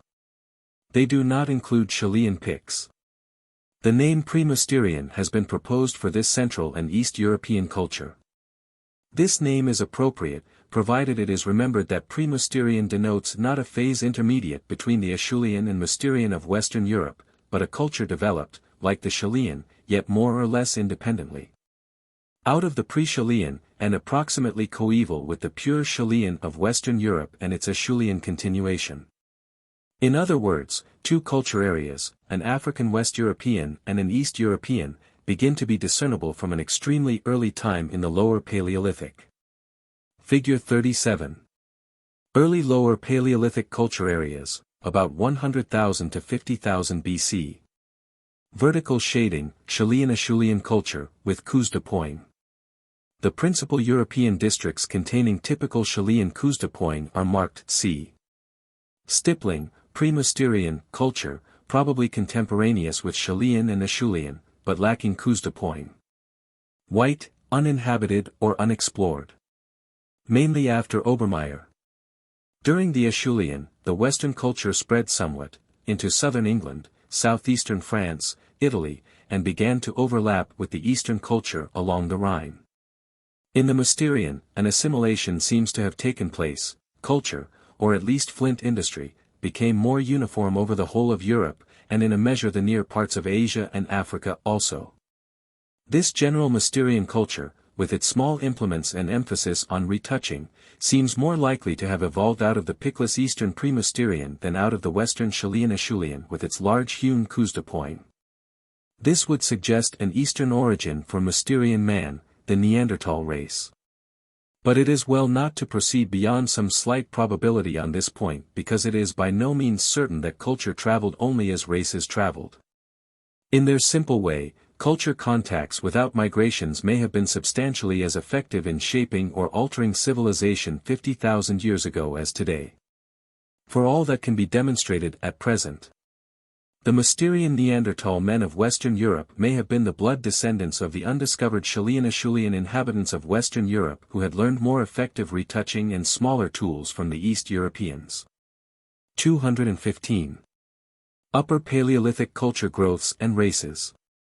With the advent of the Upper Paleolithic, possibly some 25,000 years ago, the divergent culture areas of the early Lower Paleolithic which had become largely effaced during the Mysterian, emerge again. But with shifted boundaries. The line of demarcation now is no longer formed by the Rhine and the Alps, but by the Pyrenees. Throughout the Upper Paleolithic, most of Spain formed an annex to the North African province, whose culture has been named the Capsian after the type station of Gafsa in Algiers. The Aurignacian, Solutrean, and Magdalenian as they have been previously described, ran their course in a Middle European belt stretching from France to Poland, Figs. Northern Spain, southern England, at times Italy and southern Russia, were more or less in this mid-European province. The Balkans remain insufficiently explored, all northernmost Europe was still uninhabited. In general, it may be said that the mid-European Upper Paleolithic culture is characterized by the associated traits of work in bone and art. The contemporary Spanish-African Capsian by specialization along the line of increasingly smaller and finer flint implements, culminating in neat microliths measurable only in fractions of inches. Figure 38. Aurignacian culture areas, about 25,000 to 18,000 BC. 1. West Central European Aurignacian, with art. 2. Italian Aurignacian. 3. Lower Capsian of North Africa and Spain. 4. Lower Capsian of Syria. 5. South Russia, perhaps post-Aurignacian. Mainly after Obermayr. The southern equivalent of the mid-European Aurignacian was the Lower Capsian, of at least equal territorial extent even in its narrowest form. The industry of Syria at this period was allied to the Capsian of Africa and may be regarded as related to it. The rather scant remains of the age in Italy are perhaps also to be allied with the Capsian culture rather than with the true Aurignacian. This makes it look as if at this time a great Lower Capsian culture area embraced nearly all the shores of the Mediterranean. As against this, the mid-European true Aurignacian, so far as now known, covered only a narrow region. During the Solutrean and Magdalenian, Africa and Spain were in the Upper Capsian. Evidence from the eastern Mediterranean begins to fail. Italy is wholly without discovered remains. There are indications that at least by the beginning of the Magdalenian in Europe, the favored land of Egypt had already entered into the Neolithic. If this is so, westernmost Asia, Greece, and even Italy may have begun to be affected by this higher phase of culture, and the paucity or absence of their late Paleolithic remains would be accounted for. This view seems reasonable, but is unproved. The Solutrean seems to have been a brief period in Western Europe, and its extent appears limited also. It reveals two principal areas, one north of the Danube, the other in southern France. The former may have been the earlier, from which the culture, or certain phases of it, such as the art of even surface retouch on leaf-shaped blades, were carried westward into France. In this connection two facts may be significant. First is the circumstance that the North Danubian Solutrean area possessed an art, apparently largely of Solutrean age, which is quite different from the Upper Paleolithic art of the West. Naturalism was scarcely attempted, figures were highly conventional, the style was one of concentric curves or stippling or hatching. Figure 39. Solutrean and Magdalenian culture areas, about 18,000 to 10,000 BC. Areas of pronounced Solutrean industry. 1. Vertical shading, Magdalenian culture. 2a, 2b, Upper Capsian, Western and Eastern provinces, contemporaneous with Solutrean and Magdalenian. Based on Obermayr. The second consideration is the Brun race.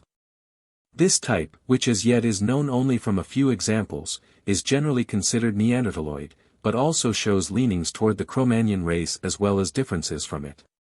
The less dubious Brun remains, those from Brunn, Brux, and perhaps Predmost, are all from Czechoslovakia, that is, the North Danubian region, and they seem to be of Solutrean age.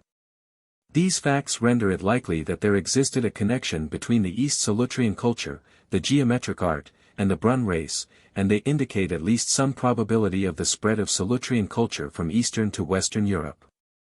Brun man may have been a modified Neanderthal man who persisted in the East after Cro-Magnon man had become established in the West during the Aurignacian.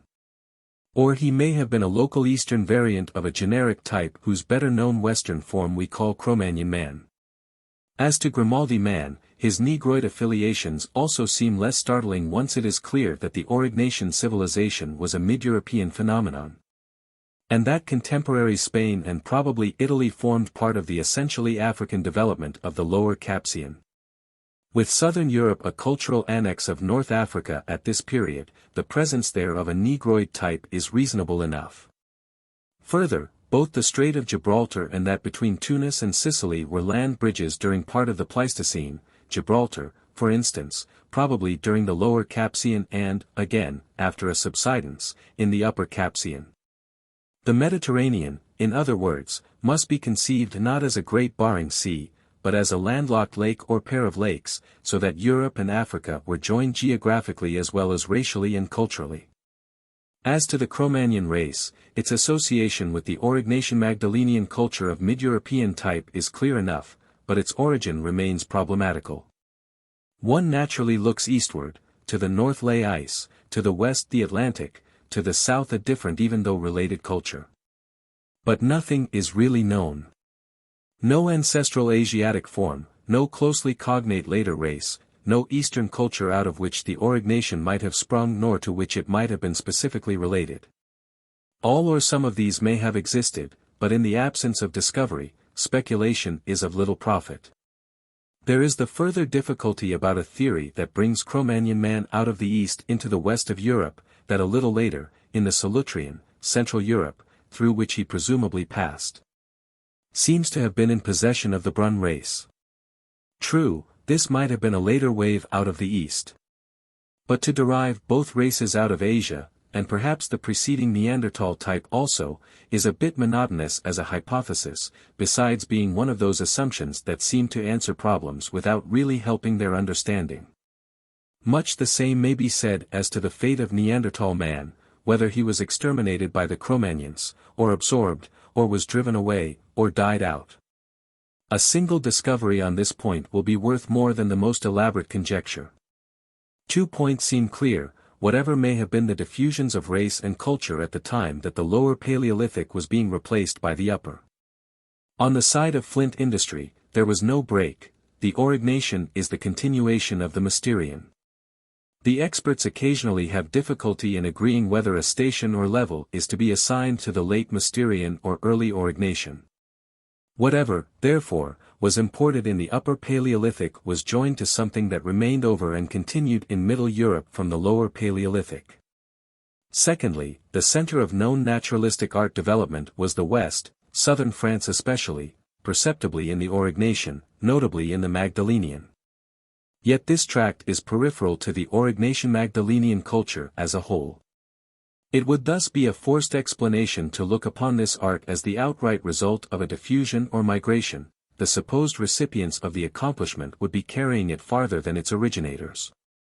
In other words, Upper Paleolithic art was in the main a growth on the soil of Western Europe, so far as present evidence indicates. These findings diminish the probability of any large-scale importation of Upper Paleolithic culture ready-made as a byproduct of the eruption of a new race. The change from Lower to Upper Paleolithic was indeed profoundly significant. But much of it may have been consummated by a gradual evolution within Western and Central Europe. It is worth observing that the Lower Paleolithic of Europe with all its fundamental unity of culture stretched through different climates. The Chilean was at least in part subtropical, the Acheulean a time of cooling steppe climate, the Mysterian the period of maximum glaciation. The Upper Paleolithic again has its transition from the close of the Worm glaciation to the present temperature of Europe broken by 3 temporary advances of the ice, known as they occurred in the Alps as the Buhl, Schnitz, and Dawn phases. The following correlation of climatic and cultural periods has been suggested: Aurignacian, close of the last glacial and beginning of the post-glacial, Solutrean, first maximum of ice recession, Achenschwenkung. Magdalenian, Buhl advance, second recession, and Schnitz advance, corresponding respectively to the early, middle, and late stages of the period. To these might be added that the Azilian came at about the third recession and brief final dawn advance, the Neolithic, with the final recession of ice and appearance of modern conditions. It is clear that climatic circumstances were not the chief determining factor in the cultural development of early Europe. Had they been such, the Chilean would have differed culturally more from the Mysterian than this from the Aurignacian. Southern Europe and North Africa were not glaciated in the Pleistocene. Heavier rainfall, perhaps accompanied by forestation, are likely to have taken the place of the ice, whereas a change from forest to steppe, or steppe to desert, corresponded to the recession of the ice in Alpine and Northern Europe. For more distant regions, such as India and South Africa, the climatic correlations with Europe become dubious, which is one of the reasons why as yet no sure linking in time can be effected between their Paleolithic culture and that of Europe. 216. The Paleolithic Aftermath, Azilian. After the Magdalenian, there follows in Western Europe the Azilian, or Azilian, named after Mas d'Azil in the French Pyrenees. It has also been called Terratian. This was the period in which the reindeer died out, being replaced by the deer. Harpoons were accordingly made of deer horn instead of reindeer antler, the spongier texture of the interior of the material necessitating a coarser and broader form. Perforations to hold the harpoon line now began to be regularly provided. Bone implements were fewer, chiefly awls or simple dart heads. Stone implements became less important. The best-made flint forms were minute points or blades of geometric form, often trapezoidal. These are the microliths, obviously intended, in the main, for insertion in wood, sometimes perhaps in saw-like rows. The great naturalistic Magdalenian art was dead in the Azilian. Its place was taken by simple conventional designs painted on pebbles, sometimes curiously suggestive of alphabetic symbols, although it is unthinkable that they could at this early time, and among so backward a people as these deer hunters, have served any purpose of writing. The puzzling designs are more likely to have been used in magic or religion. The period of the Azilian was perhaps 10,000 to 8,000 BC. The climate was approaching that of today, though still cooler. The area of the Azilian proper was limited to the Pyrenean environs of southern France and northern Spain. Related and contemporary cultures can however be traced much farther. And the name Azilian in a larger sense may justifiably be applied to these also. The greater part of Spain and Portugal and North Africa were at this time in the terminal Capsian. This was a local phase lacking the deer horn harpoons and painted pebbles of the Pyrenees, but with the microlithic flint industry especially conspicuous. In fact, it is in Africa that the development of the extreme microlithic forms out of their antecedents, the reduced implements of the Upper Capsian, has been most clearly traced. In Europe the Azilian forms do not connect nearly so closely with the preceding Magdalenian. It looks therefore as if the culture of Western Europe in this period were based to a considerable extent on traits evolved in Africa, to which various additions were made locally, like the pebble painting in the Pyrenean area. This preponderance of African influences is corroborated by the occurrence in Syria and southern Italy of small flints allied to the terminal Capsian ones. The same may be said of a culture phase of northern France, the Tardenoisian, which extended also to Belgium and England, which latter seems not to have become finally separated from the continent until about this era. The Tardenoisian is specifically characterized by microliths almost indistinguishable from the North African ones, but lacks the other traits of the South French Azilian. It may also have persisted longer, into the period which in the south was already early Neolithic. Approximately contemporary and related is also the South German culture represented at Offnet, famous for its nests of skulls from decapitated bodies. And that in southern Scandinavia called Magelmos. In Scotland and northern England, on the other hand, the harpoon head is once more to the fore, perhaps because here as in the Pyrenean area forested mountains and the sea were in juxtaposition and deer and salmon could both be taken abundantly. The food habits of subarid and arid North Africa must have been quite different. In fact, it is evident that snails were seasonally consumed here in large quantities. All these local phases interrelate and may be grouped together as Azilian as designative of the period and generic culture. The map shows the extent to which the manifestations of this culture stage have been traced. They may prove to extend farther. Spain, at the close of the Paleolithic, possessed art of three types. In the north, Magdalenian realism flourished as vigorously as in neighboring southern France. The paintings of the Cave of Altamira, for instance, are no less numerous and superb than those of Fontegaume. Second, in the south, there prevailed a conventional style. Men and animals are still recognizable, but schematically drawn, and among them are pictographic symbols. Third, in eastern Spain, a cliff art was realistic in purpose, but crude in execution. One can see without difficulty what the figures are doing, but the proportions are distorted, and the fresh, vivid, sure spirit of Magdalenian painting is wholly lacking. The figures represent people more often than animals, gatherings, dances, long-gowned women, men with bows. This is the earliest direct or indirect record of the bow and arrow. It dates from the final phase of the Paleolithic, and the weapon may not have become employed throughout Europe until the Neolithic was definitely underway. It is well to remember in this connection that no specific type of culture, no matter how old, is likely ever to have existed without variation over a whole hemisphere or continent. The later any type is, the greater is the probability that it has had sufficient time for specific characterization to enable it to be distinguished readily from the contemporary cultures of other areas. The local provinces or culture areas of the Paleolithic foreshadow the deeper regional differentiations of the Neolithic, Bronze, and Iron Ages. Figure 40. Phases of the close of the Paleolithic, about 10,000 to 8,000 BC.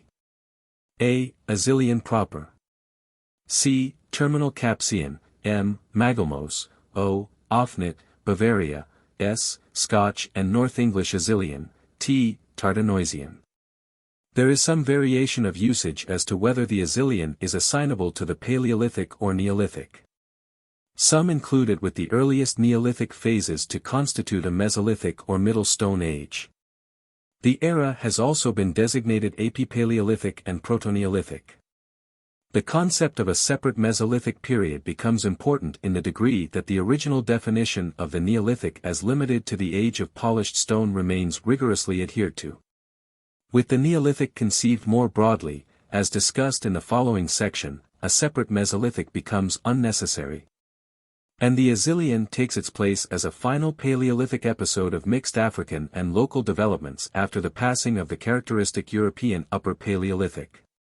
217, the Neolithic, its early phase. The Neolithic is by original definition the age of polished stone as opposed to the fracturing of stone in the Paleolithic. In a sense, this definition is a true one, at any rate for Europe and the Near East. There is no stone grinding in the Paleolithic and there is in the Neolithic. But since the two stone ages were first discriminated 50 or more years ago, a vast body of knowledge has accumulated about them, with the result that the original criterion has become only an approximate one. The definition of the Neolithic as the age of ground stone is at the present time so over-elementary as to have become inaccurate. A long initial phase of this age did not yet grind stone, but continued to use tools made by the Paleolithic process of chipping. It was not until the latter part of the New Stone Age was reached, what we may call the full Neolithic, that the grinding and polishing of stone were attempted. What, then, it is natural to ask, makes the early Neolithic age really Neolithic? What in fact separates it from the Paleolithic? It is a cluster of traits, a cluster that grew as the Neolithic progressed. But every one of whose constituents was lacking from the Old Stone Age. 218, Pottery and the bow. Outstanding in this cluster of cultural traits that mark the Neolithic is pottery. Wherever, in Europe and the Near East at least, there is universal agreement that a stage of development was Neolithic, pottery is present. And conversely, wherever pottery occurs, no one has yet doubted that a true Neolithic stage existed. The earliest potteryless phases, such as that of Maglemose, which have sometimes been designated as Proto-Neolithic, sometimes as Mesolithic, can advantageously be considered terminal Paleolithic. Second in importance is the bow, which in general appeared contemporaneously with pottery. The evidence for its existence is sometimes less clear. Pottery is imperishable and unmistakable. The bow and arrow, on the other hand, are made of materials that decay in a few years, under ordinary conditions. Only the stone or bone point preserves, and this cannot always be distinguished with positiveness from the head of a light spear or even from a small knife blade. There was a time, for instance, when the smaller flint blades of the Solutrean were often regarded as arrow points, whereas now the tendency, based on more intensive comparisons, is to deny the bow and arrow to the Magdalenian as well as the Solutrean. Certainly the harpoon and its thrower are so numerous and indubitable in the Magdalenian that there would be reason to expect an important weapon like the bow to have left at least some sure traces, a definitive type of recognizable arrow head would have been worked out. But such is not the case. These two culture elements, pottery and the bow, signalized an enormous advance over the past.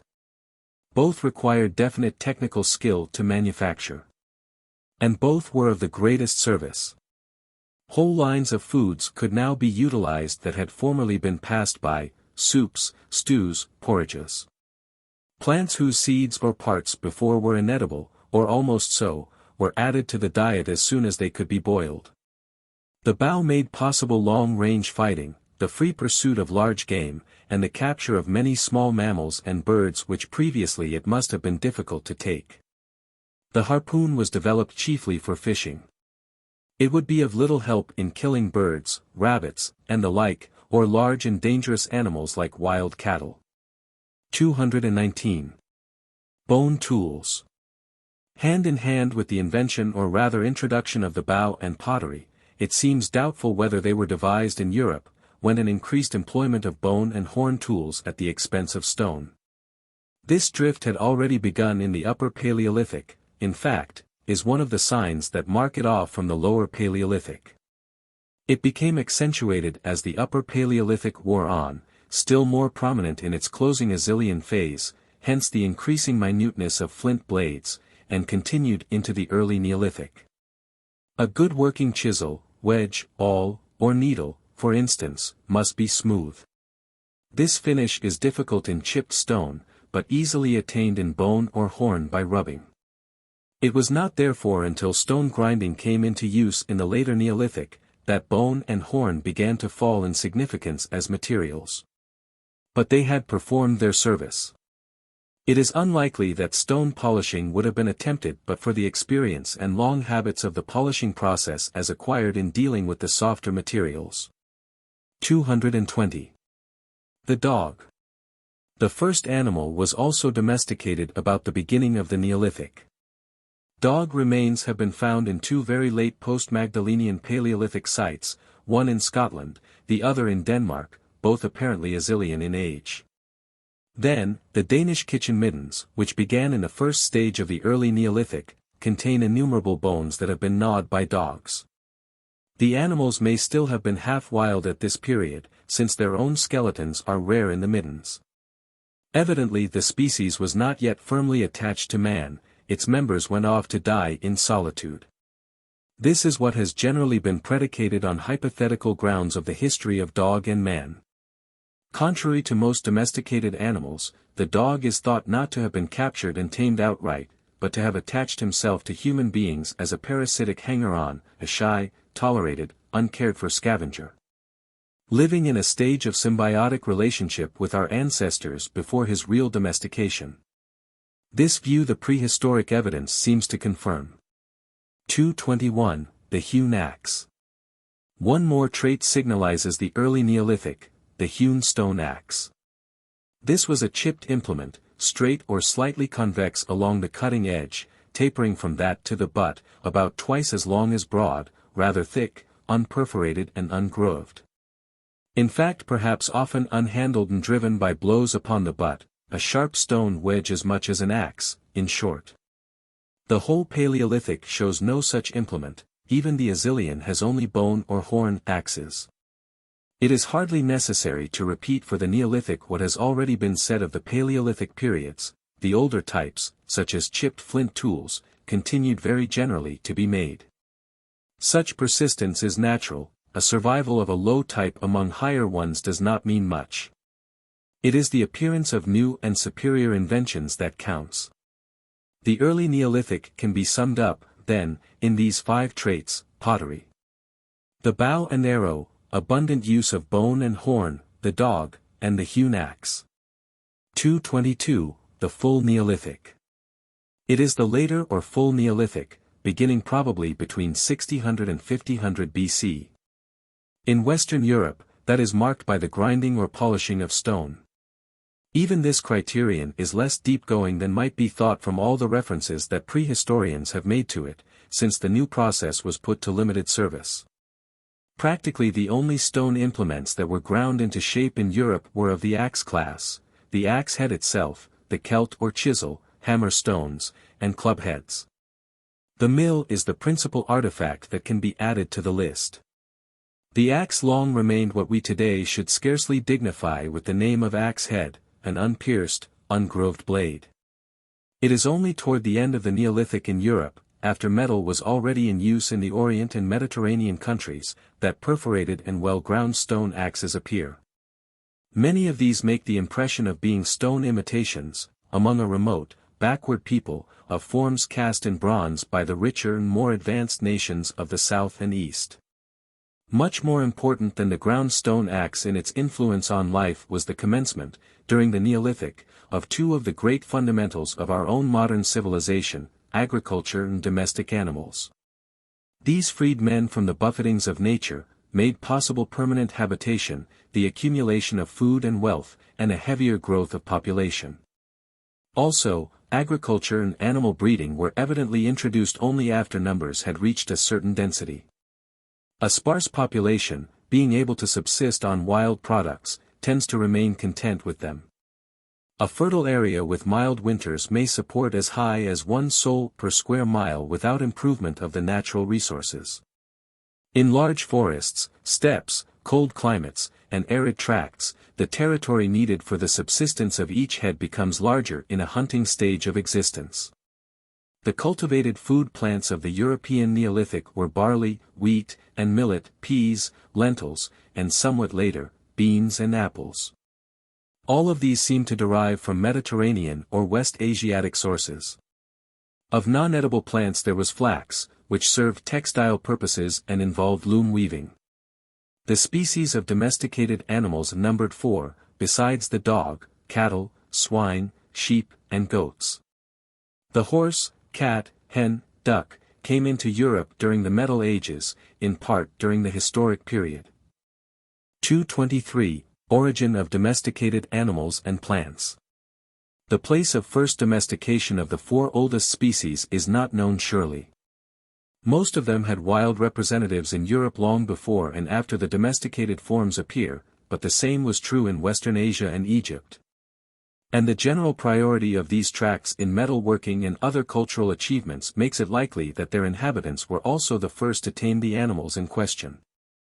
The subject is as intricate as it is interesting, because of difficulty which biologists experience in tracing the modified tame forms back to the wild species with certainty. The mere fact of continued domestication, even without conscious selection in breeding, often alters a species more from what may have been its old wild form than this differs from another wild species. It is however clear from the unusually abundant and well-preserved lake-dwelling remains of Switzerland that the earliest known domestic animals of this region were considerably different from the nearest native species. The wild bull or urus of Europe, Bos primigenius, was large and long-horned. His bones in the oldest lake dwellings seem to come from wild individuals that had been hunted. Alongside are the remains of the domesticated Bos brachyceros, a short-horned form, small and delicately built. Later, though still in the Neolithic, longhorn tame cattle appear in the lake dwellings. Apparently the shorthorns had first been imported from the south, then the native urus was tamed, finally, the 2 strains were crossed. These strains are thought to survive in our modern cattle, those of Eastern and Central Europe being prevailingly of the primigenius, of Western Europe of the brachyceros type. A similar story applies to the pig. The first domesticated swine of Switzerland were small, long-legged, and easily distinguishable from the wild boar of the region. It thus is likely that they were imported domesticated. In the Bronze Age, pigs grew larger, due perhaps to crossing with the wild species. Sheep were certainly brought into Europe, as there is no corresponding wild form. The goats, too, have their nearest relatives in Asia. They were perhaps tamed before sheep. At any rate, goats prevailed in the earlier lake dwellings, whereas later, sheep outnumbered them. Similar arguments apply to the origin of the cultivated plants in Europe. For some of these, such as wheat, wild relatives, possible ancestors, are known from Asia, but not from Europe. Also there has been such a drift of later cultivated plants, legumes, greens, and fruits, from Asia and the Mediterranean into Europe during the Bronze and Iron Ages, as to render it probable that the earliest flow was in the same direction. The instances of diffusion from north to south are few. Oats, rye, and hemp are perhaps the principal. These plants, however, were carried southward slowly and accepted reluctantly, whereas the northerners were in general avid of any southern or oriental form which would bear their climate. As the progressive spread and increased use of new forms shows. Furthermore, even oats, rye, and hemp appear to be Asiatic in origin, and thus to have entered Europe merely from the east, instead of southeast.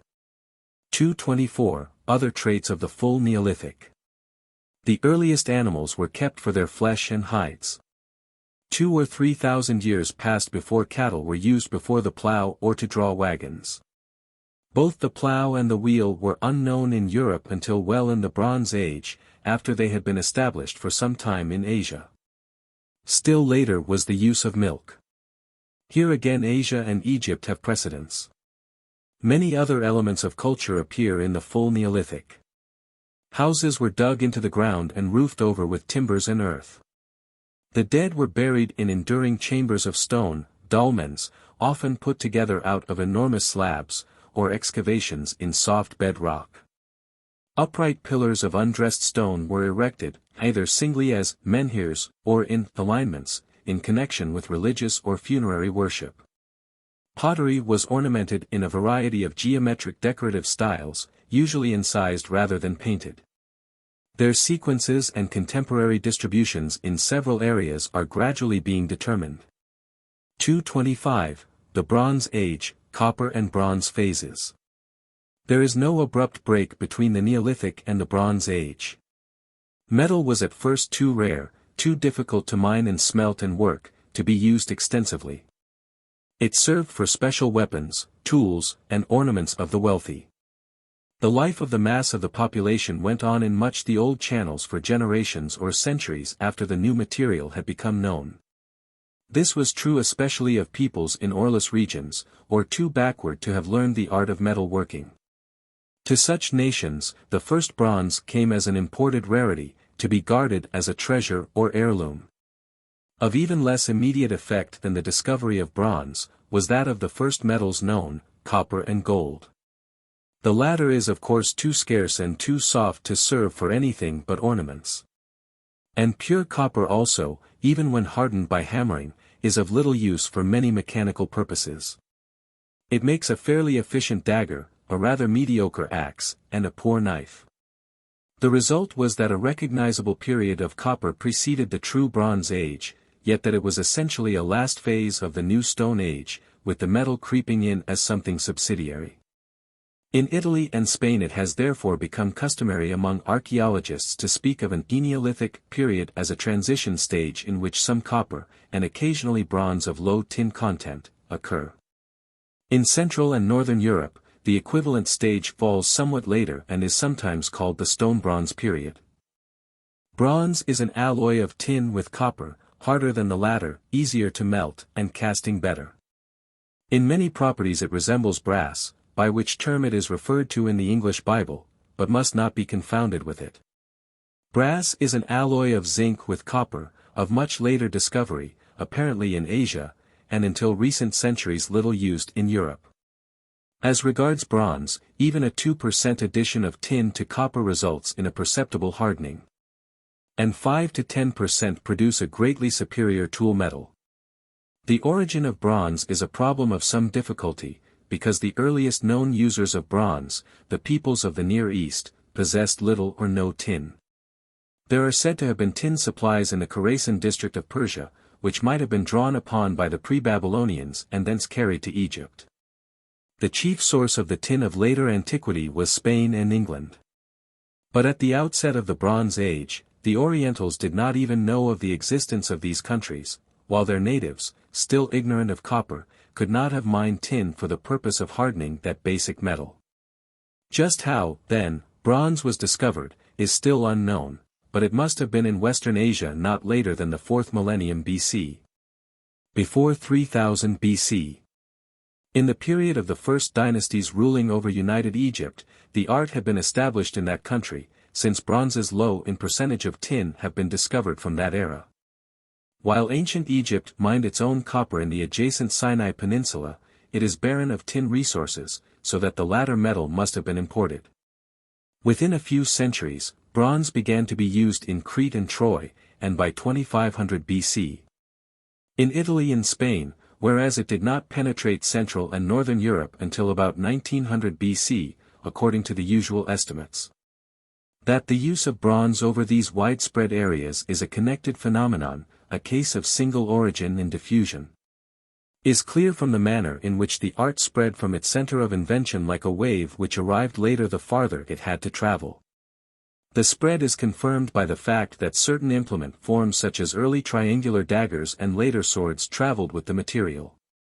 Had the Western natives discovered bronze for themselves, they would have cast it into shapes peculiar to themselves, instead of adopting those long established among the Orientals. 226. Traits associated with bronze. About coincident with bronze there developed in Egypt and Babylonia a flood of new arts and inventions: writing, sunburned brick, stone masonry, sculpture and architecture, the arch, the plough and later the chariot. The potter's wheel, which turns clay vessels with mechanical roundness, astronomical records and accurate calendars, an enhanced cult of the dead and greater monuments for them. Many of these elements were carried into westernmost Asia and the Aegean Islands, not so many to Italy, fewer still to Spain and France, and a minimum to Central and Northern Europe. But it would be an error to infer from the continued backwardness of the northern peoples that they were wholly passive and recipient. In their simpler, more barbaric way, they remodeled much of what they had carried to them, altered the form, decorated it in their own style, made much of some item which filled but an insignificant place in the more complex civilization of the southeast. The fibula or safety pin, for instance, was seized upon with avidity by the Central and North European nations, made ornate and tremendously enlarged, until it sometimes measured half a foot in length and more than half a pound in weight, with spiral whorls, bosses, pin clasps, or attached rings as big as a palm. The Baltic nations, the farthest reached by this diffusion, in particular threw themselves into the development of the fibula with zest, success, and a large measure of decorative taste. Even longer is the history of the sword. This has two lines of historic development. The one-edged sword or saber tends to curvature and is essentially a hewing weapon, not intended for thrusting, or only secondarily so adapted. This form is first known in Western Asia, is apparently of Asiatic origin, and is the direct ancestor of the Saracen and Indian scimitar, the Malayan kris and barong, the Japanese samurai's sword. The two-edged sword with point has at all times, until after the introduction of firearms, been the prevailing form in Europe. Its ancestor is the Egyptian bronze dagger, which in turn is probably derived from a copper and ultimately a flint blade of dagger length. The Egyptian dagger never grew to more than half sword length, but the type was early carried to Crete and Italy and Spain by 2500 to 2000 BC. The latter countries were using triangular wide-bladed daggers of copper and bronze, with a basal breadth not much less than the length. The handle was a separate piece, riveted on. Gradually the length grew greater, the breadth less, the edges more nearly parallel, the point sharper, the half-sword, and then the sword evolved out of the dagger. The handle, or its spike, came to be cast with the blade.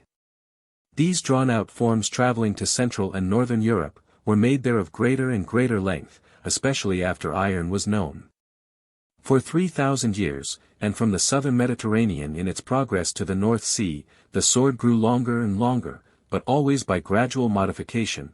The whole series of forms shows a transition in both time and geography. The Greek and Roman sword remained of thigh length, and was used mainly for thrusting. The Celtic and Germanic weapon was for hewing and almost unwieldy. Blades so big as to require two-handed swinging finally came to be employed, a barbaric, ineffective exaggeration to which the long-cultured Mediterraneans never descended. Figure 41. Prehistoric domed tombs built on the principle of corbelling, a probable example of the spread of a culture device over a continent. Above, Mycenae, Greece; middle, Alcalar, Portugal; below, New Grange, Ireland. The Mycenaean structure, 1500 BC. Or after, at the verge of the Iron Age, is probably later by some 1,000 years than the others, which are late Neolithic with copper first appearing, and its workmanship is far superior. After Sophus Muller and Dechelet. 227. Iron. Iron was worked by man about 2,000 years later than bronze. It is a far more abundant metal than copper, and though it melts at a higher temperature, is not naturally harder to extract from some of its ores. The reason for its lateness of use is not wholly explained. It is likely that the first use of metals was of those, like gold and copper, that are found in the pure metallic state and, being rather soft, could be treated by hammering without heat, by processes more or less familiar to Stone Age culture. It is known that fair amounts of copper were worked in this way by many tribes of North American Indians, who got their supplies from the Lake Superior deposits and the Copper River placers in Alaska. If the same thing happened in the most progressive parts of the Eastern Hemisphere some 6,000 years ago, acquaintance with the metal may before long have been succeeded by the invention of the arts of casting and extracting it from its ores. When, not many centuries later, the hardening powers of an admixture of tin were discovered and bronze with its far greater serviceability for tools became known, a powerful impetus was surely given to the new metallurgy, which was restricted only by the limitations of the supply of metal, especially tin.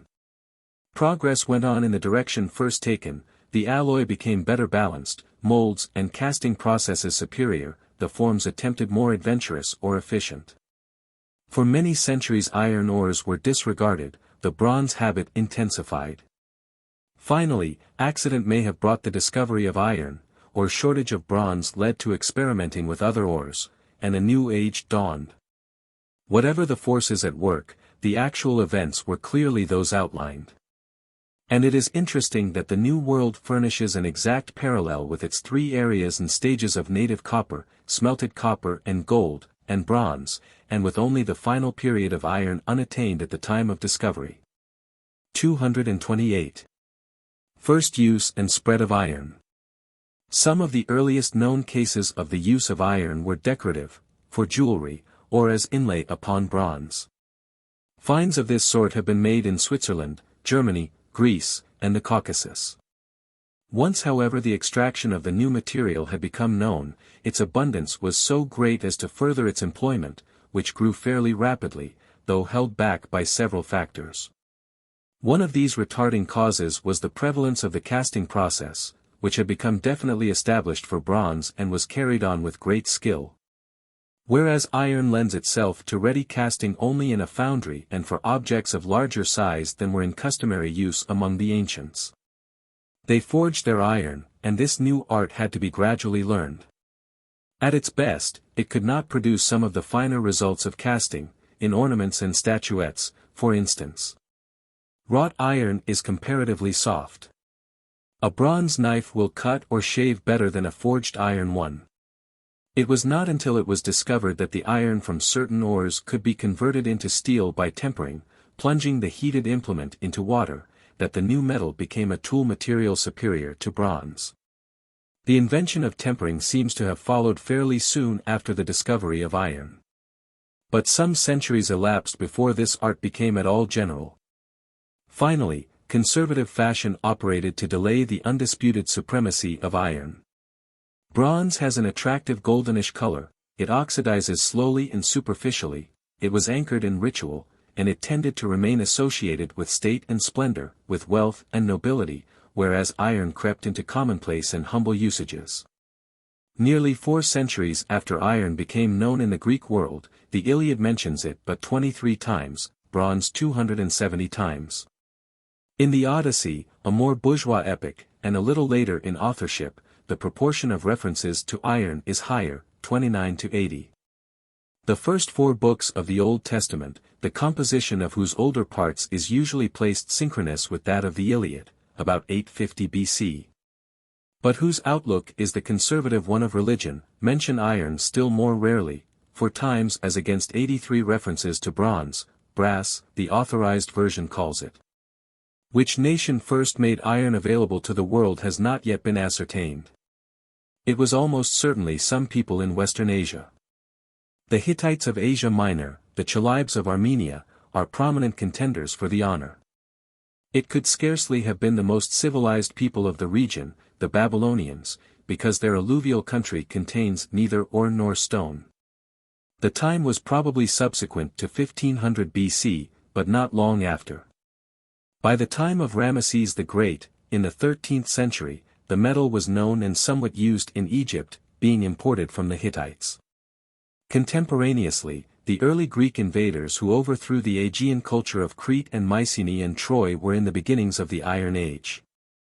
Italy learned the new material from the Etruscans about 1100 BC. Babylonian and Assyrian records seem to refer to it some few centuries earlier. The Jews in the time of Saul, 1000 BC, are said by the Bible to have had little iron and no steel, a fact that made possible their oppression by the Philistines of the coast. This people, apparently descendants of the Minoan Cretans, have recently been alleged as the discoverers of the art of steel making, though whether with reason, remains to be proved. In Central Europe iron became fairly abundant about 900 BC, and was soon mined and smelted locally. In Northern Europe its first sporadic appearance is soon after, but its general prevalence, justifying the use of the term Iron Age, not anterior to 500 BC. In the Far East, the history of iron is little known. In India, where it is likely to have been derived from Western Asia or Persia, its first mention is at the end of the Vedic period, whose close is variously estimated at 1400 BC and 1000 BC. The metal must have been new then, it was called dark blue bronze. The Hindus later carried knowledge of iron and steelworking to the Malaysian East Indies. When China got its first iron is not known, though it appears to have been comparatively late. By the early part of the 7th century before Christ, iron had become common enough to be taxed. But it was used for hoes, plowshares, hatchets, needles, and domestic purposes only. Not until the 5th century BC did steelmaking become introduced into China, and bronze begin to be superseded for weapons.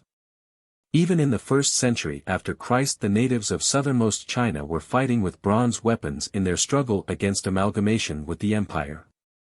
At any rate, the Zhou dynasty, the period of the production of the literary classics, from the 11th to the 3rd century BC, was still prevailingly a time of bronze, as attested both by native historical records and the evidences of archaeology. This lateness of iron in the Far East raises a strong probability that the Chinese did not enter the iron stage through their own discovery but were led into it by the example of Mongol or Turkish peoples of North-Central Asia, who in turn leaned upon the Western Asiatics. Japan has a definite Iron Age, well known through excavations.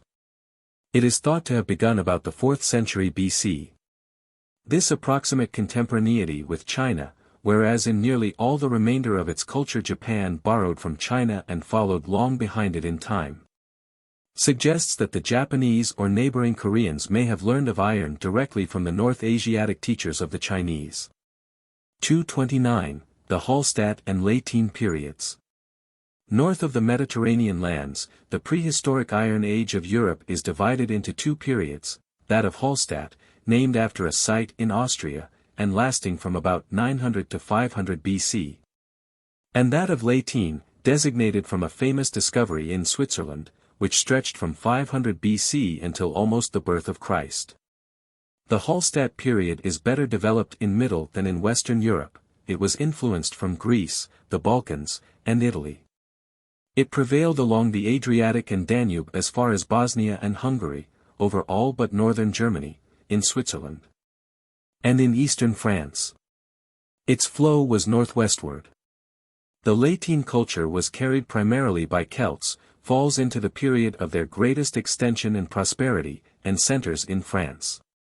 Here it seems to have developed under the stimulus of Greek colonization at Marseilles, to have spread northward to the British Isles, and eastward into Central Europe. Its general flow was northeastward. Considerable iron and bronze work of some technical fineness was made during the Hallstatt and Latine periods. Fibulas, jewelry, weapons, and cult apparatus were often elaborate. But the quality of the cultures remained homespun, backward, and barbaric as compared with the plasticity and polish which contemporary Greek civilization had attained. The Hallstatt culture, for instance, was wholly without cities, stone architecture or bridges, paved roads, coins, writing of any sort, the potter's wheel, or rotary millstone, nor was metal used for agricultural implements. It was a time of villages, small towns, and scattered homes, of sacred groves instead of temples, of boggy roads, of ox carts and solid wooden wheels, of a heavy, barbaric, warlike population, half like European peasants, half like pioneers. Self-content, yet always dimly conscious that in the southern distance there lay lands of wealth, refinement, and achievement. The Latine time showed many advances. But, relatively to the civilizations of Greece and Rome, it was the period of Phidias and Plato, of Archimedes and Cicero. The northern culture was as many milestones of progress behind as during the Hallstatt era. The coins in use were Greek, or local imitations of Greek money, their figures and legends often corrupted to complete meaninglessness. Writing was still absent. Some attempts at script began to be made toward the close of Latine, but they resulted in nothing more than the awkward ogham and runic systems. Until perhaps a century or two before Caesar, there were no cities or fortified towns in Gaul. When they arose, it was on heights, behind walls of mixed logs, earth, and stone, as against the masonry circumvallations which the Aegean peoples were erecting more than 1,000 years before. Even these poor towns were built only by Celts. The Germanic tribes remained shy of them for centuries longer. Society was still essentially proto-feudal and rustic. But there had filtered in from the Mediterranean, and were being wrought locally, hold axes, iron wagon wheels, the potter's wheel and potter's oven, rotary mills, dice, tongs, scissors, saws, and scythes, all new to these northern lands. And curiously modern in their fundamental types as compared with the essentially half-primitive, half-barbarian suggestion that Hallstatt manufactures carry. 230, Summary of Development, Regional Differentiation. Two conclusions emerge from the facts reviewed in this chapter and serve to prevent an oversimple and schematic conception of the growth of prehistoric civilization. The first is that successive phases of culture, even in the earliest times, cannot be identified, much less really understood. By reference to any single criterion such as this or that technique of working stone or the knowledge of this or that metal. In every case the culture is complex and characterized by a variety of traits whose combination produces its distinctive cast. The more important of these culture traits, with particular reference to Europe, may be summarized thus. Period. Culture elements appearing. Iron. Iron, steel, in the Orient, alphabet. Bronze. Metals, alloying, megaliths. In the Orient, masonry, writing.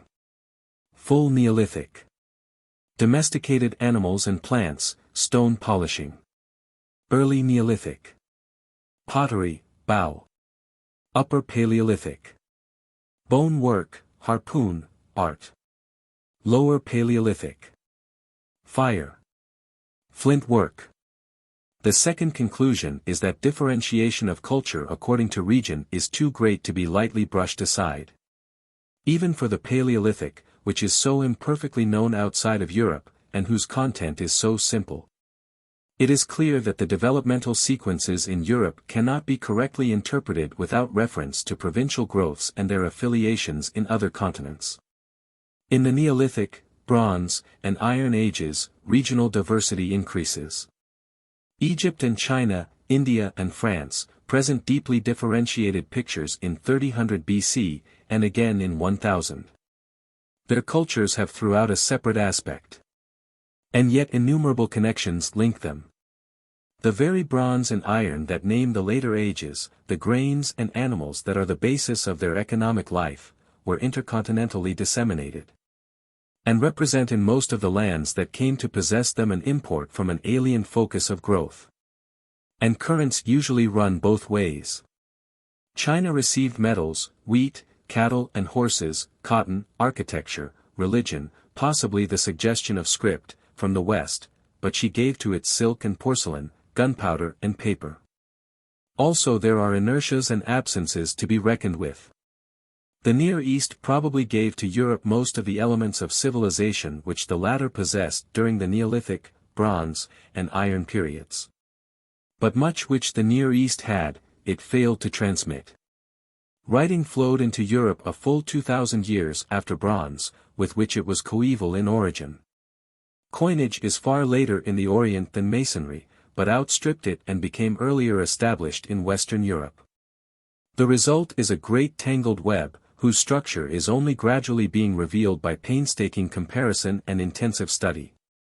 Often the most convincing evidence as to the composition and direction of the culture currents is provided by highly specialized matters, styles of pottery decoration, shapes of axe heads, forms of ornamental safety pins. It is not because these minutiae are so fascinating in themselves that archaeologists are endlessly and often tediously concerned with them. It is because these data offer the longest clues through the labyrinth, because on their sure sequences can be strung hundreds of otherwise non-significant or detached facts. But the results are as yet incomplete. They are and promise to remain forever complex, and their systematic presentation in coherent narrative awaits a larger and future treatment. It will be wisest, in a work of the present compass, to outline the whole development of a single area, to serve as a type sample. 231. The Scandinavian area as an example. The most satisfactory region for such a purpose is Scandinavia, the peninsula, Denmark, and the Baltic coasts, including much of northeast Germany. This was a glacier-covered area in the Mousterian, and either obliterated or uninhabited in the Upper Paleolithic. It has therefore no old Stone Age history. During the Magdalenian, the glaciers had shrunk to cover only most of the Scandinavian peninsula and Finland. Denmark was ice-free. But what is now the Baltic stretched as an open sound from the North Sea across southern Finland and northwestern Russia to the Arctic Ocean.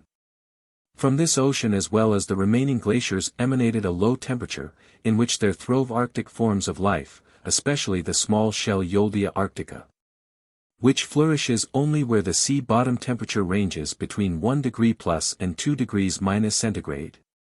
This great, chilly sound of some 16 to 10,000 years ago is known as the Yoldia Sea.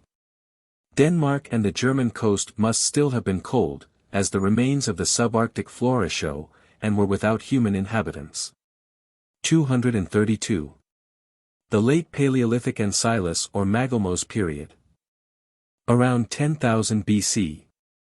As Western Europe was entering upon the Azilian aftermath of the Paleolithic, the land at both ends of the Yoldia Sea was elevated sufficiently to cut this off from the open ocean. The Baltic was thus closed at both ends, instead of neither, as before, or one only, as now. The rivers continued to flow into it, it became brackish and almost fresh, and the fauna changed.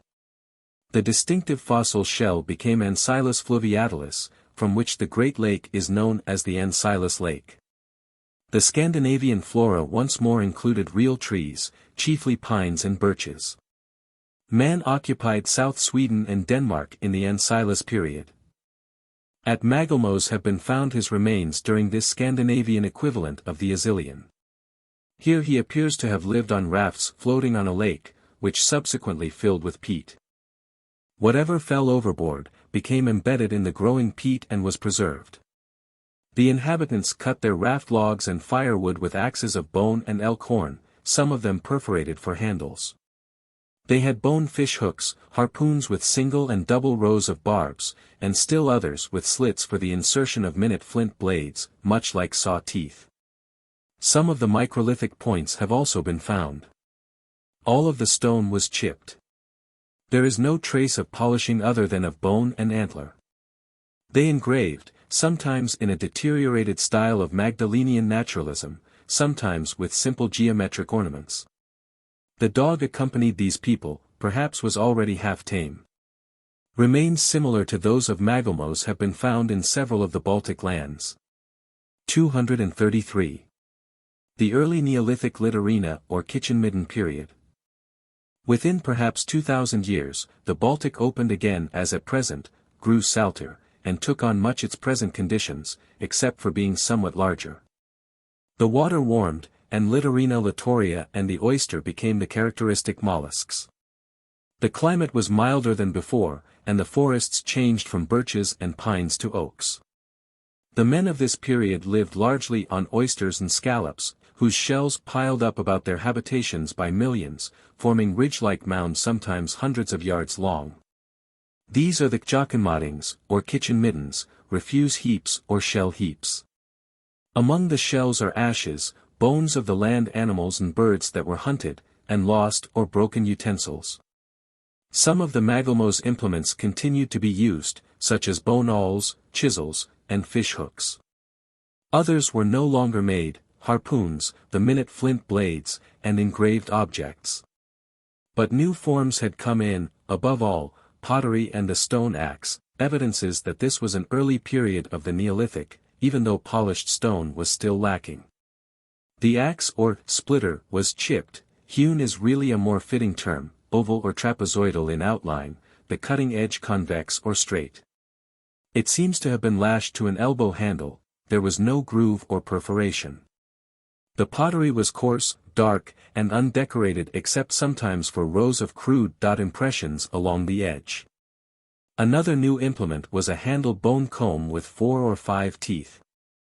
It appears to have been employed for carding rather than hairdressing. The bow was in use, arrowheads bore a cutting edge in front. The dog was the only domestic or semi-domesticated animal, probably a Spitz-like breed, perhaps of jackal origin. He managed to gnaw most of the bones that have been preserved in the shell layers. Approximately contemporary with the Danish kitchen middens, and similar to them in their cultural repertoire, are a Spanish phase known as Asturian and the Campignian of northern France. The Asturian remains are also shell deposits. Their lower levels contain bones of cattle that had perhaps been domesticated, middle strata add the sheep, and in the uppermost, pottery appears. The northern axe is replaced by a handheld pick. The Campignian possessed hewn axes or splitters similar to the Danish ones, pottery, domesticated cattle, and seems to have made a beginning of agriculture with barley. It would thus seem that pottery and the hewn axe were the characteristic general criteria of this early Neolithic stage, with domesticated animals and agriculture coming in earlier in southern and middle Europe. Whereas the northerners continued to depend longer on shellfish and game. 234, the full Neolithic and its subdivisions in Scandinavia.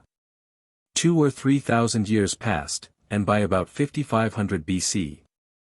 The Scandinavian climate had become slightly cooler once more, the oaks gave way to birches and pines, the Baltic lost some of its salt content, and the oyster grew scarcer. The kitchen midden or littorina period of the early Neolithic was over. The full Neolithic had arrived. Axes were polished, cattle kept, grain grown. 4 stages of development are discernible. 5500 to 3500 BC burials in soil. Sharp-butted axes. 3500 to 2500 BC. Burials in dolmens, chambers of 3 to 5 flat upright stones, roofed with one slab. Narrow-butted axes. 2500 to 2100 BC burials in Ali's coverts or ganggraber, chambers of dolmen type but larger and with a roofed corridor approach. Thick-butted axes. Some copper. Beautifully neat and even chipping of flint daggers, lance heads, arrow points, some suggesting by their forms that they may be flint imitations of bronzes already in use on the Mediterranean. The same is true of perforated stone axes, ground into ornamental curves, such as are natural in cast metal. 2100 to 1900 BC burials in stone cists, progressively decreasing in size. Thick-butted axes. Chipped daggers and curving axes reminiscent of bronze forms continue. The first bronze appears, its percentage of tin still low. 235. The Bronze Age and its periods in Scandinavia. Bronze reached the Scandinavian region late, as a well-developed art, and its working soon showed a high degree of technical and aesthetic excellence. But arts that in the Orient had appeared almost simultaneously with bronze, writing, masonry, while turning of pottery, did not reach Scandinavia until after bronze had been superseded by iron there. The consequence was that the northern culture remained on the whole thoroughly barbarous. And yet, perhaps on account of this very backwardness, an aloofness resulted which drove the Scandinavian bronze workers to follow their own tastes and develop their own forms and styles, often with taste as exquisite as simple. In other words, a local culture grew, much like the analogous local cultures in America which have been traced in previous chapters. Yet the basis of this northern bronze culture was southern and oriental invention. And the south and east continued to influence Scandinavia. The northern safety pin, for instance, underwent the same stages as the southern one, backs that were first straight and narrow, then sheet-like, then bowed, with the ends enlarging to great buckles or discs. But the southern fibula, whatever its type or period, was one piece and elastic, the northern at all times made of two separate parts, and without real spring. Connection with other countries is evident from the northern bronze itself, at least the tin of which, if not the alloy, was imported. Yet the finds of the Scandinavian Bronze Age, numerous as they are, do not contain a single specimen that can be traced to Egypt or to Greece. Even pieces made in Middle Europe are rare. And molds, ladles, unfinished castings, prove that the North cast its own bronze on the spot. First knowledge of the art had evidently seeped in from the region of Switzerland, Austria, and Hungary, which in turn derived it from the Italian and Balkan peninsulas, which at a still earlier time had learned it from Egypt or Asia. It appears, then, that it would be equally erroneous to regard the Scandinavian Bronze Age as an independent development or to regard it as a mere copy or importation from the Orient. It was neither, or, in a sense, it was both. Its origin lies in the great early focal point of civilization in the Near East, its specific form, the qualities which it took on, are its own. The disseminated ingredient, the basis due to diffusion, must be admitted as fully as the elements of local development which mark off a distinct northern culture area, or sub-focus of cultural energy. This interplay of forces is typical also of the Iron and New Stone Ages, and it is the number of local centers of culture growth, their increasingly rapid flourishing as time went on, and the multiplication of connections between countries, that render the prehistory of Eurasiatic civilization so difficult. If enough were known of the life of the Paleolithic, it is probable that a similar though less intricate tangle of developments might be evident for that period also. The resemblance to the interrelations of areas within America is manifest. The Southwest stands to southern Mexico as Scandinavia does to the Orient, suffused by it, stimulated by it, created by it, almost, yet at all times with a provincial cast of its own. The southwestern specialist can trace a continuous evolution on the spot which tempts him to forget the obvious and indisputable Mexican origins. The Mexicanist, on the other hand, impressed by the practical identity of fundamentals and close resemblance in many details, is likely to see southwestern culture only as a mutilated copy of the higher civilization to the south. Correct understanding requires the balancing of both views. Close equivalents of the culture areas of American ethnologists are in fact recognized by European archaeologists. Thus, Dechelet distinguishes 7 geographical provinces in the Bronze Age of Europe, as follows: 1. Aegean, Greece, islands, coast of Asia Minor; 2. Italian, with Sicily and Sardinia; 3. Iberian, Spain, Portugal, Balearics; 4. Western, France, Great Britain, Ireland, Belgium, southern Germany, Switzerland, Bohemia; 5. Danubian, Hungary, Moravia, the Balkan countries; 6. Scandinavian, including northern Germany in the Baltic coast; 7. Uralic, Russia and western Siberia. The 1400 years generally allowed the Scandinavian Bronze Age are divisible into 5 or 6 periods, which become progressively shorter. 2500 to 2100, Neolithic, with copper, and 2100 to 1900, with occasional bronze, have already been mentioned. 1900 to 1600 BC burial in stone cists. Little decoration of bronze, and that only in straight lines. Flat axe heads or celts. Triangular daggers. Daggers mounted on staves like axe heads. 1600 to 1400 BC occasional cremation of corpses, the ashes put into very small cists. Decoration of bronze in engraved spirals. Flanged and stop-ridged axes. Swords. Straight fibulas. 1400 to 1050 BC Cremation general. Axes of socketed type. Bowed fibulas. Bronze vessels with lids. 1050 to 850 BC spiral ornament decaying. Fibulas with two large bosses. Ship-shaped razors. 850 to 650 BC. Ornamentation plastic, rather than engraved, often produced in the casting. Rows of concentric circles and other patterns replace spirals. Fibulas with two large discs. Knives with volute antennae-like handles. Sporadic occurrence of iron. 650 to 500 BC iron increasing in use, decorative bronze deteriorating. 236. Problems of chronology. The dating of events in the Neolithic and Metal Ages is of much more importance than in the Paleolithic.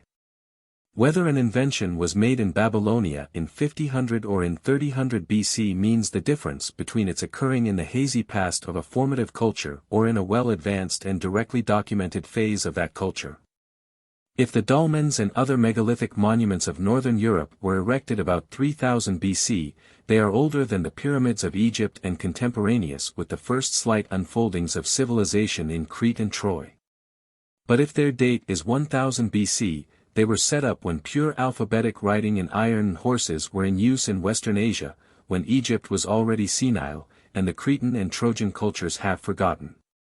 In the one case, the megaliths represent a local achievement, perhaps independent of the stone architecture of Egypt. In the other event, they are likely to be a belated and crudely barbarian imitation of this architecture. But in the Paleolithic, year dates scarcely matter. Whether the Mousterian phase culminated 25,000 or 75,000 years ago is irrelevant, it was far before the beginning of historic time in either case. If one sets the earlier date, the Chaldean and Magdalenian are also stretched farther off. If the later, it is because one shrinks his estimate of the whole Paleolithic, the sequence of whose periods remains fixed. It is really only the relative chronology that counts within the Old Stone Age. The durations are so great, and so wholly prehistoric, that the only value of figures is the vividness of their concrete impression on the mind, and the emphasis that they place on the length of human antiquity as compared with the brevity of recorded history. Paleolithic datings might almost be said to be useful in proportion as they are not taken seriously. At the same time, the chronology of the Paleolithic is aided by several lines of geological evidence that are practically absent for the Neolithic and Bronze Ages: thickness of strata, height of river deposits and moraines, depth of erosion. Species of wild animals. The Neolithic is too brief to show notable traces of geological processes. Its age must therefore be determined by subtler means: slight changes in temperature and precipitation, the thickness of refuse deposits, and above all, the linking of its latter phases to the earliest datable events in documentary or inscriptional history. By these aids, comparison has gradually built up a chronology which is accepted as approximate by most authorities. This chronology puts the beginning of bronze in the Baltic region at about 1900 BC. In Spain at 2500, the first Swiss lake dwellings at 4000, the domestication of cattle and grain in Middle Europe around 5500, the first pottery-bearing shell mounds about 8000 BC. Of course, these figures must not be taken as accurate. Estimates vary somewhat.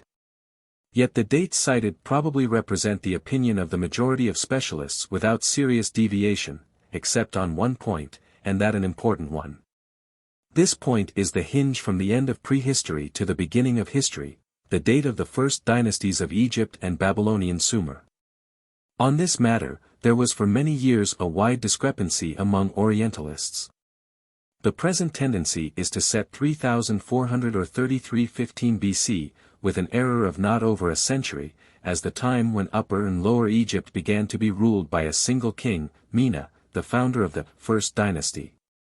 2750 as the date of Sargon of Akkad, the first consolidator and empire builder in the Babylonian region, and about 3100 as the period of the earliest discovered datable remains from the Sumerian city-states.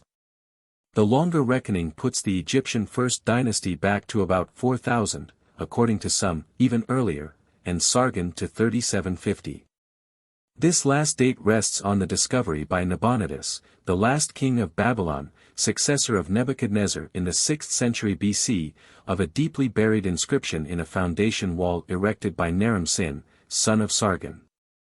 Nabonidus had antiquarian tastes, and set his archaeologists and historians to compute how long before him Naram-Sin had lived.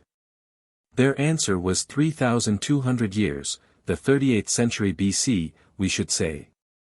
And this figure Nabonidus had put into an inscription which has come down to us. All this looks direct and sure enough.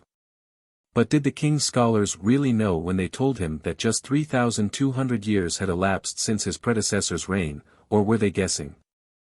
The number is around 1/80 of years, such as the Old Testament is fond of reckoning with. The trend of modern opinion, based on a variety of considerations, is that the Babylonian historians were deceiving either the king or themselves. The bearing of the discrepancy is this. The scholars who are in more or less agreement that bronze reached Mediterranean Europe about 2500 and Northern Europe about 1900, were generally building on the longer chronology of the Near East. They were putting Mina around 4000 and Sargon in 3750. This allowed an interval of over 1,000 years in which bronze working could have been carried to Spain, and 2000 to Denmark. With the shorter chronology for Egypt and Babylonia, the time available for the transmission has to be cut down by 1,000 years. Should the European dates, therefore, be made correspondingly more recent? Or is the diminished interval still sufficient, that is, might a few centuries have sufficed to carry the bronze arts from the Orient to Sicily and Spain, and 1,000 years to bear them to Scandinavia? The interval seems reasonable, and is accordingly the one here accepted. But it is possible that if the shorter chronology becomes proved beyond contradiction for Egypt and Babylonia, the dates for the Neolithic and Bronze Ages of Europe may also have to be abbreviated somewhat. One famous time reckoning has in fact been made by the Dane Sophus Muller, who, without basing very much on any Oriental chronology, shortens all the prehistoric periods of Europe. His scheme of approximate dating is reproduced, with some simplifications, in. It will be seen that he sets the second or Dolmen period of the full Neolithic in Scandinavia from about 1800 to 1400 BC. Whereas the more usual reckoning puts it at 3500 to 2500, his earliest kitchen midden date is 4000, as against 8000. Figure 42. The development of prehistoric civilization in Europe. Simplified from Sophus Muller. His absolute dates are generally considered too low, but their relative intervals are almost undisputed. The diagram shows very clearly the persistent cultural precedence of the countries nearest the Orient, and the lagging of Western and especially of Northern Europe. 237. Principles of the prehistoric spread of culture. This chronology has much to commend it besides its almost daring conservatism, especially the clarity of its consistent recognition of certain cultural processes. 5 principles and 3 extensions are set up by Muller. 1. The south, of Europe, with the Near East, was the vanguard and dispensing source of culture. The peripheral regions, especially in the north, of Europe, followed and received. 2. The elements of southern culture were transmitted to the north only in reduction and extract. 3. They were also subject to modifications. 4. These elements of southern culture sometimes appeared in the remoter areas with great vigor and new qualities of their own. 5. But such remote appearances are later in time than the occurrence of the same elements in the south. 6. Forms of artifacts or ornaments may survive for a long time with but little modification, especially if transmitted to new territory. 7. Separate elements characteristic of successive periods in a culture center may occur contemporaneously in the marginal areas, their diffusion having occurred at different rates of speed. 8. Marginal cultures thus present a curious mixture of traits whose original age is great and of others that are much newer. The latter, in fact, occasionally reach the peripheries earlier than old traits. The basic idea of these formulations is that of the gradual radiation of culture from creative focal centers to backward marginal areas, without the original dependence of the peripheries wholly precluding their subsequent independent development. It is obvious that this point of view is substantially identical with that which has been held to in the presentation of Native American culture in the preceding chapter. It is only fair to say that a number of eminent archaeologists combat the prevalent opinion that the sources of European Neolithic and Bronze Age civilization are to be derived almost wholly from the Orient. They speak of this view as an Oriental mirage. They see more specific differences than identities between the several local cultures of the two regions, and tend to explain the similarities as due to independent invention. Since knowledge of ancient cultures is necessarily never complete, there is a wide range of facts to which either explanation is, theoretically, applicable. But the focal marginal diffusion interpretation has the following considerations in its favor. Within the fully historic period, there have been numerous undoubted diffusions, of which the alphabet, the weak, and the true arch may be taken as illustrations. At least in the earlier portion of the historic period, the flow of such diffusions was regularly out of the Orient, which raises a considerable presumption that the flow was in the same direction as early as the Neolithic. On the other hand, indubitably independent parallelisms are very difficult to establish within historic areas and periods, and therefore likely to have been equally rare during prehistory. Then, too, the diffusion interpretation explains a large part of civilization to a certain degree in terms of a large, consistent scheme. To the contrary, the parallelistic opinion leaves the facts both unexplained and unrelated. If the Etruscans devised the true arch and liver divination independently of the Babylonians, there are two sets of phenomena awaiting interpretation instead of one. To say that they are both natural events is equivalent to calling them accidental, that is, unexplainable. To fall back on instinctive impulses of the human mind will not do, else all or most nations should have made these inventions. Of course, it is important to remember that no sane interpretation of culture explains everything. We do not know what caused the true arch to be invented in Babylonia, hieroglyphic writing in Egypt, the alphabet in Phoenicia, at a certain time rather than at another or rather than in another place. The diffusion point of view simply accepts certain intensive focal developments of culture as empirically given by the facts, and then relates as many other facts as possible to these. Every clear-minded historian, anthropologist, and sociologist admits that we are still in ignorance on the problems of what caused the great bursts of higher organization and original productiveness of early Egypt and Sumer, of Crete, of ancient North China, of the Mayas, of Periclean Athens. We know many of the events of civilization, know them in their place and order. We can infer from these something of the processes of imitation, conservatism, rationalization that have shaped them. We know as yet as good as nothing of the first or productive causes of civilization. It is extremely important that this limitation of our understanding be frankly realized. It is only awareness of darkness that brings seeking for light. Scientific problems must be felt before they can be grappled. But within the bounds of our actual knowledge, the principle of culture derivation and transmission seems to integrate, and thus in a measure to explain, a far greater body of facts than any other principle, provided it is not stretched into an instrument of magic and force to explain everything. Chapter 15. The Growth of Civilization, Old World History and Ethnology. The early focal area, Egypt and Sumer and their background. Pre-dynastic Egypt. Culture growth in dynastic Egypt. The Sumerian development. The Sumerian hinterland. Entry of Semites and Indo-Europeans. Iranian peoples and cultures. The composite culture of the Near East. Phoenicians, Arameans, Hebrews. Other contributing nationalities. Aegean civilization. Europe. China.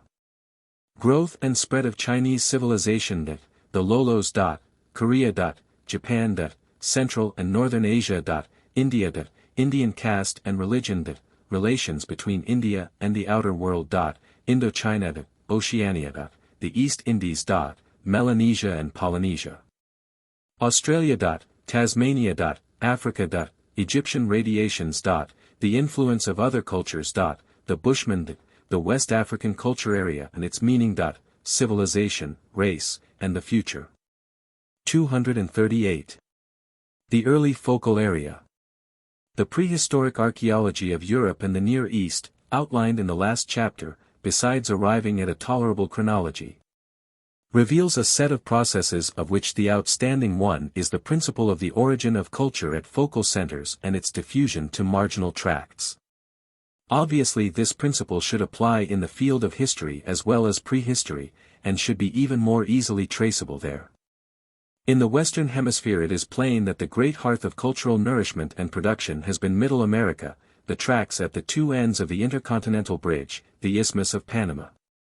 That a similarly preeminent focal area existed in the Eastern Hemisphere has been implied over and over again in the pages that immediately precede this one. In the references to the priority of Egypt and Babylonia, the countries of the Nile and of the two rivers. These two lands lie at no great distance from each other, they are closer than Mexico and Peru.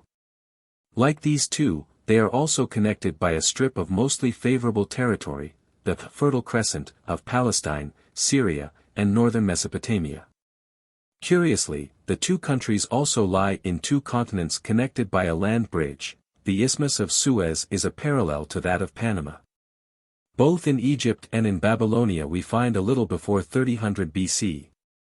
A system of partly phonetic writing, which, though cumbersome by modern standards, was adequate to record whatever was spoken. Copper was abundant and bronze in use for weapons and tools. Pottery was being turned on wheels.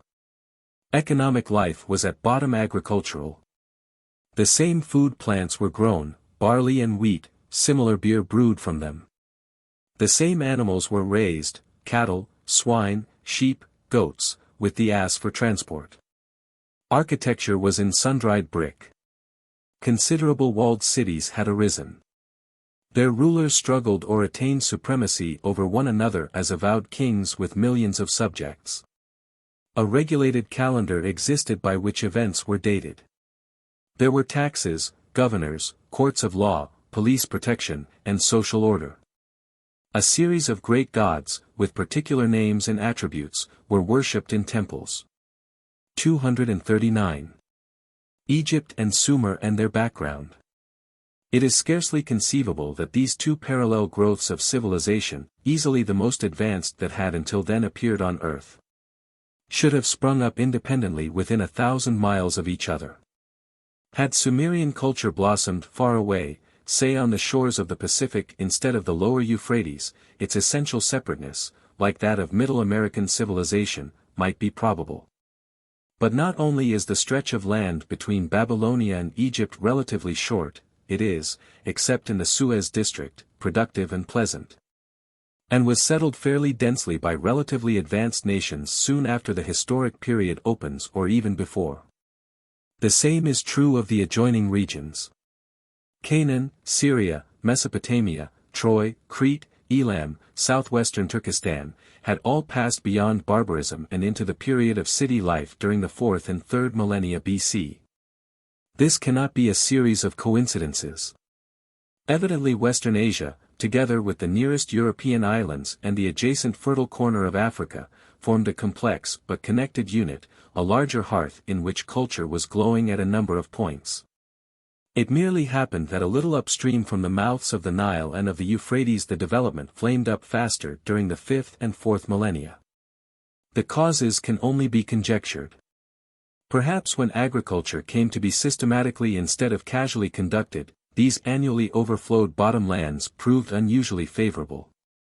Their population grew, necessitating fixed government and social order, which in turn enabled a still more rapid growth of numbers, the fuller exploitation of resources, and division of labor. This looks plausible enough.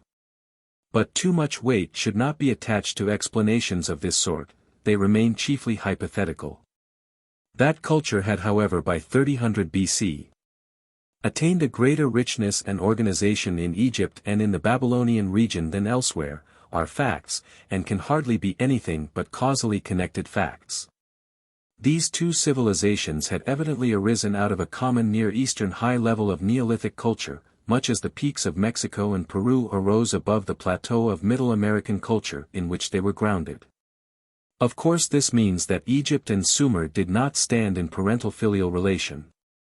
They were rather collateral kin, brothers, or better, perhaps, the two most eminent of a group of cousins. Attempts to derive Egyptian hieroglyphic from Babylonian cuneiform writing, and vice versa, have been rejected as unproved by the majority of unbiased scholars. But it is likely that at least the idea of making legible records, of using pictorial signs for sounds of speech, was carried from one people to the other, which thereupon worked out its own symbols and meanings. Just so, while the Phoenician alphabet has never yet been led back to either Egyptian, cuneiform, Cretan, or Hittite writing with enough evidence to satisfy more than a minority fraction of the world of scholarship. It seems incredible that this new form of writing should have originated uninfluenced by any of the several systems which had been in current use in the near neighborhood, in part in Phoenicia itself, for from 1 to 2 or 3,000 years. Such a view denies neither the essentially new element in Phoenician script nor its cultural importance. It does not consider the origin of the alphabet explained away by a reference to another and earlier system of writing. It does bring the alphabet into some sort of causal relation with the other systems, without merging it in them. It is along lines like this that the relation of early Egypt and Babylonia to each other and to the other cultures of the ancient Near East must be conceived. 240. Pre-dynastic Egypt. Egyptian civilization was already in full-blown flower at the time of the consolidation of Lower and Upper Egypt under the First Dynasty in the 34th century. Its developmental stages must have reached much farther back. Hieroglyphic writing, for instance, had taken on substantially the forms and degree of efficiency which it maintained for the next 3,000 years. An elaborate, conventional system of this sort must have required centuries for its formative stages. A non-lunar 365-day calendar was in use. This was easily the most accurate and effective calendar developed in the ancient world, and furnished the basis of our own. It erred by the few hours difference between the solar and the assumed year. This difference the Egyptians did not correct but recorded, with the result that when the initial day had slowly swung around the cycle of the seasons, they reckoned a Sothic year of 1,461 years. One of these was completed in 2781. Which gives 4241 BC as the date of the fixing of the calendar. This is considered the earliest exactly known date in human history. Of course, a calendar of such fineness cannot be established without long continued observations, whose duration will be the greater for lack of astronomical instruments. Centuries must have elapsed while this calendar was being worked out. Nor would oral tradition be a sufficient vehicle for carrying the observations. Permanent records must have been transmitted from generation to generation.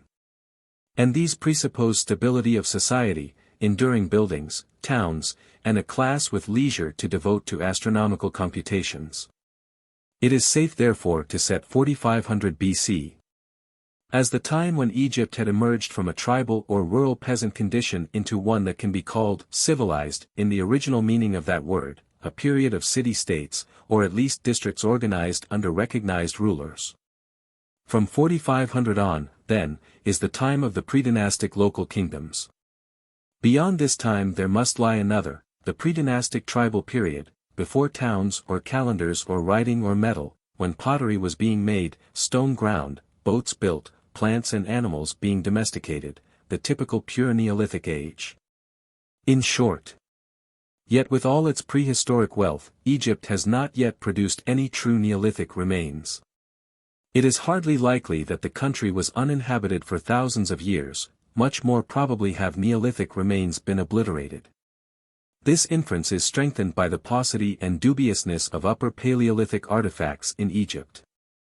Lower Paleolithic flint implements are abundant, just as are remains from the whole of the period of metals. What has happened to the missing deposits and burials of the Upper Paleolithic and Neolithic that fell between? Apparently they have been buried on the floor of the Nile Valley under alluvial deposits. The Eolithic and Lower Paleolithic implements are found on the plateau through which the valley stretches. Also cemented into conglomerate formed of gravel and stone washed down from this plateau and cut into terraces by the Nile when it still flowed from 30 to 100 feet higher than at present, and on the terraces. Just when these terraces were formed, it is difficult to say in terms of European Pleistocene periods, but not later than the third glacial epoch, it would seem, and perhaps as early as the second. As the Chaldean of Europe is put after the third glaciation in the chronology followed in this book, the antiquity of the first flints used, and perhaps deliberately shaped, in Egypt, is carried back to an extremely high antiquity by the specimens embedded in the terrace cliffs. About the time of the last glaciation, the Mousterian or end of the Lower Paleolithic in Europe, the Nile ceased cutting down through the gravels that bordered it and began to build up its bed and its valley with a deposit of mud as it does today. From excavations to the base of dated monuments it is known that during the last 4,000 years this alluvium has been laid down at the rate of a foot in 300 years in northern Egypt. As it there attains a depth of over 100 feet, the process of deposition is indicated as having begun 30,000 or more years ago. Of course no computation of this sort is entirely reliable because various factors can enter to change the rate. But the probability is that, other things equal, the deposition would have been slower at first than of late, and the time of the aggrading correspondingly longer. In any event geologists agree that their recent, the last 10,000 years or so, is insufficient, and that the deposition of the floor of the Nile Valley must have begun during what in Europe was part of the Worm glaciation. This is the period of transition from Lower to Upper Paleolithic, in Europe. The disappearance of Upper Paleolithic remains in Egypt is most plausibly explained by the fact that the Upper Paleolithic, just as later the Neolithic, was indeed represented in Egypt, very likely flourishingly. But that in the mild climate its artifacts were lost or interred on or near the surface of the valley itself and have therefore long since been covered over so deep that only future lucky accidents, like well soundings, may now and then bring a specimen to light. For the Neolithic, there actually are such discoveries, bits of pottery brought up from borings, 60 feet deep in the vicinity of one of the monuments referred to, 75 and 90 feet deep at other points in Lower Egypt. The smallest of these figures computes to a lapse of 18,000 years, nearly twice as long as the estimated age of the earliest pottery in Europe. It is always necessary not to lay too much reliance on durations calculated solely from thickness of strata, whether these are geological or culture-bearing. But in this case general probability confirms, at least in the rough. In 400 BC, when Egypt was beginning to use copper, Western Europe was still in its first phase of stone polishing. In 1500 BC, when Egypt was becoming acquainted with iron, Europe was scarcely yet at the height of its bronze industry. If the fisher folk camped on their oyster shells on the Baltic shores were able to make pottery by 800 BC, there is nothing staggering in the suggestion that the Egyptians knew the art in 16,000 BC. They have had writing more than twice as long as the North Europeans. The dates themselves, then, need not be taken too literally. They are calculated from slender even though impressive evidence and subject to revision by perhaps thousands of years. But they do suggest strongly the distinct precedence of Northern Africa, and by implication of Western Asia, over Europe in the Neolithic, as precedence is clear in the Bronze and Early Iron Ages and indicated for the Lower Paleolithic. If, accordingly, the beginning of the Early Neolithic, the age of pottery, be set for Egypt somewhere around 16,000 BC. About coeval with the beginning of the Magdalenian in Middle Western Europe, the full Neolithic, the time of first domestication of animals and plants and polishing of stone, could be estimated at around 10,000 BC. When Europe was still lingering in its Epipaleolithic phase. One can cut away several thousand years and retain the essential situation unimpaired. 8,000, or 7,000 BC, still leaves Egypt in the van. Helps to explain the appearance of Eastern grains and animals in Europe around 600 to 500 BC. And, what is most to the point, allows a sufficient interval for agriculture and the allied phases of civilization to have reached the degree of development which they display when the predynastic local kingdoms drift into our vision around 4500 B. C. A long full Neolithic, then, is both demanded by the situation in Egypt and indicated by such facts as there are. A long period in which millet, barley, split wheat, flax, cattle, sheep, and asses were gradually modified and made more useful by breeding under domestication. This full Neolithic, or its last portion, was the predynastic tribal age of Egypt, which, when it passed into the predynastic local kingdoms phase about 4500 BC, had brought these plants and animals substantially to their modern forms, and had increased and coordinated the population of the land to a point that the devising of calendar, metallurgy, writing, and kingship soon followed. 241. Culture growth in dynastic Egypt. The story of the growth of Egyptian civilization during the dynastic or historic period is a fascinating one. There were three phases of prosperity and splendor. The first was the Old Kingdom, 3000 to 2500, culminating in the fourth dynasty of the Great Pyramid builders, in the 29th century. The second was the Middle or Feudal Kingdom, with its climax in the 12th dynasty, 2000 to 1788. After the invasion of the Asiatic Hyksos in the 17th century, the new empire of the 18th and 19th dynasties arose, whose greatest extension fell in the reign of Thutmose III, 1501 to 1447. Although the country retained some powers of offensive for a couple of centuries longer, there followed a slow nationalistic decline, a transient 7th century conquest by Assyria, a brief and fictitious renaissance supported by foreign mercenaries, and the Persian conquest of 525 BC. Since which time Egypt has never been an independent power under native rulers. A waning of cultural energy, at least relatively to other peoples, had set in before the military decline. By 1000 BC. Certainly, by 1500 perhaps, Egypt was receiving more elements of civilization than she was imparting. She still loomed wealthy and refined in contrast with younger nations, but these were producing more that was new. Copper smelted from the ores of the Sinai Peninsula had apparently come into use by 4000, but remained scarce for a long time. The first dynasty had some low-grade bronze. By 2500 bronze containing a tenth of tin was in use. Iron was introduced about 1500 or soon after, but for centuries remained a sparing Asiatic import. In fact, the conservatism that was settling over the old age of the civilization caused it to cling with unusual tenacity to bronze. As late as Ptolemaic and Roman times, when the graves of foreigners abounded in iron, those of Egyptians were still prevailingly bronze-furnished. Quite different must have been the social psychology 3,000 years earlier. The first masonry was laid in place of adobe brick to line tomb walls in the 31st century, and within a century and a half the grandest stone architecture in human history had been attained in the Pyramid of Cheops. This was a burst of cultural energy such as has been equaled only in the rise of Greek art or modern science. Glass making seems to have been discovered in Egypt in the early dynasties and to have spread from there to Syria and the Euphrates.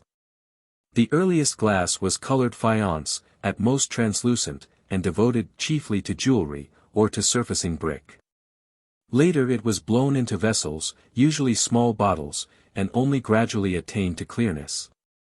From Western Asia the art was carried to Europe, and, in Christian times, to China, which at first paid gem prices for glass beads, but later was perhaps stimulated by knowledge of the new art into devising porcelain, a pottery vitrified through. The horse first reached Egypt with the Hyksos. With it came the war chariot.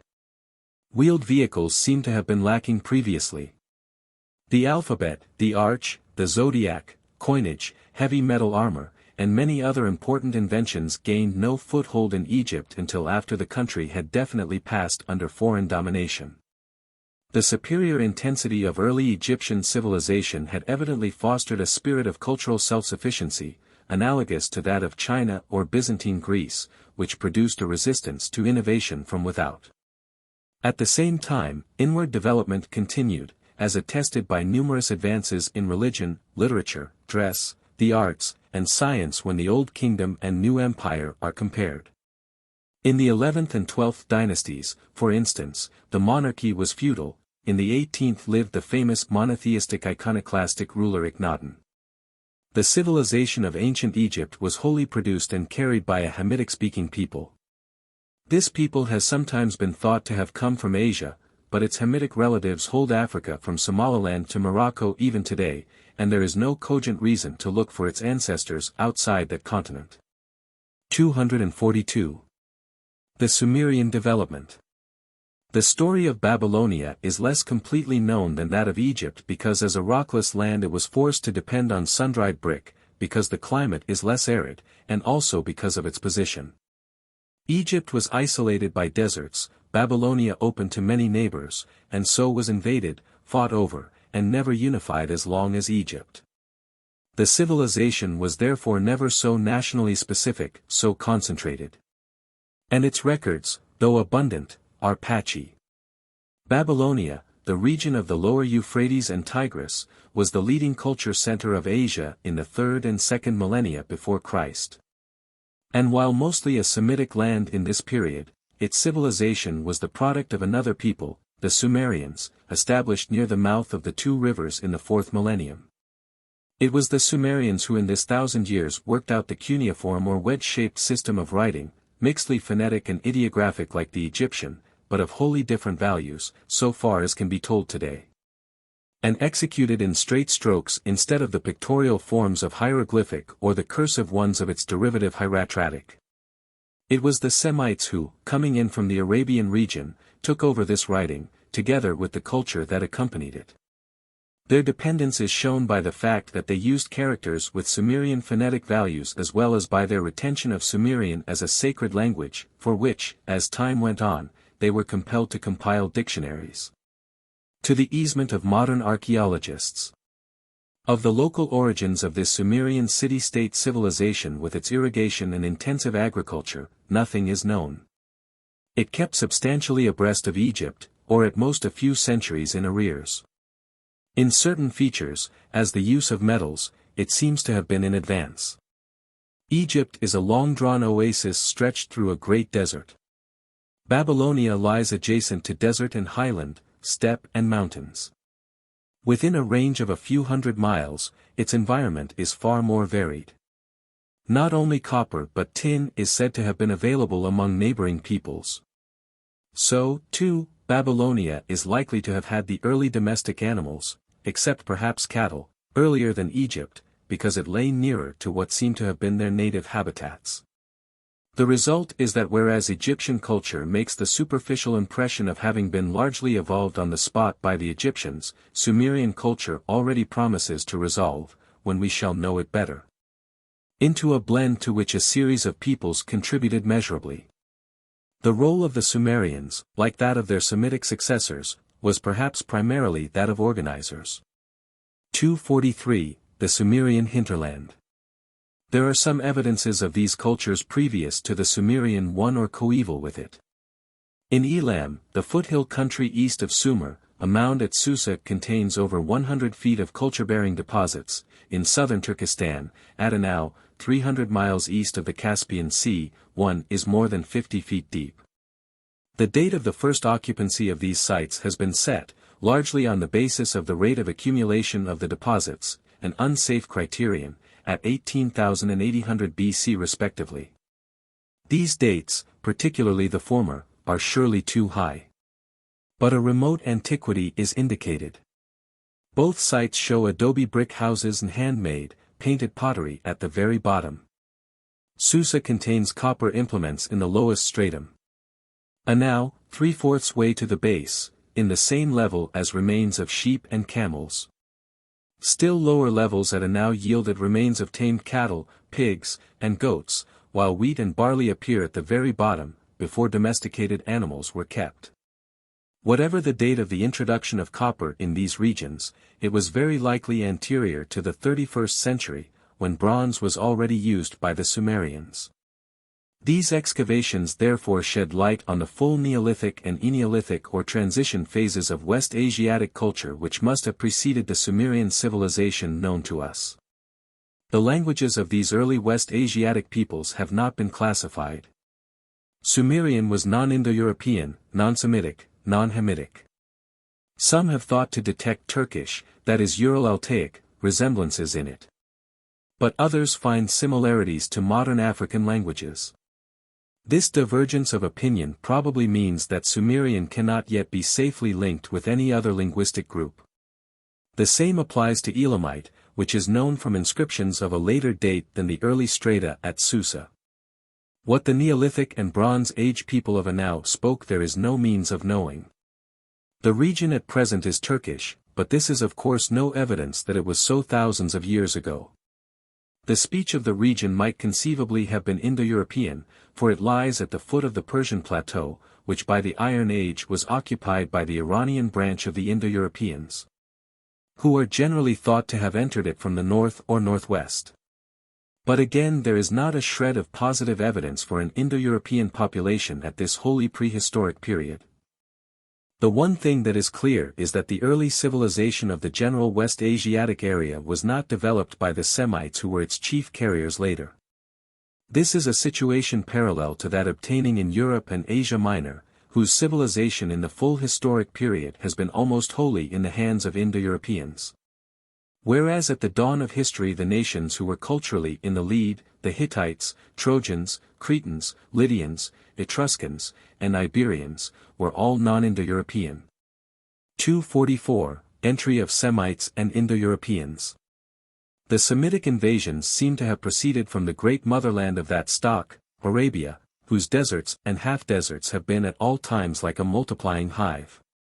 Some of the movements were outright conquests, others half-forceful penetrations, still others infiltrations. Several great waves can be distinguished. About 3000 there was a drift which brought the Akkadians, Sargon's people, into Babylonia, perhaps the Assyrians into their home up the Tigris, the Canaanites and Phoenicians into the Syrian region. About 2200 the Amorites flowed north, into Babylonia, where Babylon now sprang up and the famous lawgiver Hammurabi ruled, into Mesopotamia proper, and into Syria. Around 1400, the Arameans gradually occupied the Syrian district, and the Hebrews began to dispossess the Canaanites. Around 700 still another wave brought the Chaldeans into Babylonia, to erect a great Semitic kingdom once more, that of Nebuchadnezzar. Then, for more than 1,000 years, Arabia lay contained within herself, damned perhaps by the Persian, Macedonian, Parthian, and Roman empires, until in the 7th century after Christ Mohammedanism led forth her peoples. A much earlier movement, at an unknown time, had brought the forefathers of the Abyssinians across the mouth of the Red Sea into Africa, and the Hyksos who overthrew the Middle Kingdom of ancient Egypt may have been Semites. The Indo-Europeans entered Southwest Asia later and permeated it more locally than the Semites. Soon after 2000 the Kassites or Kassians intruded into Babylonia, they seem to have been Indo-Europeans, perhaps Iranians. Around 1500 the Mitanni were a power on the upper Euphrates between the Assyrians and the Hittites of Asia Minor. Their personal and god names as preserved in Assyrian cuneiform inscriptions show them to have been an Iranian people. The latter are not recognizably referred to in their permanent home on the Iranian plateau until about 1000, but may well have settled there 1,000 years earlier. Their close relatives, the Indic branch, are believed to have begun their entry of India about 2000 to 1500 BC or soon after. 245, Iranian peoples and cultures. By the 7th century BC, the Iranians were civilized and strong enough to participate in the overthrow of Semitic Assyria, whose principal inheritors they became. From then on for over 1200 years, with only a century of interruption due to Alexander and his successors, a succession of Iranian powers dominated not only the plateau but Babylonia and Mesopotamia, Medes, Achaemenian Persians, Parthians, Sasanian Persians. A strong national consciousness was evolved and reinforced by a national religion. Zoroastrianism, Magism, fire worship, the Avestan faith, are some of its names. This Iranian religion endured nearly 3,000 years, and still survives among a shrunken number of followers, notably the emigrant Parsis, that is, Persians, of India. And its basic ideas of the eternal conflict of good and evil, truth and lie, and of a single supreme deity of righteousness, have influenced many other cults, including Christianity.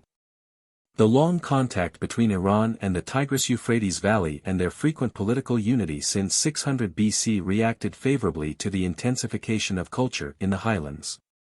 With the result that when the Arabs and later the Turks broke from their marginal homes into the old civilized parts of Western Asia, they absorbed heavily from the long-established cultures of Iran. Much of Arab and Turkish civilization is really Persian, and goes back ultimately to Semitic Babylonian and Sumerian origins. Soon after the Iranians pushed southward out of the steppe onto the plateau east of the Caspian, other Indo-Europeans drove southward west of the Caspian and Black Sea. The Armenians into the seats which they have held ever since, the Kardachoi into the Kurd country, tribes allied to the Balkan Thracians and the Phrygians into Asia Minor. The centuries before and after 1000 BC were the period of these movements, all of which failed to penetrate as deeply into the heart of the West Asiatic cultural center as had the Semitic inflows. Nor was the Indo-Europeanization of all the newly occupied territories as permanent as the corresponding Semitization. Asia Minor, which is now prevailingly Turkish, is the one area of consequence that in the historic period has been de-Indo-Europeanized in speech. 246. The composite culture of the Near East. In this western end of Asia, then, from the Hellespont to Persia and from the Caucasus to the Arabian Desert, beginning 5,000 years ago and probably more, a motley of nations was thrown together, autochthonous peoples of several sorts, Semites, Indo-Europeans, possibly Ural-Altaians. Their contacts enabled each to acquire many of the new devices developed by the others, to combine these with their own attainments, and thus to be a source of culture stimulation over again for the others. The largest tract of rich lowland in the area was the Fertile Crescent which bowed from Jerusalem northward and eastward into Mesopotamia and then down the course of the Tigris and Euphrates to their mouths, and here, for several millennia, civilization tended to advance most intensively. Within this crescent, again, its southeastern end, the drainable and irrigable alluvial plain of Babylonia, averaged in the lead from the earliest known Sumerian times until shortly before the Christian era. Yet political dominance often shifted elsewhere, to Egypt, which conquered to the Euphrates in the 15th century BC, to the Hittites of Asia Minor in the 14th and 13th. To the Assyrians of the Middle Tigris in the 12th and 11th and again in the 8th and 7th centuries. Culturally, too, almost every one of the many nations or tracts comprised within the West Asiatic area developed a degree of independence, each added features or modified those which it borrowed. Each gave to its local civilization a cast of its own, without losing touch with the others. 247. Phoenicians, Arameans, Hebrews. Thus, the Phoenicians, or some Semitic people closely related and geographically near them, by 1000 BC, developed, presumably out of one of the several partphonetic or syllabic writings in use about or among them, the true alphabet. In the 2 or 3 centuries following, they established a commercial and maritime supremacy over the Mediterranean that led to the founding of Carthage, direct trade as far as Spain and indirect to Britain, and transmission of the alphabet and other knowledge to the Greeks. Another trading people, although an inland one, were the Arameans, Semites of the same wave as the Hebrews but established north of Palestine in Syria, with Damascus as their greatest center. Never more than a secondary political power, they penetrated other countries peacefully, brought in their system of measures and weights, their writing, and even their language. Assyria had become half Aramaic speaking by the time of her fall, and the everyday language of Palestine in the days of Jesus and for some centuries before was Aramaic. Aramean script, a cursive form of the Phoenician alphabet, gradually replaced cuneiform writing, first for business and then for official purposes, throughout Western Asia and beyond. In the 14th century, the Syrian and Palestinian city rulers had written their reports and dispatches to the Egyptian overlord in cuneiform, which a corps of clerks in the Foreign Office or Dependencies Department at Tel El Amarna transcribed into hieroglyphic or hieratic. In the 4th century, Persian officials were employing Aramean for official communications. As the cuneiform more and more died out, derivatives of Aramean became the alphabets of Persia, of at least part and possibly the whole of India.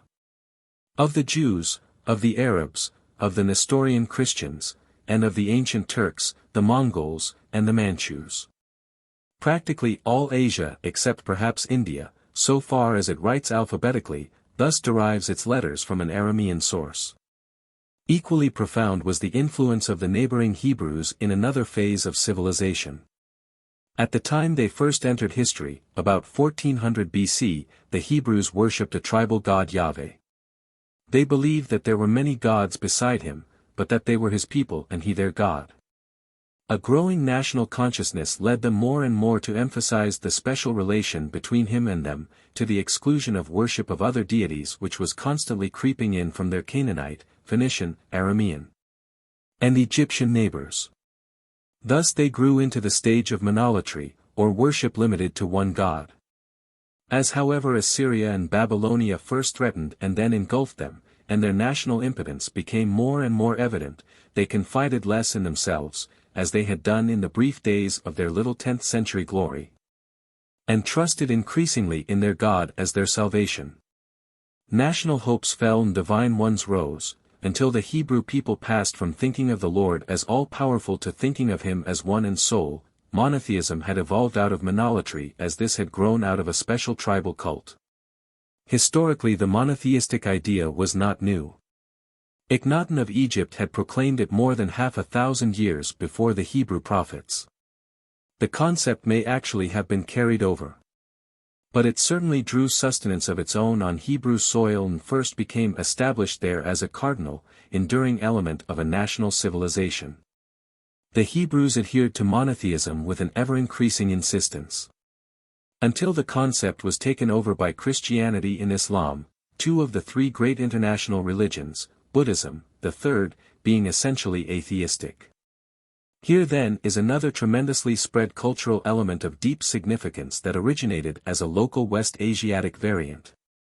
248, Other contributing nationalities. Almost every people in the area, in fact, made its special contribution. In Asia Minor evolved the concept of a great primal mother goddess, known to the Greeks as Cybele. Lydia, in Western Asia Minor, coined the earliest money about 700 BC. Some people near the Black Sea and Eastern Asia Minor seem to have been the first to develop the working of iron and perhaps of steel. The Kassites from the north or east probably introduced the horse into Babylonia, soon after 2000 BC. Thence it spread, as the animal of royalty, aristocracy, and the special arm of chariot warfare, until it reached Egypt some 300 years later. The first domestication of the horse was apparently in Central Asia. The transmission to Europe may have been direct rather than through Mediterranean Asia. The camel had been tamed earlier, also in Central Asia. Its remains appear in Turkestan in the Copper period. And in Israel the Arab Midianite raiders whom Gideon defeated rode camels, while some generations later, in David's time, about 1000 BC, horses were still scarce. 249. Aegean civilization. On the island of Crete, almost equidistant from Asia, Africa, and Europe, there began to grow up with the introduction of bronze, about 3000 BC. A civilization most of whose elements were imported, but which added to them and molded the whole of its mass with unusual originality. Three great periods, named the early, middle, and late Minoan, after the legendary Cretan king Minos, are distinguishable in the abundant remains which excavation has brought to light. Each of these is divisible into three subperiods designated 1, 2, 3. At some sites, such as Knossos, the remains of successive subperiods are separated by layers of packed-down earth deposited when an old settlement was obliterated and serving as floor for the next occupation. Underneath the Bronze Age deposits were thick strata from the Neolithic, with unpainted pottery. With the early Minoan, about 3000 BC. Painted pottery as well as bronze came in, to be followed by the potter's wheel and a system of hieroglyphic writing unrelated to the Egyptian. In the Middle Minoan the pottery became polychrome, palaces were built, art took a remarkable naturalistic turn in pottery and fresco painting and carving, and the hieroglyphics evolved into a linear, probably syllabic, script. The beginning of the late Minoan, from the 16th to the 14th century BC, saw the culmination of Cretan civilization. Then something violent happened, the palaces were destroyed, and after a brief decadence Minoan culture passed out at the arrival of the first of the historic Greeks, at the opening of the Iron Age, about 1250 BC. The Minoans left no chronology of their own and their writing is unread. But datable Egyptian objects found in Cretan strata of identified period, and Cretan objects characteristic of particular periods found at datable Egyptian sites as the result of trade, have made possible an indirect but positive chronology for Minoan culture. The second subperiods of early, middle, and late Minoan respectively were contemporary with the 6th, 12th, and 18th dynasties on the Nile. From 2000 BC on, Minoan dates are therefore reliable within a century and sometimes less. Industry, commerce, games, a light, practical style of architecture, above all a graceful realistic art, flourished particularly from Middle Minoan III to Late Minoan II. There was evidently considerable wealth, a leisure class, and life was prevailingly peaceful and surrounded with charm. The Minoans were a Caucasian people of Mediterranean race. Their language is unknown, but seems to have been distinct from the later Greek, and therefore probably non-Indo-European. When their home power crumbled, a fragment appears to have taken refuge in Asia and founded the Philistine cities which for a time pressed the tribal Hebrews and which gave their name to Palestine. A related culture appears in the ruins of the successive cities of Troy, on the islands of the Aegean Sea, and in mainland Greece, where it has been called Mycenaean, after the citadel and town attributed to Agamemnon. Aegean perhaps is the name least likely to confuse, for this larger culture of which the Cretan Minoan was long the most illustrious representative. The outlines the principal correlations. The 13th century brought the Greeks, then a rude, hardy, and at first non-maritime people, fighting their way south and wrecking or sapping the Aegean civilization. Culture lost its bloom, life became hard, the outlook contracted. Art shriveled into crude geometric ornamentation, the forms became childishly inept, intercourse with the Orient sank to a minimum, and when trade and foreign stimulation revived they were at first in Phoenician hands. It is not until the 7th century that true history begins in Greece, and in the main only to the 6th that the rudiments of that characteristic Hellenic philosophy, literature, and art can be traced, which were released after the Persian Wars early in the 5th century. Yet the 500 and more years of dark ages between Aegean and classic Greek civilization did not entail a complete interruption. The Greek often enough smote the Mycenaean or Minoan. More often, perhaps, he settled alongside him, possibly oppressed him, but learned from him. He choked out Aegean culture, but nourished his own upon it. The Homeric poems, composed in Greek during this period of retrogression, picture a civilization essentially Aegean, and along with them much other cultural tradition must have been passed on. At any rate, when Greek culture re-emerged, it was charged with Oriental elements and influences, but perhaps even more charged with Aegean ones. Its games, its unponderous architecture, its open city life, the free quality of its art, its political particularity, its peculiar alert tenseness and feeling for grace, had all flourished before on Greek soil. Their flavor is un-Asiatic and un-Egyptian of whatever period. We have here another instance of the tenacity of the attachment of cultural qualities to the soil. Of the faculty, at once absorptive and resistive, that for thousands of years, however inventions might diffuse and culture elements circulate, succeeded in keeping China something that can fairly be called Chinese, India Indian, Egypt Egyptian. The northwest and southwest of America northwestern and southwestern respectively. In a degree even kept Europe, so long culturally dependent on the Orient, always European. 250. Europe. With Greece we have entered the realm of what is conventionally regarded as history. For the rest of Europe, prehistoric archaeology and its record of illiterate peoples abut so closely on history in the ordinary sense, that a tracing of the transition takes one promptly into documentary study. There is much in this early historical field that is of anthropological interest, and just back of it lies more that is specifically so, where the round-headed peoples came from who began to appear in Europe during the Neolithic. Whether peoples like Ligurians, Sicilians, Scythians, were Indo-Europeans or not, and of what branch, where the blonde Nordic type took shape and whether it originally spoke dialects of the Germanic group. Who built Stonehenge and the other megalithic monuments of Western Europe, where the first home of the Indo-Europeans lay. But such problems are intricate, and usually answerable, if at all, from stray indications scattered among masses of literary and historical data controllable only by the specialist, whose primary interests tend in other directions. Where these documented indications fail, the problems become speculative. We have no clear record of any indubitable Indo-European people, in or out of Europe, before the second millennium BC. When they appear in history, they are already differentiated into their familiar main divisions. The Bronze Age Scandinavians seem likely to have been Indo-Europeans and perhaps of the Germanic branch. For the Neolithic an identification would be mere guessing.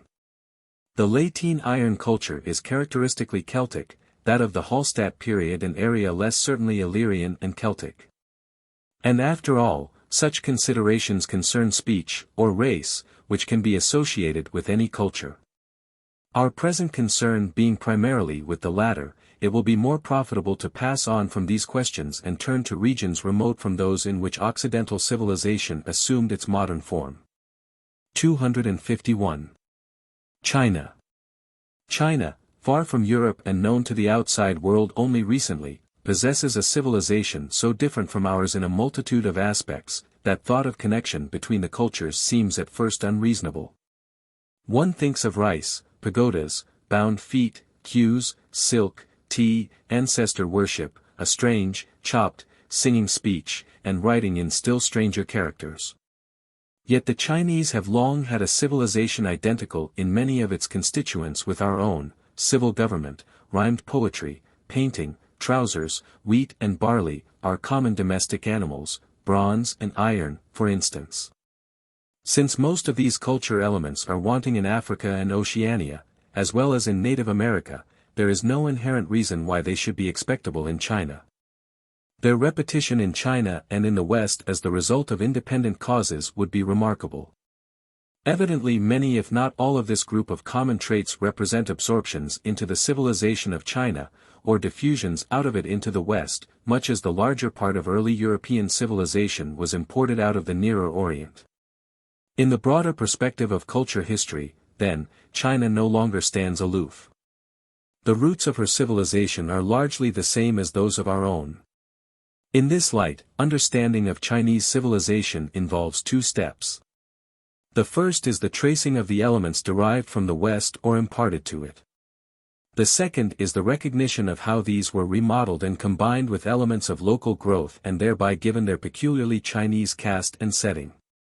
Authentic historical records of China go back only 3,000 years, and her archaeology is little known.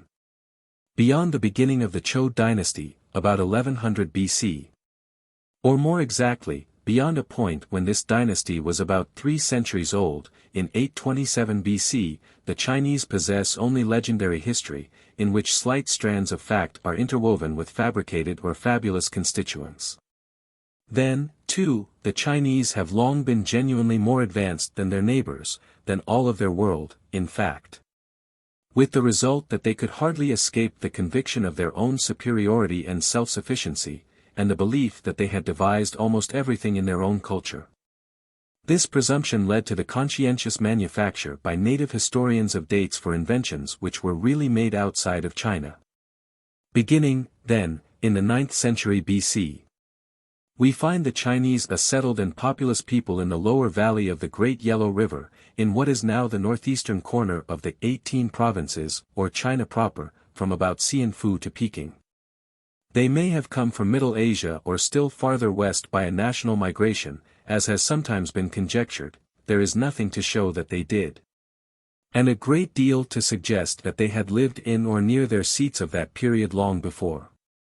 It is difficult to imagine that the Chinese could have moved out of Central Asia without leaving a part of their number behind, or without leaving conspicuous traces of their culture among their former neighbors. Of this there is no evidence. For one of the most advanced peoples of its time to remove itself and its civilization complete and unimpaired would be without parallel in history. And indeed is inconceivable as soon as one turns from the vague idea to face specific details of the process. Nevertheless, the Chinese as we first know them had the principal grains and tamed animals, the metals and plough and wheel of contemporary Eastern Asia and Europe. While it is scarcely thinkable that this great complex of culture traits should not have been due to connections with the West, there is every probability that these connections were of the sort that have been traced so frequently in foregoing pages, diffusions unaccompanied by populational drifts, or at least in the main independent of them. When it is recalled that Western Turkestan held cereal-growing and animal-raising inhabitants far back in the Neolithic, and that the Bronze period is definitely represented in Siberia, such transmission will not seem far-fetched. It is also well to remember that all through the historic period Central Asia contained farming populations, cities, traders, and skilled artisans. Some measure of which evidences of higher culture it is only necessary to project a few thousand years backward to complete the link in the cultural chain between China and the West.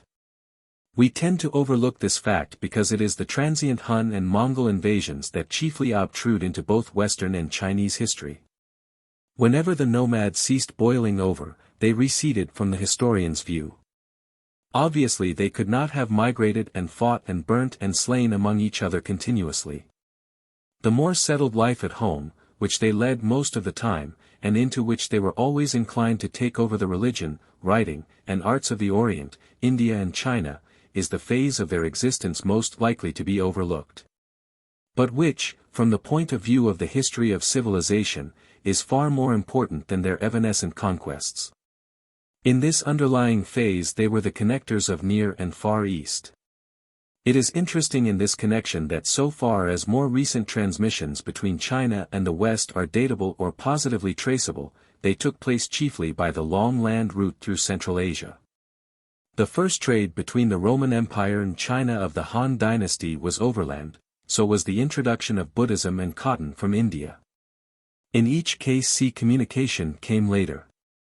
It was scarcely before Mohammedan times that ocean trade between China and the West became important.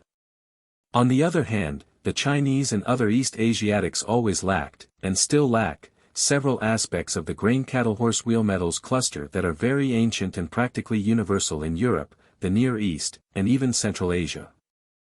They do not use milk or its products, wool, nor bread leaven. It has been suggested that the cluster was transmitted to China before these traits had been added to it. And that when they finally might have reached China, they found its people satisfactorily established in a culture containing substitutes for these traits, and therefore resistive to them.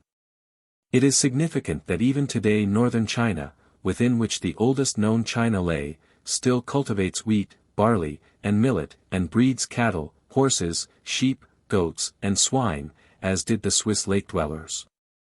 Whereas in southern China the typical grain and animal are rice and the buffalo, as in Indochina and Malaysia. There are evidently two fundamentally distinct economic systems here, characteristic respectively of Europe and West and North Asia, and of Southeastern Asia, and evolving in the main independently. The first civilized China, that of the Zhou period, that which produced Confucius as its literary standardizer, and has chiefly shaped Chinese traditions and institutions ever since, belonged to the Great Northern and Western cycle. Was in fact its easternmost outpost. This brings up the question whether Chinese writing could not also have sprung from a Western source, notably the Sumerian cuneiform, which it superficially resembles in its linear, non-pictorial strokes, and in its mixed ideographic phonetic method. The connection has indeed been asserted, but no satisfactory evidence of specific correspondences has been adduced. The most that it seems valid to maintain is that a remote connection is thinkable. A connection not extending beyond a limited number of characters or the idea or method of writing. The earliest Chinese characters preserved on bronzes are nearly 2,000 years younger than the most ancient inscriptions of the system which developed into the classic cuneiform. Both systems are fairly crystallized when they first come to our knowledge. Their formative stages, in which such connection as they might have would be most apparent, are obscure. It is well to remember that cuneiform and Egyptian hieroglyphic, which were virtually contemporaneous and much nearer to each other geographically, have not yet been brought into specific relation as regards their origins. 252. Growth and spread of Chinese civilization.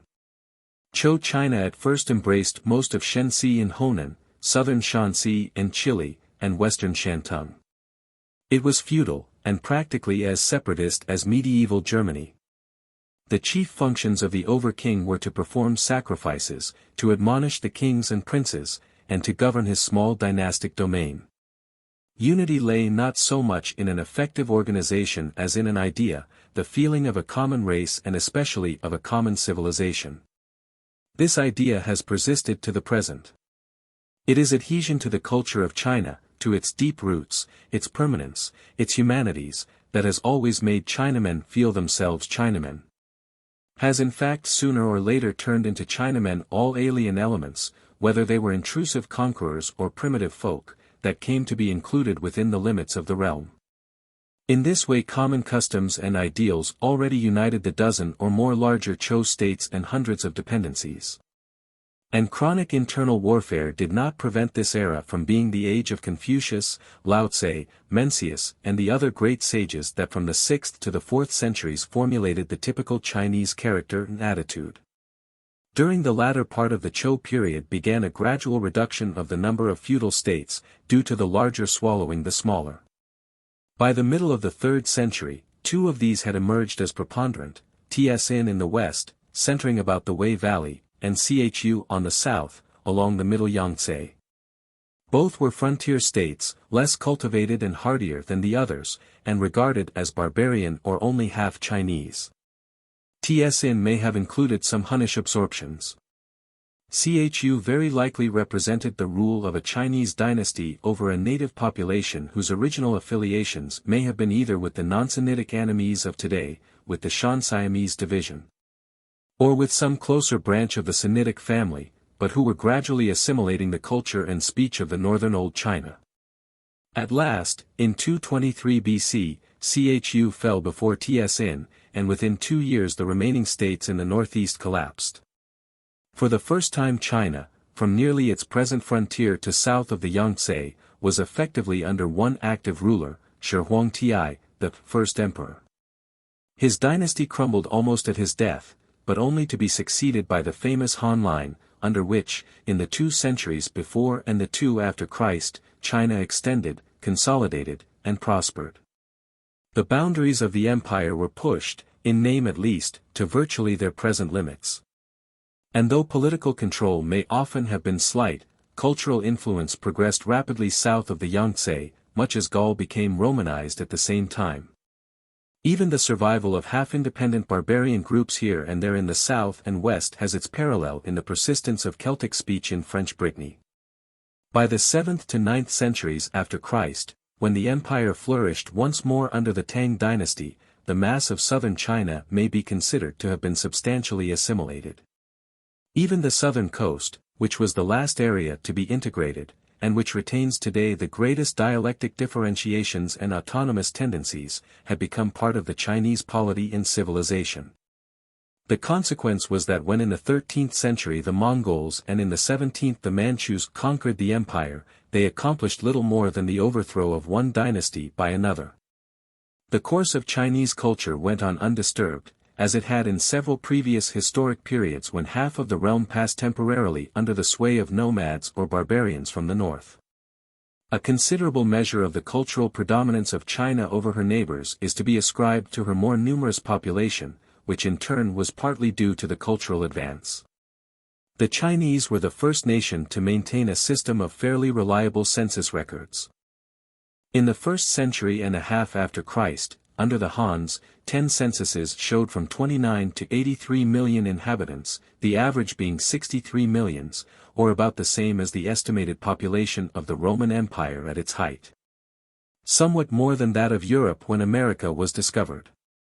1,000 years later, between 1021 and 1580, 8 censuses yielded from 43 to 100 millions, with an average of 62 millions.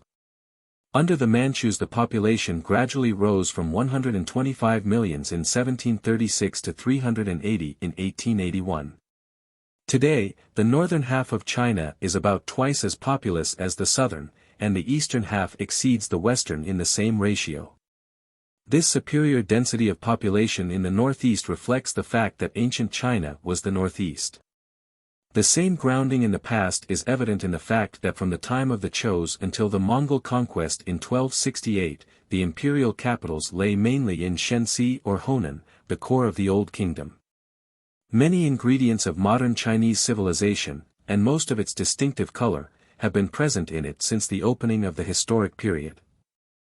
Such are the use of hemp and silk as the typical textile materials, of jade as the precious stone of the nation, the tremendous, lifelong moral authority accorded to parents, and the associated worship of ancestors, the unusual respect and rewards for learning, a professed contempt for war and emotional activity, aversion for mythological and metaphysical, scientific, or any other sort of speculation, and coupled there with an unflagging interest in practical ethics, in the cultivation of character, in the finer shaping of the relations of individuals.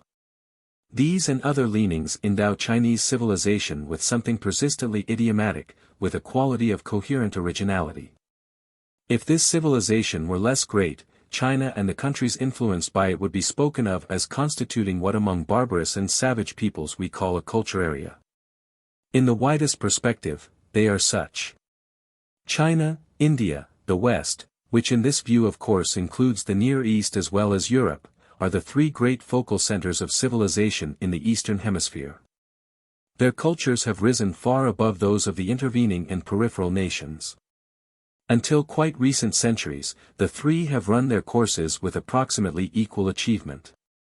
And while exchanging elements since prehistoric times, they have each molded both what they borrowed and what they devised into a unified and distinctive design, have stamped it with original patterns.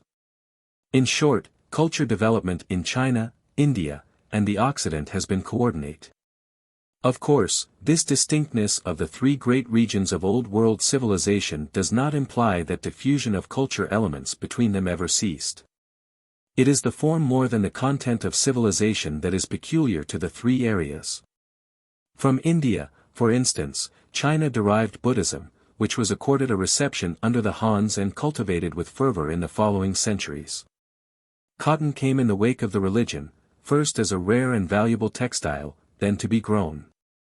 The West, within the historic period, gave glass and perhaps the impulse toward a Chinese invention, porcelain, a glaze through pottery. In recent centuries the West acted as transmitter for several elements of American origin, tobacco, for example, and maize, which quickly became an important food plant in parts of China. There have even been reimportations. Gunpowder is said to have been used for fireworks in China in the 5th century, for war in the 12th, but its employment for the propulsion of missiles from firearms is due to introduction by the Altaic nations in the 15th century. From the 4th century BC on, there are repeated references in Chinese sources to the magnetic needle and to south-pointing chariots, apparently a compass-like device used on land, though probably only as a mechanical toy. Then the needle was applied to geomantic purposes, until Arab or other foreign sailors took it up as a true mariner's compass, and in the 11th or 12th century reintroduced it to the Chinese as an instrument of navigation. Nor was civilization as stagnant in China as the outsider is likely to think, who becomes aware first of all of its persistent native flavor. The old war chariot, for instance, went out of use about contemporaneously in China and the West. Printing from engraved blocks was in vogue in the 6th century after Christ, from movable clay types in the dynasties between the Tangs and the Mongols, from metal types not much later. Since the art was established among the imitating Koreans in the 15th century. A system of classifying the numerous characters was invented before the Tangs, the modern one of grouping them according to 214 radicals, under the Mings. True encyclopedias were first compiled in the 14th century, 400 years earlier than in the West. The system of awarding office on the basis of literary examinations took root under the Hans and became organized under the Tangs. The earliest poetry, 3,000 years ago, was rhymed, and had 4 or 5 monosyllabic words in the line. In the Tang time, the line became extended to 7 words. And still later was the origin of the peculiar rhythm of alternating tones, a system by which every other word was one bearing the even tone and those between any of the other tones. Paper making is said to date from the Hans, and paper money was first issued, disastrously as in some of the first Western attempts, under the Mongols. These and dozens of other instances that might be compiled exemplify, as does the history of ancient Egypt, that even those cultures constantly move to which one is tempted to apply the stigma, conservative, or tradition-bound. 253. The Lolos. Scattered in the mountains of southern and western China are a number of barbarous, semi-independent peoples of distinctive ways and speech who maintain their national or tribal status. They seem on first contact to promise a picture of the pre-Chinese culture of the area, but examination shows their customs to be a blend of primitive and advanced, ancient and recent elements. The Lolos of Sichuan may serve as an example. They eat meat from their herds, use no milk, but wear woolen clothing. They grow neither cotton nor rice. They raise oats, buckwheat, maize, and potatoes. 2 of these plants are of North or West Asiatic origin, the others are American. Plows are used. Houses are of lashed bamboos, and raincoats of palm fiber. No pottery is made, but iron is worked into weapons and tools by native smiths. The Lolos are warlike. They fight like Malaysians with lance and sword. They are organized, feudally, into nobility and commoners, with tribal heads or lords. They marry cousins. Religion resembles that of the more backward Indo-Chinese and Malaysian peoples. Sorcerer priests cure disease. Sacrifice animals for their blood, the flesh being eaten, offer also fermented liquor, divine the future by observing parts of the sacrificed animals, the cracks that develop in heated shoulder blades. There is a native system of writing, which seems to derive from Chinese stimulus, if not sources. It is obvious that this culture has fused together very old elements that are characteristic of Southeastern Asia, with elements that have flowed in from remote sources or during the most recent centuries. It is also clear that certain ingredients of Chinese culture have been freely absorbed and others rejected by this mountain people. Such cultures as that of the Lolos may be described as internally marginal or peripheral. They differ from externally marginal cultures, like those of the Bushmen, Australians, Fuegians, in that the latter, on account of their geographical remoteness, have retained their ancient level with relative purity. Included marginal cultures, on the contrary, being of necessity exposed to subsequent influences, are regularly a mixture of belated and recent ingredients, no matter how well integrated these may have become. 254. Korea. Korea has repeatedly been under the political authority of China, more often autonomous, but for 3,000 years has been dependent on China culturally. Non-Chinese influences have also reached it, such as an alphabet of Indian origin, and probably the earliest iron industry came in from Altaic sources.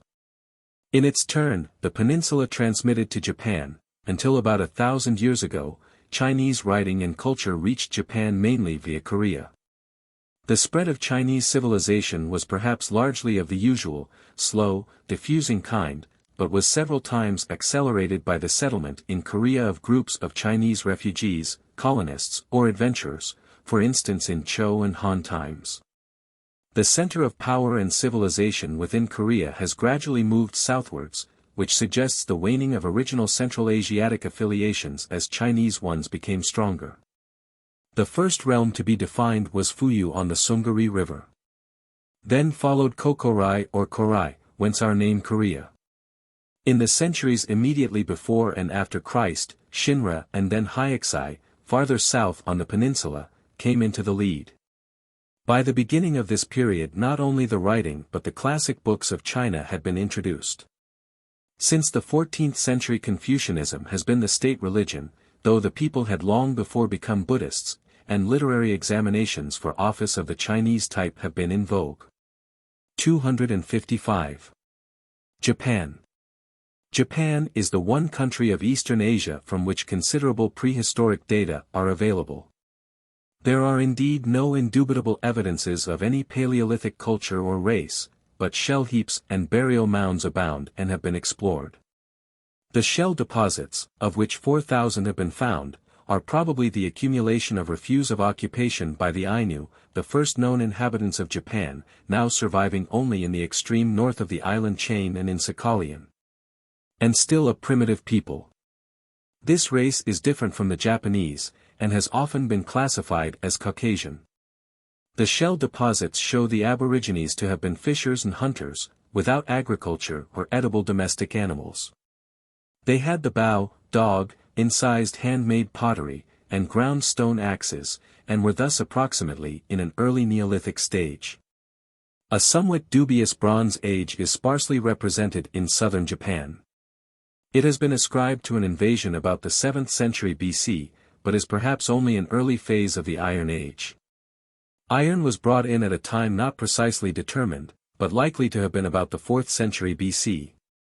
By the so-called Yamato people, evidently the ancestors of the Japanese of today, who seem to have come from Korea and at any rate occupied the southern islands first.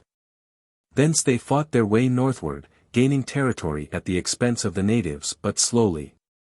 15 centuries ago the northern third of the main island was still in Ainu possession.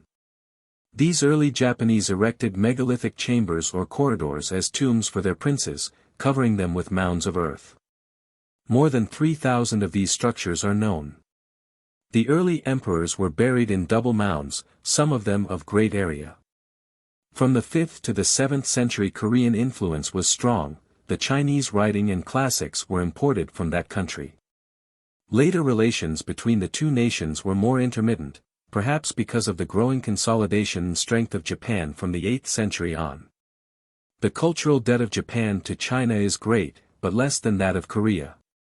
The Japanese added 47 purely phonetic syllabic characters to the Chinese writing, in order to represent their own proper names, grammatical forms, and the like. These characters would have sufficed for a simple, efficient, and purely native script, but have remained a mere supplement to the ideographic Chinese system. The Mandarin and examination system of China were never taken over by the Japanese, who clung to their feudal customs more than 2,000 years later than China. The ancestor worship of the Chinese and the official Confucian religion also did not become established in Japan, the state cult being Shinto, the crystallization of a primitive set of rites and of a mythology which has parallels in the Occident. In the East Indies and Oceania, and even in North America, rather than in China. An early Malaysian strain in both Japanese race and culture has been alleged, but this is a subject on which more evidence is needed. Japanese speech does not elucidate the origins of the nation, the language, like that of Korea, not being determined as related to any other. The physical type, on the other hand, and this applies also to Korea, is allied to that of China. 256. Central and Northern Asia. It has become a habit to regard Central and Northern Asia as a hive for humanity, as the area from which nations and races have chronically swarmed. Whenever the origin of a people remains obscure, be they Neanderthals, Alpines, Sumerians, Chinese, Japanese, Aryans, or what not, someone propounds the convenient hypothesis of deriving them from this vast interior land. Which in many cases amounts to an explanation of the half-known by the unknown. Of late there has been added the fashion of attributing the expansions to climatic drying up of Central Asia, which forced the population out. There appears to be considerable evidence of such progressive desiccation. But its degree, and still more the extent of its influence upon culture and emigration, remain to be ascertained. A more balanced view would concede the recurrence and occasional destructiveness of the invasions out of Central Asia, but would view them rather as transient and relatively superficial phenomena from the point of view of civilization.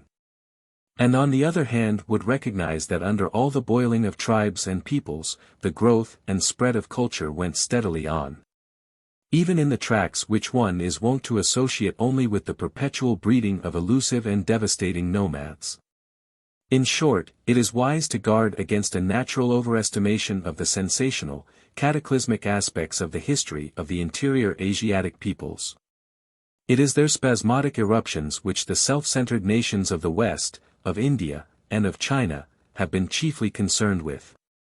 Their attempts at achieving stability, their increments to the world's culture, their role as peaceful transmitters, have lain at home, largely out of vision of the peoples clustered about the foci of civilization. It may be added that the temptation to the outsider to burst by force into the seats of wealth and splendor as soon as firmness of guard slackens, is not confined to Ural-Altaians, but is ever present in history. Amorites, Hebrews, Arabs, Ethiopians, Libyans, Greeks, Celts, Germans, Hindus, and Malays have all played this part at one time or another. Semite, Hamite, and Aryan are no different in such regard from Ural-Altaian, except that in the short span conventionally known as history the former have happened more often to be the ins and haves, the Central Asiatics the outs and have-nots. Further, the destructive effect of nomad migrations, even where accompanied by mass settlement of population, is everywhere transient so far as civilization is concerned. Hebrew and Hellenic, Arab and Germanic tribes did crash cities and empires before them, but they tore down only what was already moribund, and brought in new systems of thought, new methods of feeling and organization, which, however crude at first, soon added new qualities to culture. The chief distinction of the North Asiatics is that, excepting some terror-striking massacres, they were both less subversive and less constructive culturally than Semites and Indo-Europeans. They barely dented the civilization of the West as they barely dented that of India and China. If Russia is backward as compared with Western Europe, it is not from having been Tatar-ruled a few centuries, but because Russia has long been peripheral to the Mediterranean focus of civilization and therefore chronically belated. It was the very thinness of her culture that made medieval Russia succumb to the Mongol wave which pounded vainly against the more consolidated civilization of Central Europe and quickly drew off. To define the exact contribution of the North Asiatics to civilization is difficult, partly because of the comparative paucity of available archaeological and historical records. Partly because their habitat did not contain one of the greater hearths of civilization at which its most distinctive forms were sweated out. The area has always been relatively though not extremely peripheral.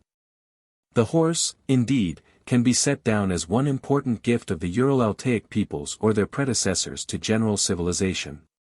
It is only in Central Asia that a wild horse, not a tame breed that has run wild, is to be found. And it seems to have been from the north that soon after 2000 BC the animal was introduced into Mesopotamia and India. Biological considerations also point to interior Asia as the most likely area of first domestication of several of the earlier fundamental animals of culture, especially the sheep and goat. The comparatively advanced culture of Anau in Turkestan in the Neolithic and early Bronze periods is also significant, even though this site lies only just within the Great Steppe and Plateau country. Some of the jade and jade-like stone used for tools and ornaments in the Swiss lake dwellings appears to have come from Inner Turkestan. The probability of the Central Asiatic peoples having been the transmitters of metals, cattle, grains and other important groups of culture elements from the Near to the Far East has already been mentioned. As has the established trade between China and the Mediterranean world in Roman times. Indeed, the very character of the country and cultural conditions which favored a considerable degree, though not an absolute prevalence, of nomadism in interior Asia, seem also to have fostered, in many periods, a longer range of trade than flourished elsewhere. Finally, it appears that the Turks and Mongols had at least a hand in the early use of gunpowder for firearms, and, as already mentioned, the first state paper money, that of China, was issued by a Mongol dynasty.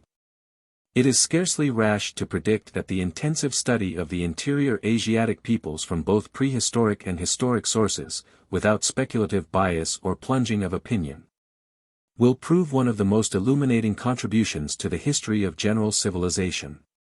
The original unity of the Ural-Altaians, with the Turks, Mongols, and Tungus Manchu as the Altaic or definitely Asiatic group, Finno-Ugrians as Uralic or Eurasian, and Samoyeds as specifically Arctic representatives, is accepted on linguistic grounds by almost all authorities in the field.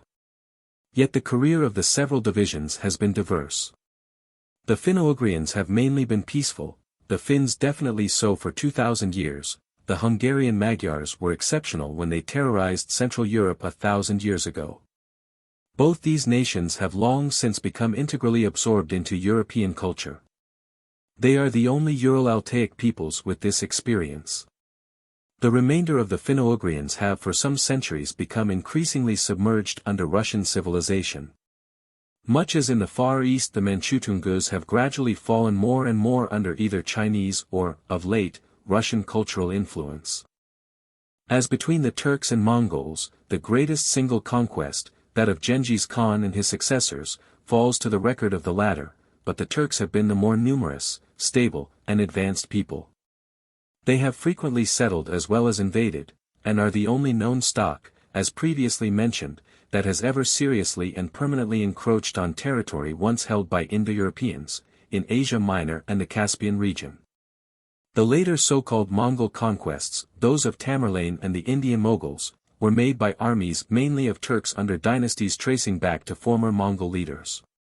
The Turks in general have inclined to Mohammedanism on coming into contact with the world religions, the Mongols to Buddhism, although Christianity in its Nestorian form once made considerable numbers of converts among both.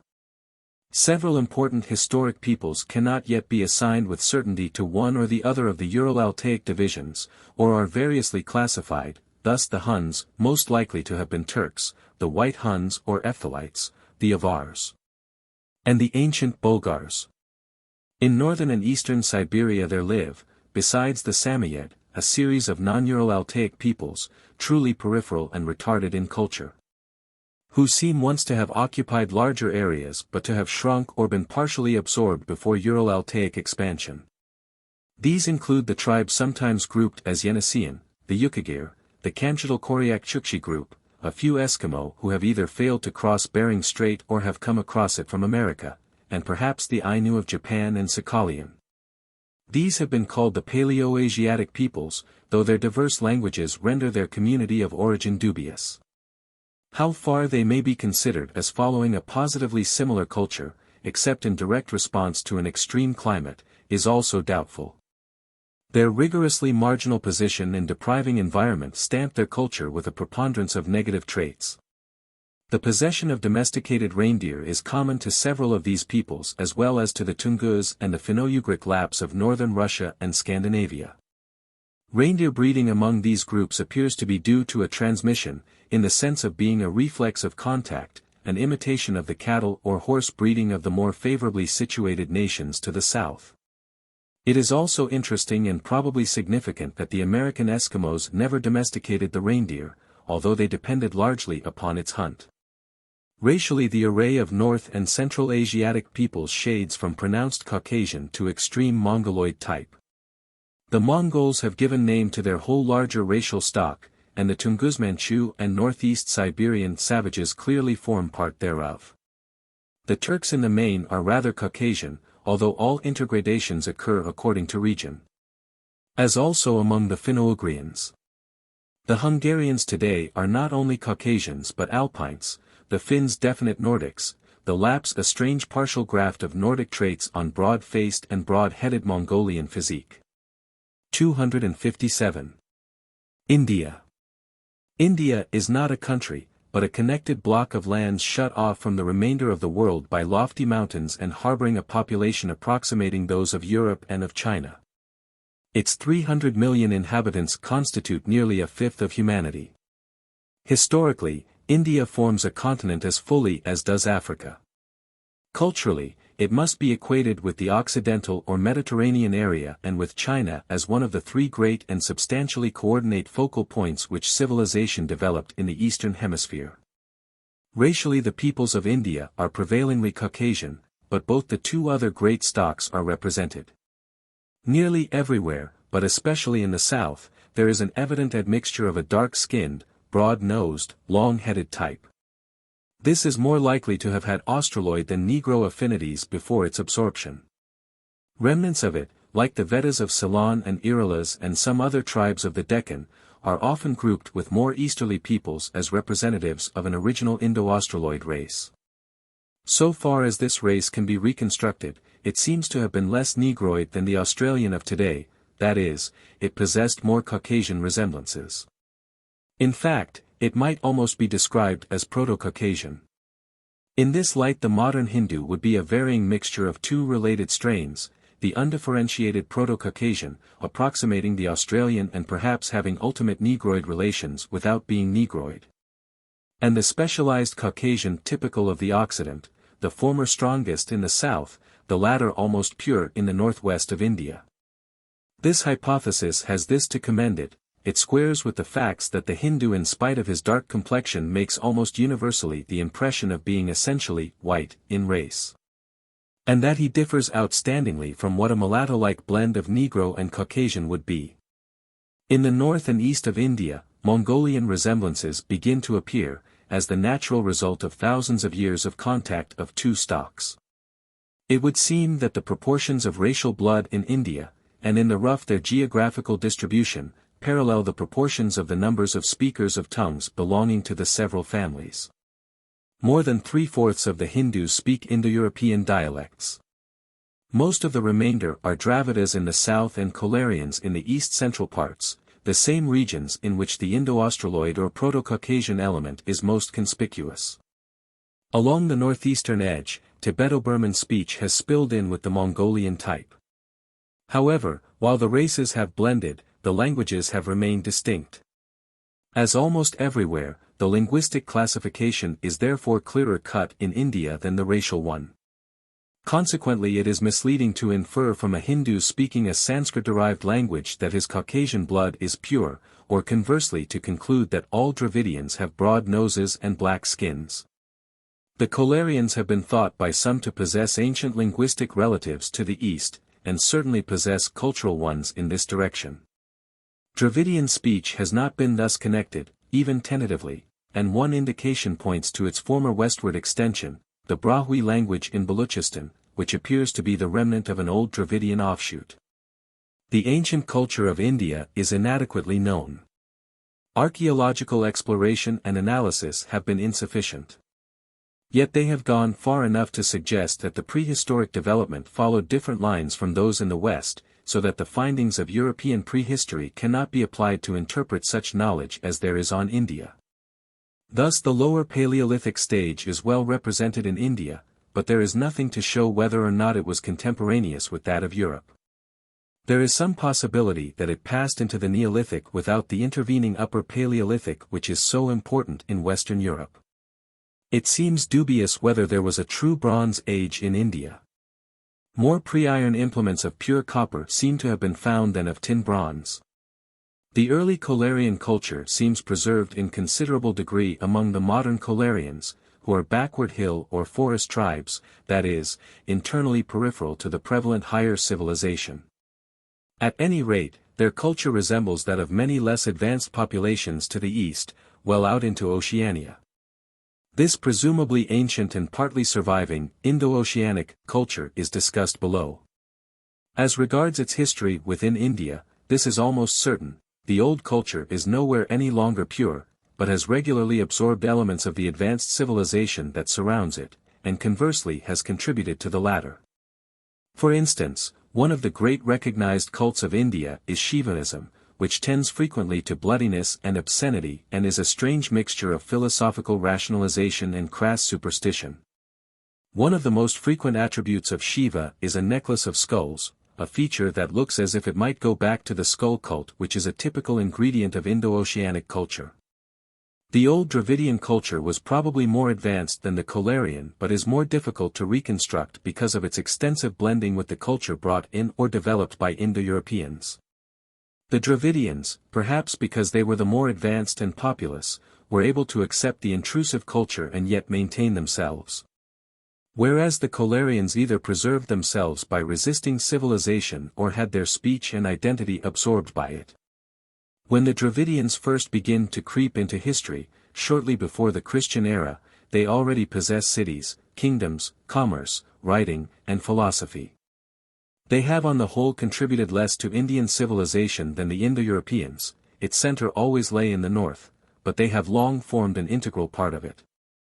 The Indo-Europeans are first known to us from their religious hymns, the Vedas, which have been preserved as sacrosanct by succeeding ages, and constitute the oldest continuously transmitted documents in history.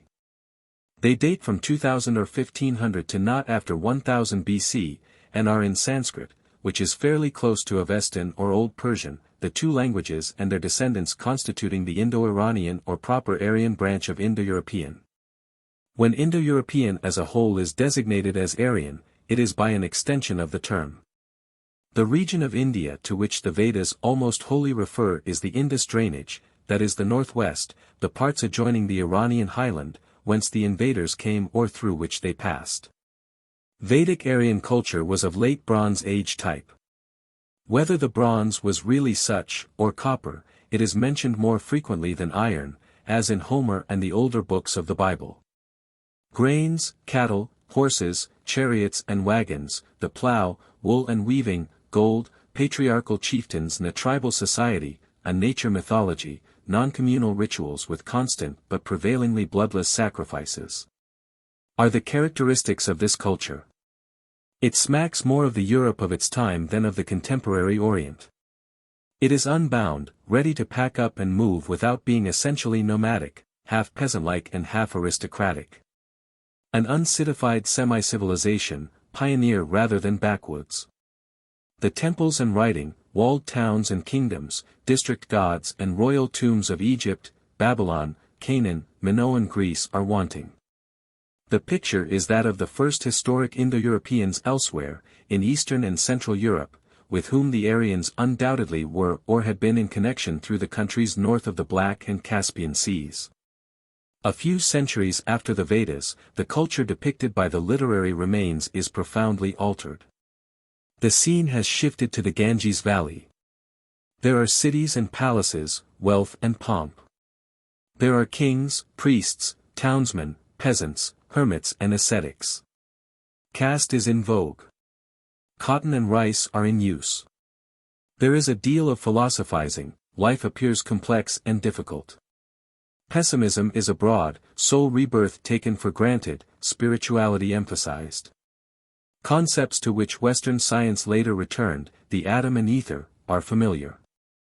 In all essentials, post-Christian Hinduism had been blocked out in this pre-Christian period. Only a few elements like money and writing are lacking. This change from the Vedic age is not fully accounted for, and the time usually allowed for its occurrence is insufficient. Buddha was born BC 563 or 557. His religion assumes ideas which are part of the Sankhya philosophy, in many ways the subtlest philosophy of all India and one of the great thought systematizations of the world. Its founder Kapila is placed about 600 BC. And must have had predecessors. Caste seems a thing of development. It is absent in the Vedas, but Buddhism is already in a measure a protest against it. It seems difficult to squeeze such growths into a few hundred years. It is true that the florescence of Greece came with a rush, but Greek civilization rose from the debris of the older Minoan one and was in contact with the cultures of Asia. In India there is no sign of an antecedent high civilization, and a greater dearth of known foreign influences between 1600 BC than at any other period. The transposition of the cultural center eastward must enter into the problem. Perhaps a larger and wealthier pre-Aryan population was encountered by the Aryans along the Ganges, contact and mixture with whom proved provocative of innovation. Or possibly the movement and development in the East began while the Vedas were still being composed along the Indus, and were ignored by them. Or, conceivably, the Aryans on the Ganges may have been the first comers, who quickly altered in the direction of their future civilization but remained obscure to our vision during the period in which the Vedas were being made or retained by the later comers of the Punjab, in whose memories and sub-arid environment their former steppe culture remained more unmodified. These are only speculations, they emphasize the gap in our understanding of this important chapter of world culture history. 258, Indian Caste and Religion. Caste is peculiarly Indian. Nowhere else is it so complex, so systematically worked out and endlessly reinforced by ritual and taboo, so pervasive of conduct and thought. It has been ascribed to the conflict of races, to the drawing of a color line by conquerors in order to keep their lineage and culture pure. If so, it has failed egregiously, as the physical anthropology of modern India shows. The explanation is obviously inadequate.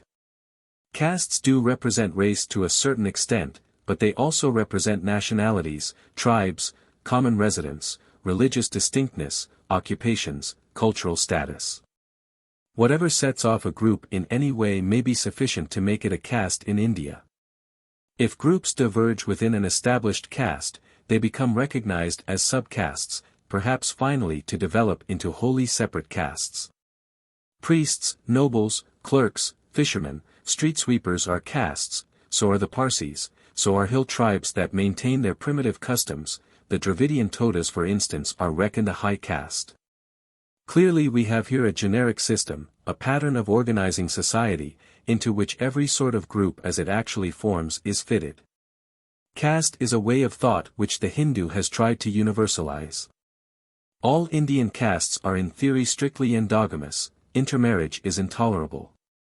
All possess an intrinsic, unchangeable worth. Thus they automatically rank themselves. Each possesses an occupation, a mode of life and customs, a set of prescribed rituals, inherently peculiar to it. The greater the restrictions and prohibitions incumbent upon it, the less it relaxes to comfort and indifference, and the more spiritual it is, the higher its grade. In consequence it is also the more pollutable, and so its restrictions are drawn the closer. The wider the gap of non-intercourse, of non-contact with lower castes, the greater becomes its purity. Caste observance is thus a virtue, an aid to religion and morality, breaking caste an ultimate indecency. The offspring of intercaste unions necessarily lower than either parent, and their descendants, unless from matings with their own miserable kind, lower still, in an infinitely descending series. There is no elevating a caste. The very attempt to rise is a vice that brings degradation as a result, since castes are eternal, founded in nature, absolute, so that alteration is of necessity a sullying. Such is the Hindu scheme, which in actuality is lived up to in no single point. Perverse as the system seems to men reared in other cultures, it must be admitted to possess completeness, self-consistency, and the desire to preserve inward worth. It differs from the basic assumptions of our civilization in that it sees value as something already existing and therefore to be maintained, not to be created. It tries to fit life into a theoretical pattern, it is futureless. Yet all the facts show that as historical realities castes have changed enormously and are changing now. Obviously therefore each generation ignores the changes last made and repeats its insistence on caste perpetuity and unalterability. Such is the hold of patterns on men's minds. The theorizing which the Hindu does about caste is characteristic of him in all cultural manifestations. The relation which can be thought out between one fact or act and others, the compartment to which it can be assigned in a system, are of more interest to him, as compared with the fact itself, than to peoples of other civilizations. Hence philosophy has flourished in India, but native history has been inadequate and disorderly. Hence too the abstract sciences of logic, mathematics, grammar enjoyed an early original development, equal for a long time and in part antecedent to that which they attained in the West. On the other hand the astronomical and still more the physical and biological sciences remained backward, they were concerned with concrete objects. The Hindus seem never to have made a move of their own toward devising a system of writing. But once the Semitic alphabet had been introduced, they modified, expanded, and rearranged it into a more logical scheme, a more consistent one phonetically, than any other people has given it. It is probably no accident that chess and our Arabic position numerals with a symbol for zero are Hindu inventions, and that it is only in India that priests have for age after age been ranked higher than rulers. It is natural that a culture of such inclinations should exalt the mind and soul above the body. Hence the extraordinary development of asceticism in Indian religion, its deep pessimism as regards life on this earth. Its insistence on the superior reality of soul, with which is connected the universal assumption of rebirths, the working out of a system of unescapable moral causality called karma in place of a scheme of mechanical causation. The tendencies toward pantheistic identification of soul and God, or atheistic denial of divinity as distinct from soul, and the thoroughly anti-materialistic bent of almost all Hindu philosophy. It is also intelligible that these qualities should have imparted to Indian religion a superior degree of spiritual intensity which was appreciated by the nations to the north and east when Buddhism was presented to them, and caused them to embrace it. Like Christianity, however, Buddhism found no permanent favor among the people and in the land of its origin. It flourished in India for a time, but was rarely looked upon as more than a sect. After something over 1,000 years it died out completely, except in Ceylon, at the very period that its hold on non-Indian nations to the north and east was strengthening. Its place was taken in India by the miscellaneous assemblage of cults, all theoretically recognizing Brahmin ascendancy, that in the aggregate constitute what is known as Hinduism. Hinduism is not a religion in the sense that Christianity, Mohammedanism, Buddhism are religions. It recognizes no personal founder, no head or establishment. It tends to exclude foreigners rather than to convert them. It is national instead of universal. It accepts and reinforces the existing institutions of its particular culture, caste, for instance, which Buddhism tried to transcend. Hinduism is therefore comparable to the ancient Greek and early West Asiatic religions in consisting of a series of locally or tribally different cults never integrated or fully harmonized, conscious and tolerant of one another. Resting on common assumptions and similar in content, everywhere in accord with tradition and usage, resistive to organization into a larger whole but tied into a certain unity through reflecting a more or less common civilization. Hinduism is also comparable to Confucianism and Shintoism with this difference. These grew up analogously, but early became associated with the central government or imperial authority, to which India never attained. They gradually became official religions, as which they survive, such religious piety as the population of China and Japan experiences finding its outlet chiefly through Buddhism. Buddhism may be said to have failed in India because it aimed at being a world religion, because it tried to be international instead of national, to overlie all cultures instead of identifying itself with one. The Hindu like the Jew preferred remaining within the limits of his nationality and particular civilization. 259. Relations between India and the outer world. The first culture influence whose entry into India can be traced in any detail was that carried by the Vedic Aryans from the northwest. In fact, as already mentioned, more is known about this importation than of what it encountered in India. In the post-Vedic period, the introduction of the Semitic alphabet suggests that other cultural ingredients also flowed into India from the west without direct record being preserved of their transmission. The Persian and Macedonian conquests extended only over the westernmost margin of India and were of little direct influence. But the latter was followed by a semi-Hellenization of southwestern Asia, including for instance the establishment of a Greco-Bactrian kingdom in southern Turkestan and Afghanistan, adjacent to India. And for several centuries a stream of Greek culture elements trickled into the heart of India. Sculpture, architecture, astronomy, drama, coinage, derived new impetus, in some cases even their origin, from this source. In some instances the Hindus were no more than copiers of Hellenistic models. Greek hangs and folds were given to sculptured garments, Greek astronomical measurements taken over without change. Yet as the centuries wore on and new imports along these lines lessened and then died out, the introduced elements became more deeply incorporated into Indian civilization, modified and encrusted more and more heavily by distinctive Hindu styles. Until now their superficial appearance makes an impression of independent native growth. The working over of the Semitic alphabet into its Hindu forms may be taken as typical of the nature and degree of this remodeling of the Hellenistic culture imports. Soon after 700 AD, commenced a series of Mohammedan invasions and conquests, Arab, Afghan, and Mongol Turkish, also from the northwest, and of course accompanied by a new series of culture influences, firearms, for instance. And the true arch, which in their turn underwent absorption and partial transformation. The flow of culture between India and the Mediterranean world has not been wholly eastward.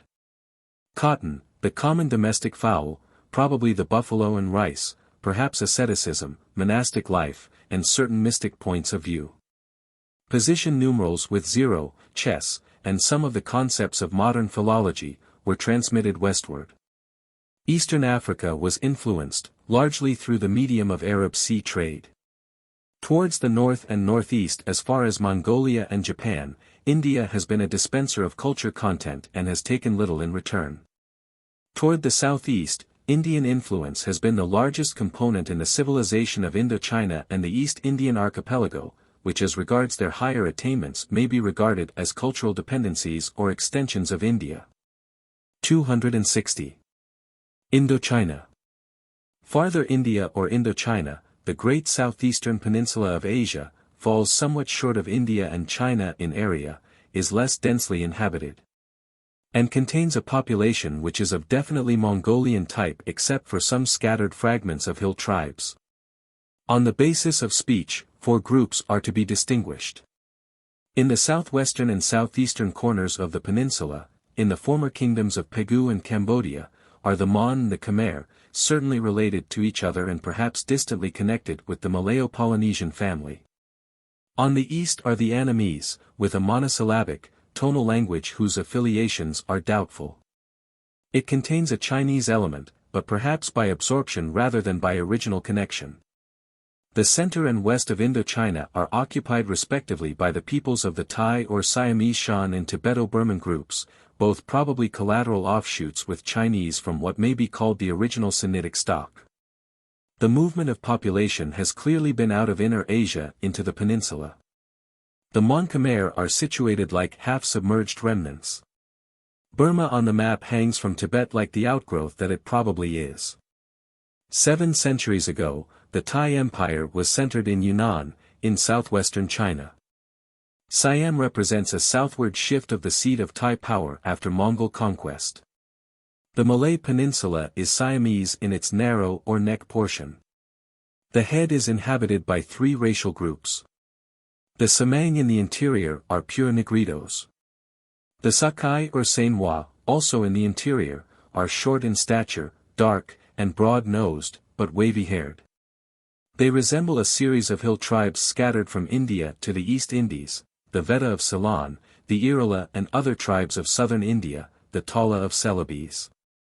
Perhaps the Kolarians or Mundakol of central India, the Mwa and other groups of Indochina, the Nicobar Islanders, and certain nationalities of Sumatra are also to be reckoned as partial representatives of the same type. This race, if it is such, is generalized, with certain Caucasian and other Negroid but few Mongoloid resemblances. It is perhaps to be classed as Australoid, and has been named Indo-Australoid. The third racial group of the peninsula are the Malays, who, at least in large part, are emigrants in comparatively recent centuries from Sumatra. Culturally, the Malay Peninsula belongs with the East Indies rather than with Indochina. 3 main layers of civilization are evident in Indochina. The old native culture was allied to that of the East Indies and the islands beyond, whatever the speech may have been. Even today backward tribes of both regions, especially inland, often show strikingly similar customs, the use of bark cloth, for instance, separate houses for unmarried men and girls. This culture remains fairly well defined in spots as far west as Assam and the Kolarian region of India. The 2 other civilizations have flowed in from India and China. Practically everything of higher culture in Indochina traces back directly to these 2 countries. The Indian influence has been both wider and deeper than the Chinese. It brought in Buddhism and writing, and colored art and architecture. This Indian influence began more than 2,000 years ago, and while it may have weakened somewhat after India's return from Buddhism to Brahmanism, it has never ceased. As there were no notable Indian conquests, this influence is an excellent example of the normal, gradual type of cultural pervading. Chinese contacts are equally old as the Indian, but have mostly remained confined to the area adjacent to the Middle Kingdom. The Annamese have adopted the Chinese system of family names, Confucianism, literary examinations, and the like, sometimes more largely as a conscious endeavor than in fact. 261. Oceania. From the Malay Peninsula, the vast island region of Oceania stretches eastward to within 2,000 miles of America. Australia deserves to be set apart on account of its continental size, isolation, and ancient biological independence. Oceania proper falls into 5 natural divisions. These are Indonesia or Malaysia or the East Indies, where large islands are scattered among many small ones, Papua or New Guinea. And 3 tracts of relatively small, widely separated islands rising out of the depths of the Pacific, Melanesia, a broken chain southeastward from New Guinea, Micronesia, to the northeast, and Polynesia, far eastward. 2 primary facts stand out in regard to the inhabitants. Papua and Melanesia are peopled with blacks, the oceanic Negroids. The other regions have brown inhabitants of prevailingly Mongoloid affiliations. Linguistically, a single fundamental speech, the Malayo-Polynesian, prevails over all of Oceania except Papua, whose tongues so far as known fail to connect with any others or with one another. Large unanswered problems inhere in these distributions: how the oceanic Negroids are related to those of Africa, from whom they are so remote geographically but whom they resemble so strikingly in type. How the black Melanesians came to talk dialects of Malayo-Polynesian, which otherwise is a speech of brown peoples. More in detail, there are questions such as where and how the Polynesians developed their somewhat aberrant racial characteristics. What may be the relations of a more and a less specifically Mongoloid, a broader and a longer-headed strain, among the East Indians, and whether the latter of these connects racially with the Indo-Australians. 262. The East Indies. Culturally, the East Indies are the most diverse of the oceanic regions, in that the various islands, and within the larger islands adjacent districts, sometimes contain populations heavily tinctured with Asiatic civilization. Sometimes tribes whose customs are far more aboriginal.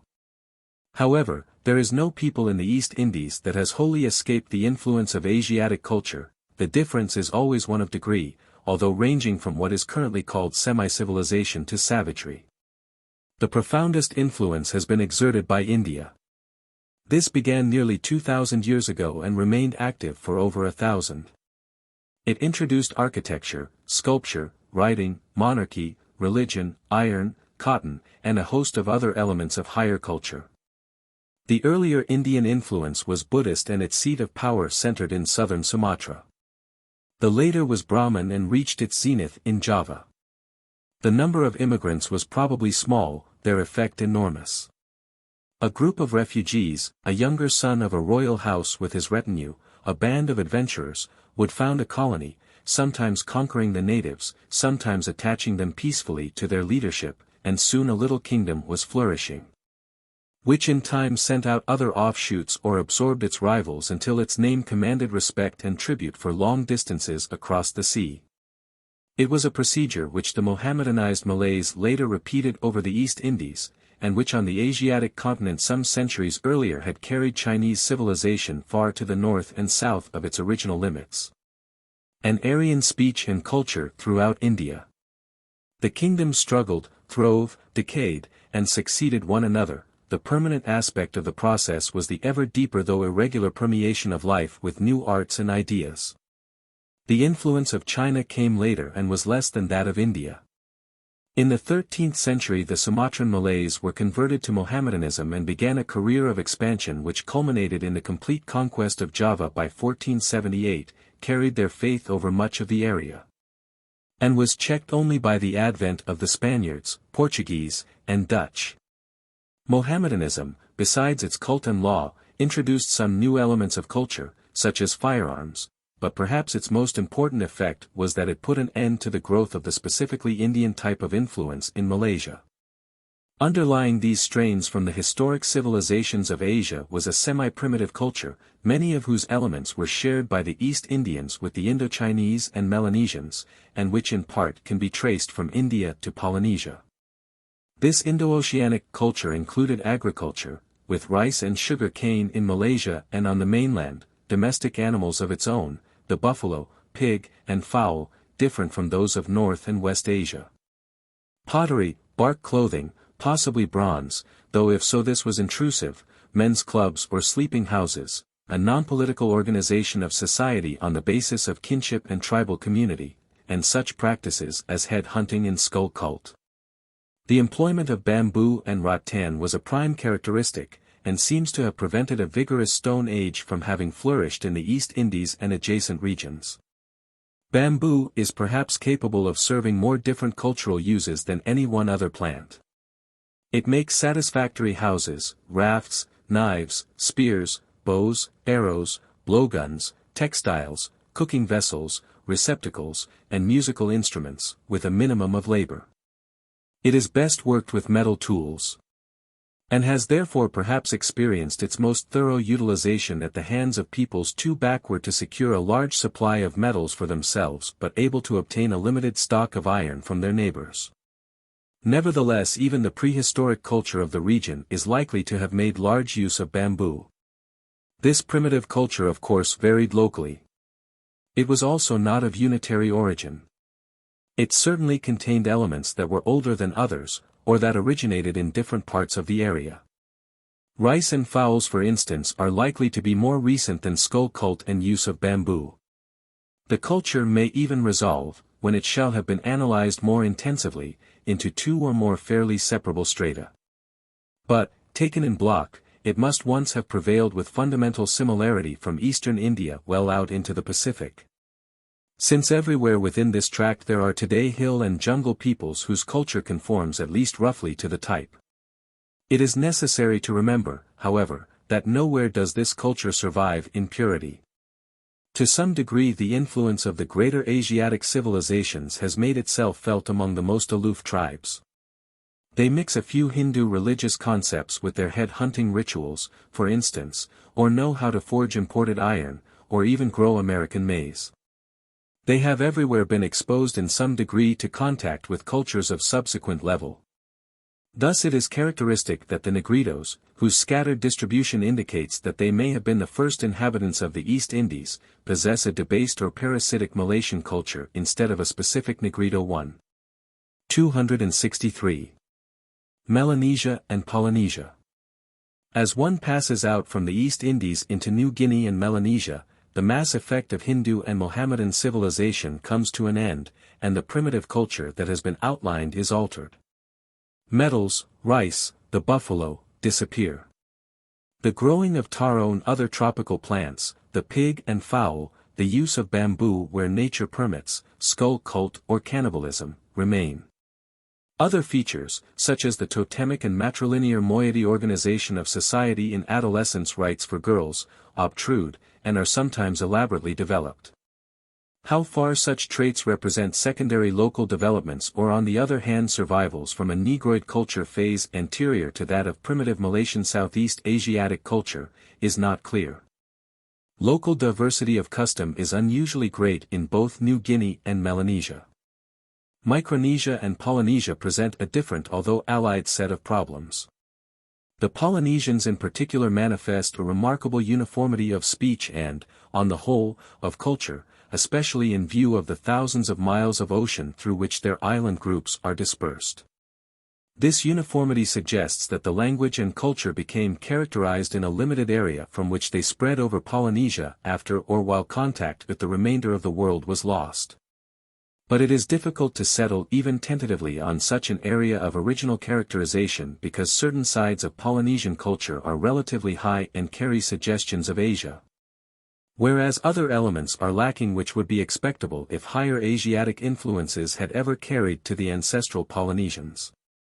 Royal lineage, for example, bears to the Polynesians a powerful implication of sanctity, of descent from the gods, such as is unparalleled among any truly primitive people.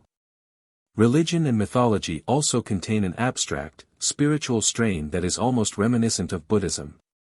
Yet there seems no single specific idea or name that can be traced to an Asiatic source. And the essentially ancient ideas of magic and taboo are strong. The word taboo itself is Polynesian. There are structures and sculpture in stone, sometimes monumental, but never more than barbaric in quality. The absence of metals may mean little, since they might have been possessed but the art have been lost in the island habitat, often coralline. Yet pottery, the bow and arrow, the men's club house, the clan or moiety type of society, are also wanting or weakly developed. On the other hand, the dog, pig, and fowl, cultivated plants like taro, bark cloth, cannibalism, and human sacrifice are shared with the island regions to the west. The various Polynesians possess genealogies and often migration traditions which on comparison, and after computation of the number of generations, seem to point to two waves of migration, both within the Christian era.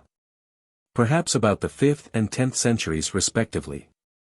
The traditions fail, however, to throw clear light on the area of origin, since they attribute this either to Hawaii, which may be either Java or a mythical land, or crisscross back and forth among the island groups within Polynesia.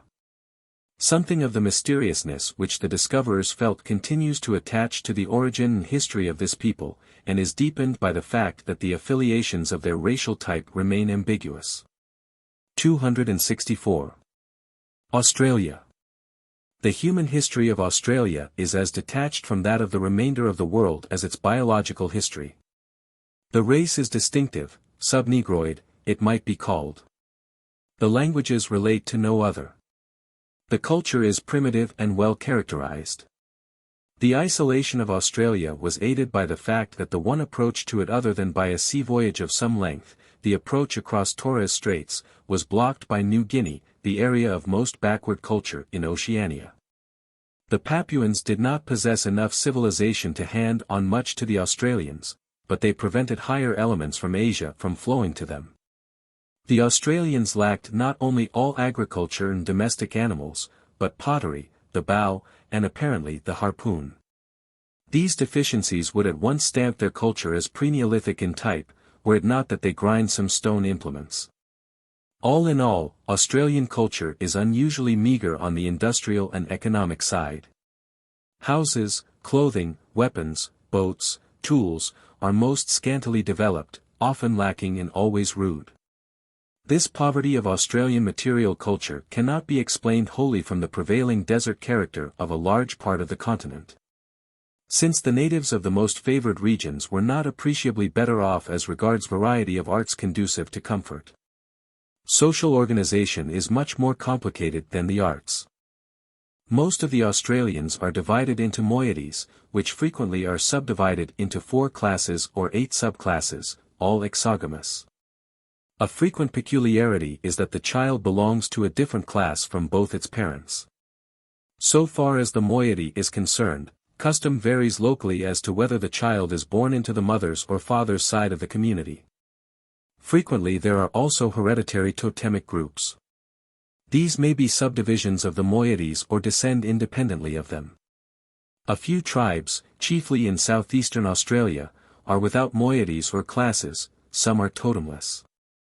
The moiety scheme of course prescribes equally that one must marry into the opposite moiety and out of one's own. The extension of this principle to classes and subclasses still farther limits the group among whom marriage is permissible, thereby emphasizing its prescriptive character. Where the individual belongs to a third or different class from his parents, his wife must come from the fourth or remaining one, and his children will belong again to the first or second, according as moiety descent is patrilinear or matrilinear. Consequently he has blood relatives in every class, and conversely all the members of each class stand in a certain defined kinship to every individual in the community, according to their respective sex and age. This means not only that certain relatives are within the absolutely prohibited degrees, but that others are prescriptive spouses. These are only a few of the innumerable ramifications and variations of Australian social organization. The origin of these social schemes is in dispute. Some ethnologists interpret them as original inventions of the Australians, manifestations of their peculiar primitiveness. Others look upon them as evolved somewhere in the region between India and Melanesia where analogous institutions are frequently encountered, and as carried into Australia by diffusion or migrations. The contiguity of Australia to the Indo-Melanesian area of totems, moieties, unilateral descent, etc., is not likely to be wholly a matter of coincidence. Moreover, the strongest development of this type of organization within Australia is on the whole in the northern part, the tribes that show least or none of it being in the south, farthest from the presumptive entrance via New Guinea. On the other hand, certain features of the systems are confined to Australia, the classes and subclasses, the occasional coexistence but non-relation of totems and moieties, for instance. These variations must have originated among the Australians. And this raises the question whether many other traits may also be indigenous. The most probable course of events would appear to have been the importation of the basic pattern of exogamy, followed by its diffusion with numerous new growths in Australia. Religious status fits the same interpretation. Ceremonial practices are often, both abundant and elaborate, but ring the changes on fundamentally primitive concepts like imitative magic, bewitching, taboo, adolescence and other crisis rites. These concepts, as implicit in a series of customary acts, might all have been imported at a very early time, in fact in the main very likely go back to Paleolithic culture. On this foundation the Australians developed their locally varying superstructures of religion, which often differ conspicuously in specific content, and into which they poured a notable quantity of imagination or social creativeness. They evolved nothing of a fundamentally higher type of cult because of their unusual degree of insulation from all the more important later streams of culture. There occurred no significant import of either new religious elements as such, nor of material factors like agriculture which might have raised the economic status, increased the population, forced a political organization, and ultimately led to the growth of basically new religious patterns among the Australians themselves. To return to material culture, it may be noted that the boomerang groups with Australian rites and social organization in being a highly specialized form of a fundamentally simple and presumably early type, namely the throwing stick or flat club. Crescentic throwing sticks are in use in Asia and America, they fly faster and straighter than rod-shaped or knobbed ones. The Australians alone added the twist which gives the boomerang its peculiar flight. They may have been led to evolve this feature through not having higher types of weapons such as bows and arrows to engage their interest and energies. At any rate, the discovery of the quality imparted by the twist may have been made by accident, such as the warping of an implement, and random experimenting may have brought the improvements. Whether the relatively unimportant implements of ground stone in Australia represent an invention made there or should be considered one of the small group of culture elements which like the moiety system may have been imported subsequently to the main stock of Australian culture, remains to be ascertained.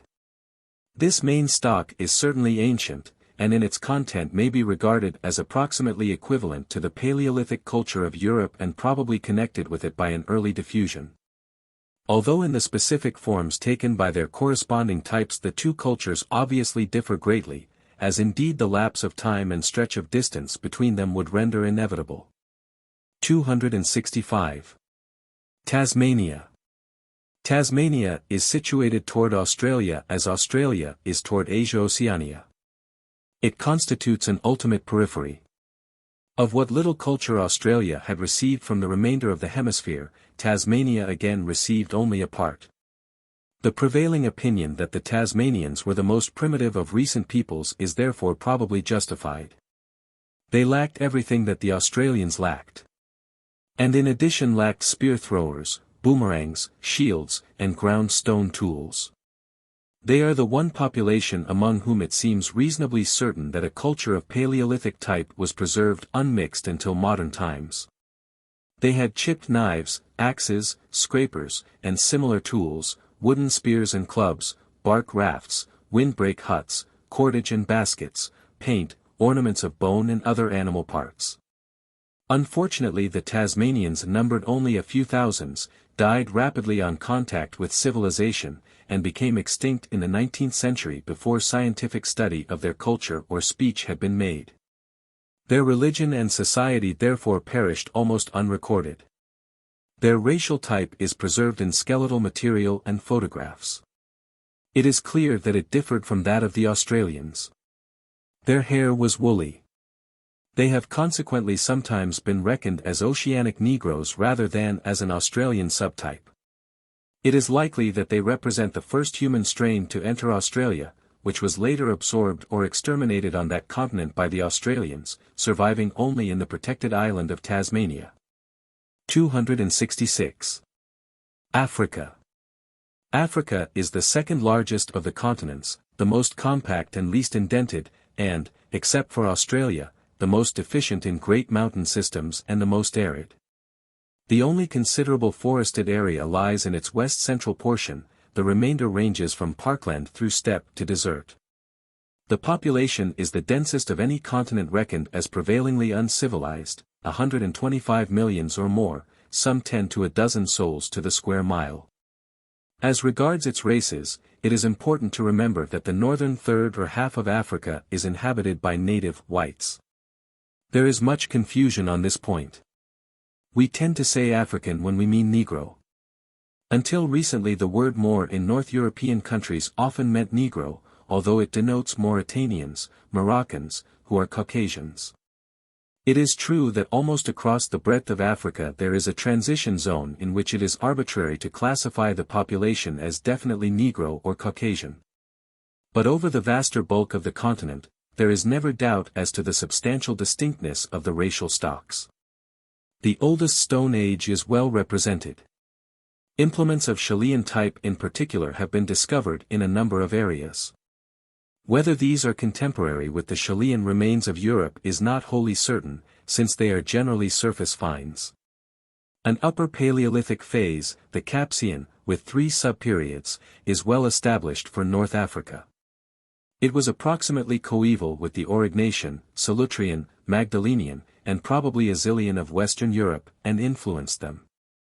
Syria and Spain were largely Capsian in culture. The Neolithic is less well marked as a distinctive phase in Africa, and evidences of a separate Bronze Age, other than in Egypt, have nowhere been discerned. There is a bronze art with casting in lost molds in Benin. This is of undetermined origin. It may be ancient, but so far as can be told today, iron came into use in much of Africa as early as bronze, and is worked by modern tribes who do not know bronze. Dolmens and other megalithic monuments are abundant in North Africa, absent south of the Sahara. Some of them are later than the similar European megaliths, since iron horsebits have been found associated with them. It is evident from this summary that Europe and Africa have been closely associated in their prehistoric culture, especially in its remote stages. 2 sets of fossil human remains corroborate the connection. Grimaldi man of Italy was pre-Negroid in type, Rhodesian man more or less Neanderthaloid. Iron is smelted, worked, and used throughout Africa except among the dwarf tribes.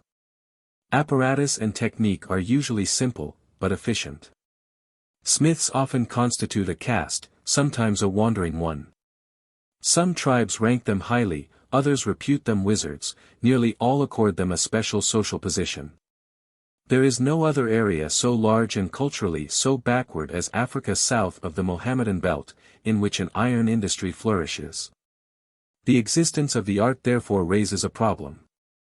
Some have thought that its origin was indigenous, that perhaps even Egypt derived its knowledge of iron from Negro peoples.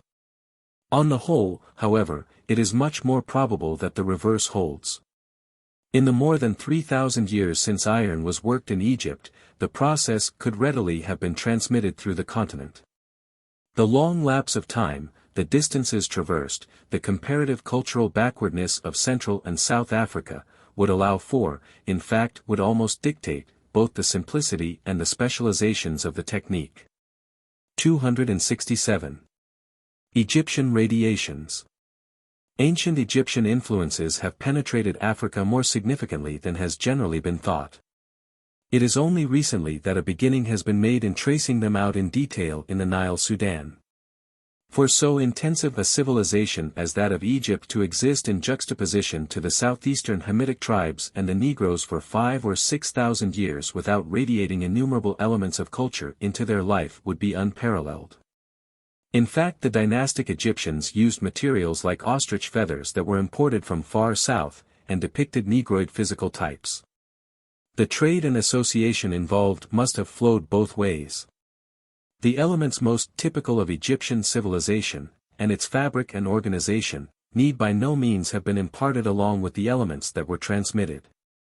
The fact that they were not seems to be what has delayed wide recognition of Egyptian influence in Negro Africa. The general character of the culture of a modern Central African tribe and of the ancient Egyptians being so profoundly different, diffused culture ingredients would therefore often appear among the Negroes in a different form. And always in a different setting, thus tending to disguise their historic connection. The failure of certain Egyptian traits to seep through Africa is also readily accounted for. A backward population broken up into small communities without much stability would have difficulty fitting such an art as writing into their scheme of life, in fact would find it useless. It is therefore not surprising that none of the unmohammedanized tribes of the continent write. Similarly, masonry would be needless, perhaps economically unfeasible, under the prevailing social conditions of Central Africa. On the other hand, so obviously utilitarian an art as iron working might be quickly taken up, once it had been brought into a simple technique. In the same way, an adaptable domestic animal or plant would tend to be accepted and diffused, while a concomitant scheme of political organization or elaborated religious system might fail to make even a beginning of penetration. It is in this way that several animals of Asiatic origin came to be kept through considerable parts or almost the whole of Africa, the horse, camel, sheep, fowl, for instance, of which at least the first two entered through the gateway of Egypt. This does not mean that all constituents of African culture have their origin in Egypt, still less that the colors or patterns of African cultures can be derived from that country. However great a bulk of culture may be absorbed by one people from another, the organization which is given this, the stamp put upon it, is necessarily more or less distinctive, because the introduced constituents meet others already established. And especially because the recipient culture, even if low, already possesses a form of its own into which it unconsciously attempts to fit the new content, and into which, unless the influx is sudden and great, it usually succeeds in fitting the imports for a time. However, any specific culture trait common to ancient Egypt and the modern Negroes is suspect of a common origin, which ordinarily, though not universally, would mean an Egyptian or more remote origin. Yet the resolution of such a suspicion is not always easy. Much depends on the extent and continuity of the geographical distribution of the trait, and on the actuality and specificity of the resemblance. On these points the necessary information is often still incomplete. The general relation of Africa as a whole to Egypt is paralleled by the relation of Western Europe of 4,000 years ago to the Orient. The bronze, cereals, tamed animals, and many other culture elements of Europe, including religious traits like the axe cult, can be derived from the Near East. But the cities, monarchies, temples, inscriptions, astronomy, and art of the Orient had not penetrated to farther Europe. Moreover, European Bronze Age culture was not merely Oriental civilization with half or three-fourths its content omitted. It enjoyed an organization of its own, followed local and at least partly original trends, possessed what might metaphorically be called an organic unity as great as that of any Oriental culture. 268. The influence of other cultures. Two other great cultural influences have long affected Africa. As far back as the strictly historic period extends, its Mediterranean shore has been generally under the control of peoples belonging to Western civilization, Carthaginians, Romans, or Arabs. As in the case of Egypt, it is unthinkable that the cultures thus planted in the north could have been wholly without effect on the remoter parts of the continent. In fact, for the Arabs, who both penetrated the farthest and are the most recent comers, influence far into the Sudan is manifest. The other exposure was toward the east, and here, as might be expected, Indian influences, chiefly seaborne through Arab restlessness, have been potent. Eastern Africa has humpbacked cattle, cotton, the pit loom, perhaps the fowl, from this source. Madagascar, though mainly Negro in race, is Malaysian in speech and prevailingly Malaysian in culture as the result of similar maritime influences from the east. In these lights, much of African culture which cannot yet be definitely traced to an extra-African source and which until recently was generally assumed to be of purely native origin, may prove to be due to transmission from Asia or Europe. The powerful kingdoms repeatedly established by successful leaders among both Sudan and Bantu Negroes, kingdoms embracing diverse tribes and sometimes continuing under the same dynasty for several centuries, may be due to Egyptian or Mohammedan example. The same can be said for the prevalence of slavery, which is both more widespread and more important economically in Africa than in any other large region of similarly retarded cultural level. Possibly the frequency of polygyny belongs in the same category. It is true that Negro economic life is generally so organized that wives represent investment and create wealth. This fact might be the result of the influence of old economic tendencies upon introduced polygyny. Or the form of marriage might be the outcome of the economic scheme of life characteristic of Africa. Yet even in the latter case an indirect foreign causation can be suspected, since primitive peoples, at any rate those unquestionably beyond the influences of the Eurasian civilizations, like the Australians and Americans, generally do not place heavy social stress on wealth. The African point of view as regards economic success, with the African attitude toward marriage as a consequence, may therefore be partly due to extra-African stimulus and example. Such stimulus seems more easily demonstrable for the proverbs and riddles which abound in Africa, since proverbs were completely and riddles almost wholly wanting in the Western Hemisphere, and are therefore not the native and spontaneous outflow of the human mind which our own familiarity with them might tempt us to take for granted. The totemic and exogamic institutions of Negro Africa are difficult to understand. Their distribution, both in totality and as regards their several forms, is patchy. Clans sometimes coexist with castes or occupational classes, sometimes tend to coincide with them. Matrilineal institutions crop up irregularly among prevailingly patrilineal ones. In several separate areas the totemic and exogamic groups are divorced, even following opposite lines of descent. The large blocks of peoples sharing substantially the same form of organization in Australia, the regularity of regional and typological graduation of forms of organization characteristic of North America, find no counterpart in Africa. The reason would seem to be that the Australian and American cultures developed in isolation and from within, undisturbed. Whereas Africa has long been subjected to a cultural bombardment which constantly mingled new traits with old, foreign with acclimated, and acclimated with indigenous. The native cultures were therefore unable to follow the relatively smooth sequence of development by area or stage which occurred in Australia and America. The injected ferments caused a cultural bubbling in which elements dissociated, combined, intensified, or disappeared according to intricate circumstances. It is possible that other phases of African culture owe their appearance of randomness under classification to the same set of causes. 269. The Bushmen. Two local culture areas, as they would be called on American soil, emerge with fair distinctness, the Bushmen and the West African.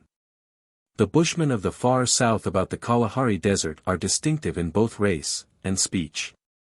Culturally they also stand apart as an exceptionally primitive people, lacking the agriculture, cattle and fowls, and iron working of the Negroes. They are expert hunters, stalking or wearing down game until it is within range of their poisoned bone or stone-pointed arrows, while the women pry up roots with stone-weighted digging sticks. They live under rock shelters or on the leeward side of rude windbreaks. Subterranean water is sucked up through reeds and kept in ostrich egg shells. All this suggests an early Neolithic or even largely Paleolithic culture type, which accords well with the remote and environmentally unfavorable habitat. It is as if the peripherally situated Bushmen had retained up to the present, and with few additions, the culture that prevailed in Europe 10,000 years ago. It is certainly striking that they carve and paint animal figures on rock faces and in caves with a fidelity and unconstrained naturalism that remind of Magdalenian art. The Hottentots, who are neighbors of the Bushmen and approach them in physical type, appearing to be a mixture of Bushmen and other blood, are culturally less retarded, having cattle and iron. In Central Africa another dwarf black race, the Pygmies or Negrillos, probably represent a people of once primitive status. But their actual cultural condition is parasitic rather than natively primitive, thus resembling that of their relatives the East Indian Negritos. They live among Negro tribes, acknowledge their kings, trade forest and hunting products for the agricultural yield and manufactures of the Negroes, and speak dialects of the latter's languages. They thus constitute a racially accentuated caste or economic class within Bantu culture, and although shy and backward, cannot be said to preserve a relatively pure early culture as do the Bushmen. 270. The West African culture area and its meaning. Over the larger northern portion of the Congo drainage and along the Guinea coast from the Niger mouth to the Senegal, there prevails a well-defined West African culture. This is marked by a number of traits which within Africa are approximately confined to it. These traits include the cultivation of the banana but general absence of millet and cattle. Gabled houses of thatch, other Africans building domed or conical structures or mud dwellings, clothing of palm fiber or bark, straight self-bows with pointed ends and encircling ridges for the attachment of the looped cord of rattan. Shields of wood or cane, in place of which other Africans employ leather bucklers, shields of hide, or parrying sticks, face masks for religious purposes, carvings of the human form, slit wooden drums, xylophones, and a number of other traits. Two interpretations can be suggested for this consistent and geographically limited association of traits. One makes use of the recurrence of many of the elements in the Indo-Oceanic and especially the Melanesian area. As the latter is also Negroid territory, an ancient connection is conceivable. This would obviously have to be old enough to precede the Egyptian, West Asiatic, and Indian East African culture developments. These later growths would be interpreted as having spread less far, although obliterating the antecedent Negroid culture so far as they did diffuse. This explanation fits well with the principle that, other things equal, superposed culture strata appear centrally, underlying one survive marginally. Proof, however, must depend on whether the parallel traits are really specifically similar, whether they constitute a reasonably large proportion of the culture of the two areas, and whether they are lacking in the intervening region. This evidence is naturally difficult to assemble. The other interpretation is less incisive. It looks upon the resemblances as at least partly conditioned by environment, and would tend to explain the remainder as due to a diffusion, early indeed, but gradual and applying to single elements or small clusters of traits rather than to an association of traits large enough to form a culture and moving as a single block. In this connection it is significant that the oceanic area is one of tropical forest, and the West African area the only large forested tract in its continent. Hence the absence of cattle and open country grains, the use made of the banana. Hence too the possibility of bark cloth, and the extremely serviceable rattan cord, which in turn may have demanded a certain type of bough, whereas other types, like the sinew-backed bough, would be unsatisfactory in the humid climate. And the carving of wood, while not due to the forest, was at least made possible by it. In short, diffusion may have been the motive power involved.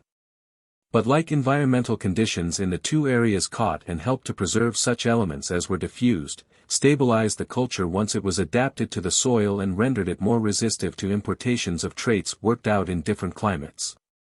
This interpretation at any rate makes smaller assumptions than its competitor, and serves as an illustration of the need of environmental conditions being kept in mind in the explanation of culture, even though the essential explanation be in social or cultural terms.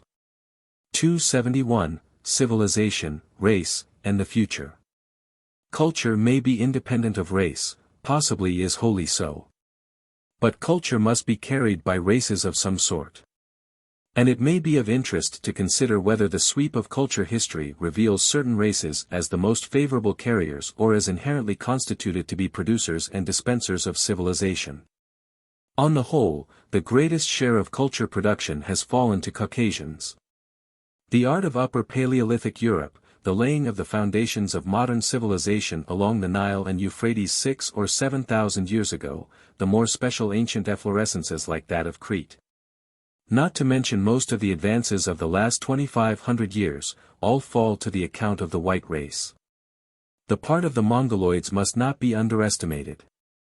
Even if the foundation of Chinese civilization proved to be largely Western, its main structure is native, and the alien elements that flowed in during the last 3,000 years have been thoroughly adapted to this structure. The fact that derivative civilizations like the Japanese have succeeded in reaching a high degree of organization and refinement argues still further for the vigor of Chinese culture. Then, the East Indians, another Mongoloid branch, have shown a fair power of assimilation. In the past 2,000 years they may be said to have accepted and digested at least as much of Hindu and Mohammedan civilization as the North Europeans took over from Mediterranean sources between 1500 BC and 500 AD. Finally, the achievements of the American Mongoloids in Mexico and Peru must be given heavy weight because they appear to have been made in utter isolation, without the stimulus of contact or import, and on the basis of nothing more than a late Paleolithic or earliest Neolithic culture. The share of the Negroids in the higher advances has been small. Africa, to be sure, lies off to one side from the great Eurasian axis, and like southern India and Arabia has suffered from constituting almost a blind alley. Yet Central Africa is no farther from the Mediterranean than is Northern Europe. East Africa lies open to Egypt, which 6 and 5 and 4,000 years ago represented the apex of civilization.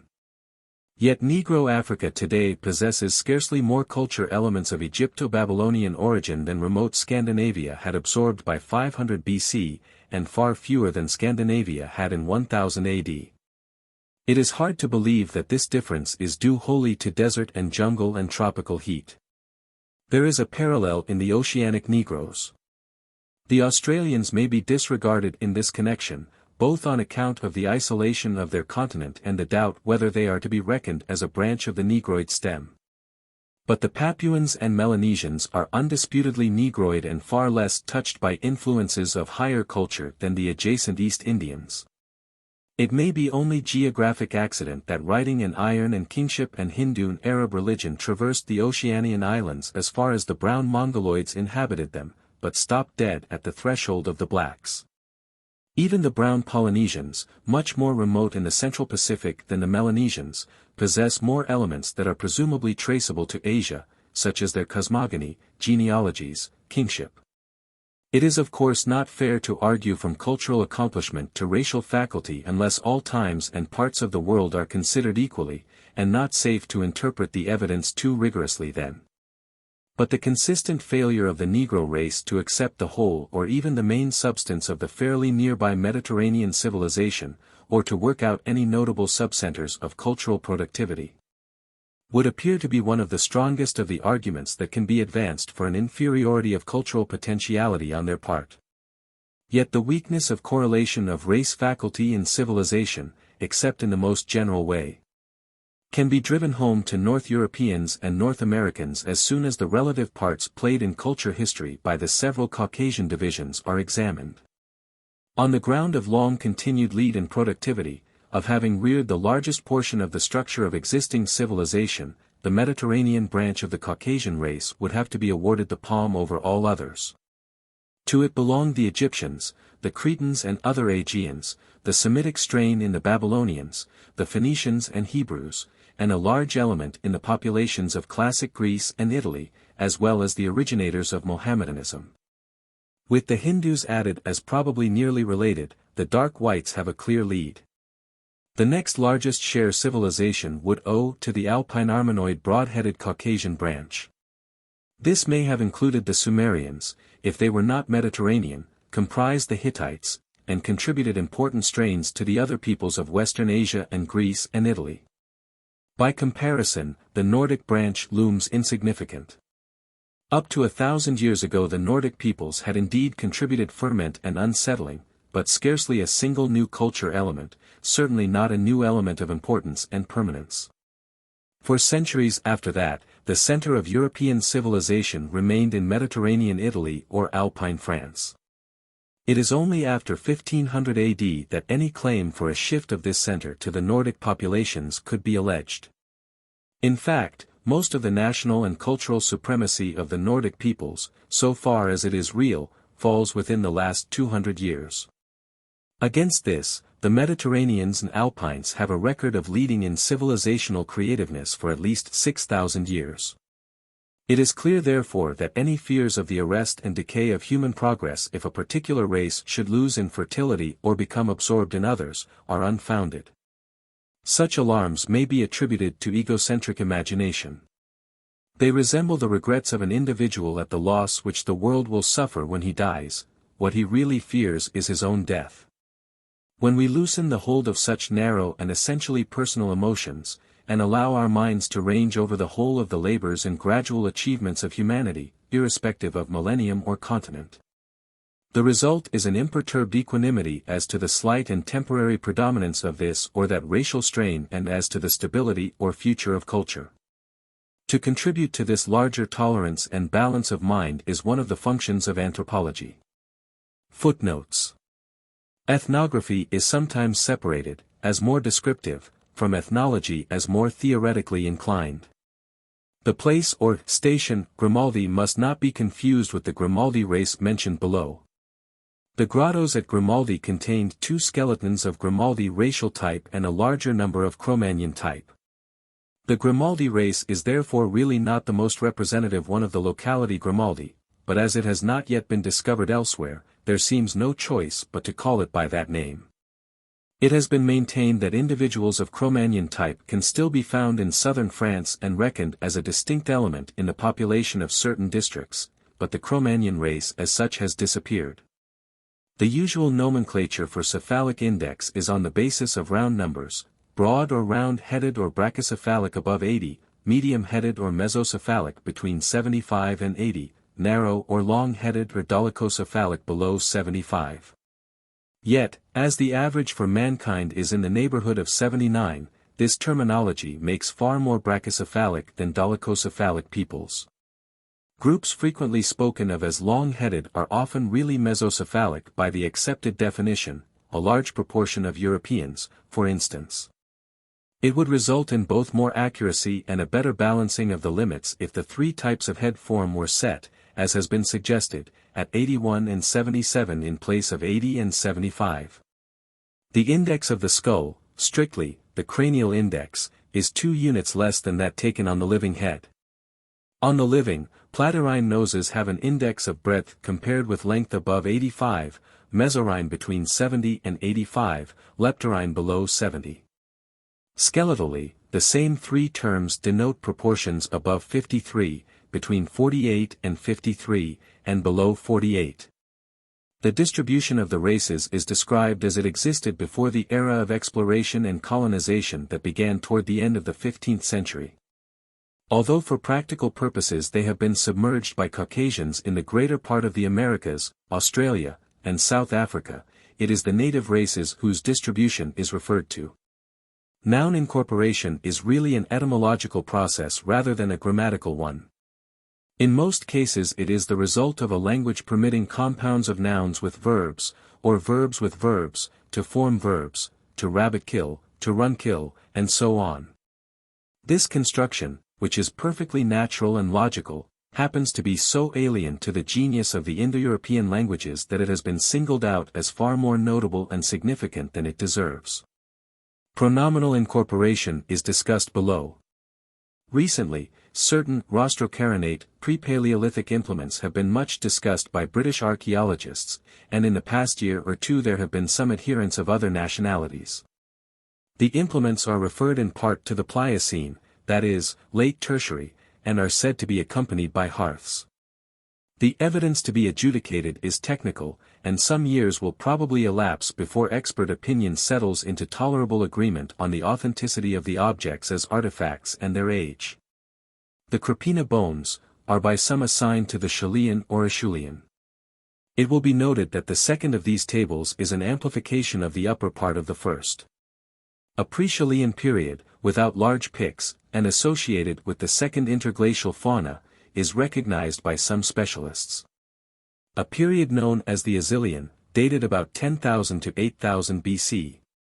Usually included in the Paleolithic, is discussed in chapter in connection with a review of the Paleolithic outside Europe and of the relations between the Paleolithic and Neolithic. Of course this does not mean that the tribes beyond the edge are without culture. They would normally be under influences from other centers. And in a certain degree every people possesses initiative and is constantly tending to invent or produce culture, though perhaps only of a simple order. It is only from the point of view of the Southwest and its Pueblo focus that the extramarginal tribes possess a zero culture. For examples of other cultural step pyramids, see. It has not been.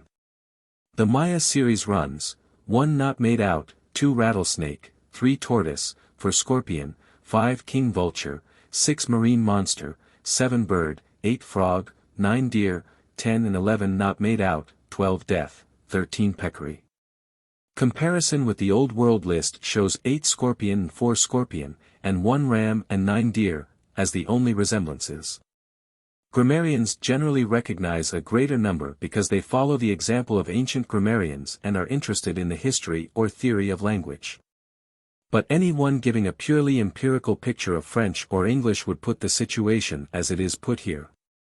12 times 10 is equal to 120 divided by 2, highest common factor of 10 and 12, equals 60. Or 360 and 7,200 respectively in calendrical notations. This section will not be found confusing if it is read with the following points clearly in mind. A tribe is a political unit, a sib or clan or moiety a social unit forming one of several divisions of such a political unit. A tribe corresponds in savage or barbarous life to the state or nation among ourselves. The sib is a sort of enlarged family. The blood relationship is often mainly fictitious, but it is considered actual or treated as such, and is the basis of the prohibition of marriage within the sib. The origin of the sib seems to have been the family. The terms sib, clan, and gens are here used synonymously.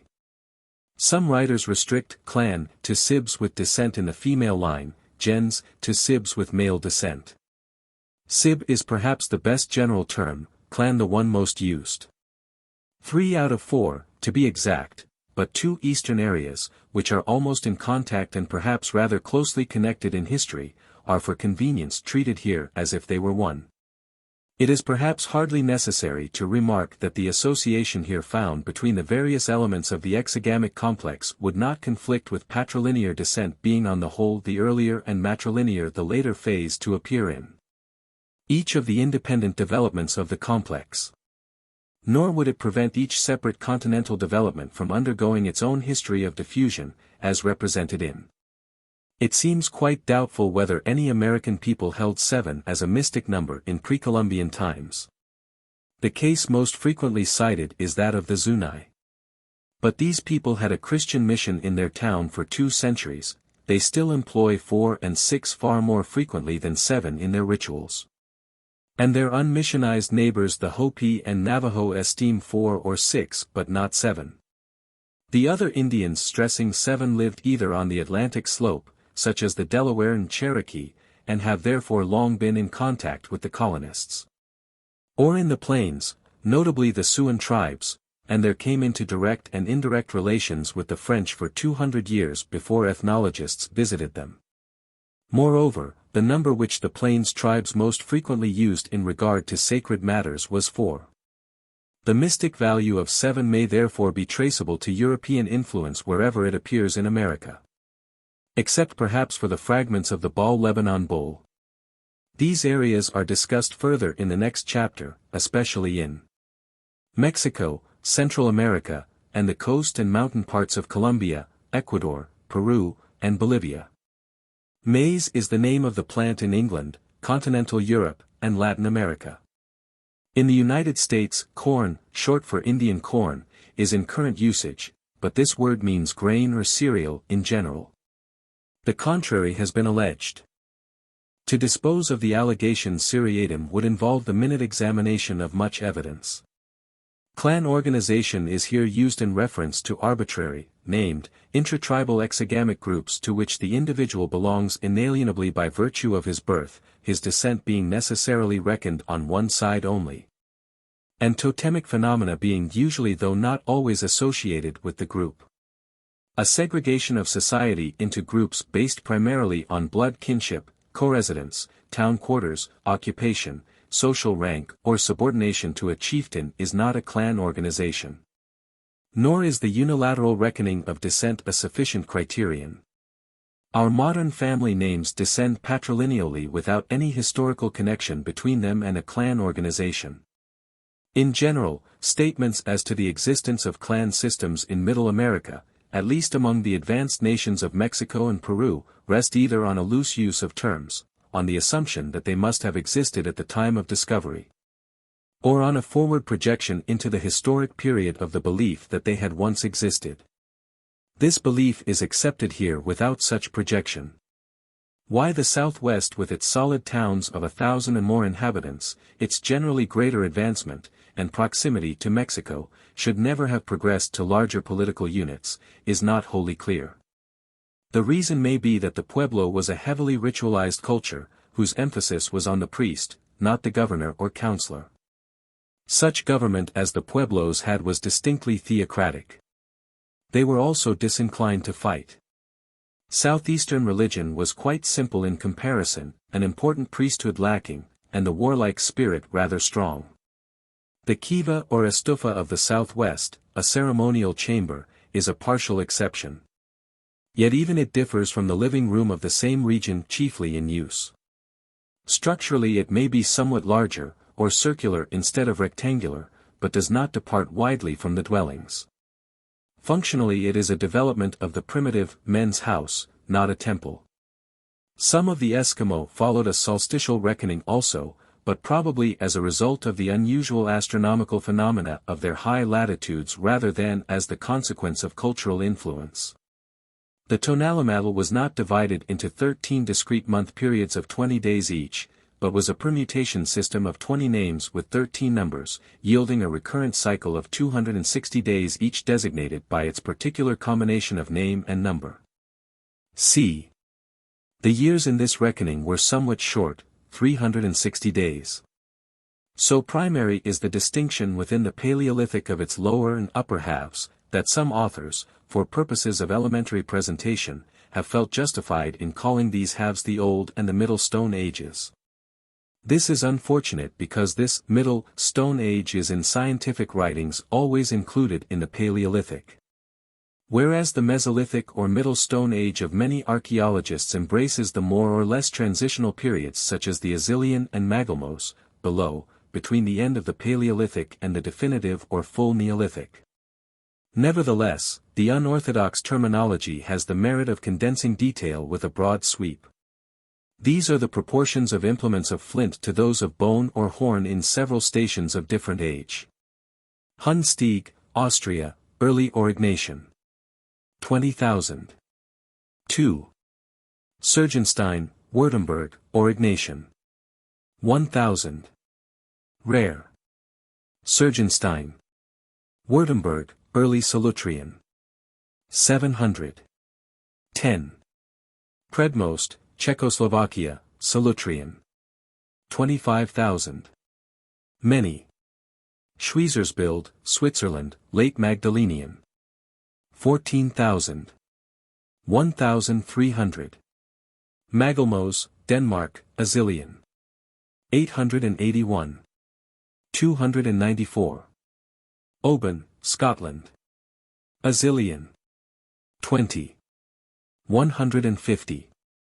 The horse seems to have survived wild in parts of Europe until the Neolithic, but the first domesticated forms, in the Bronze Age, appear to have been brought in from Asia. In France, 4 or 5 periods are distinguished, 2500 to 1900, 1900 to 1600, 1600 to 1300, 1300 to 900 BC. The first of these is a time of copper rather than bronze, with northern France still Neolithic.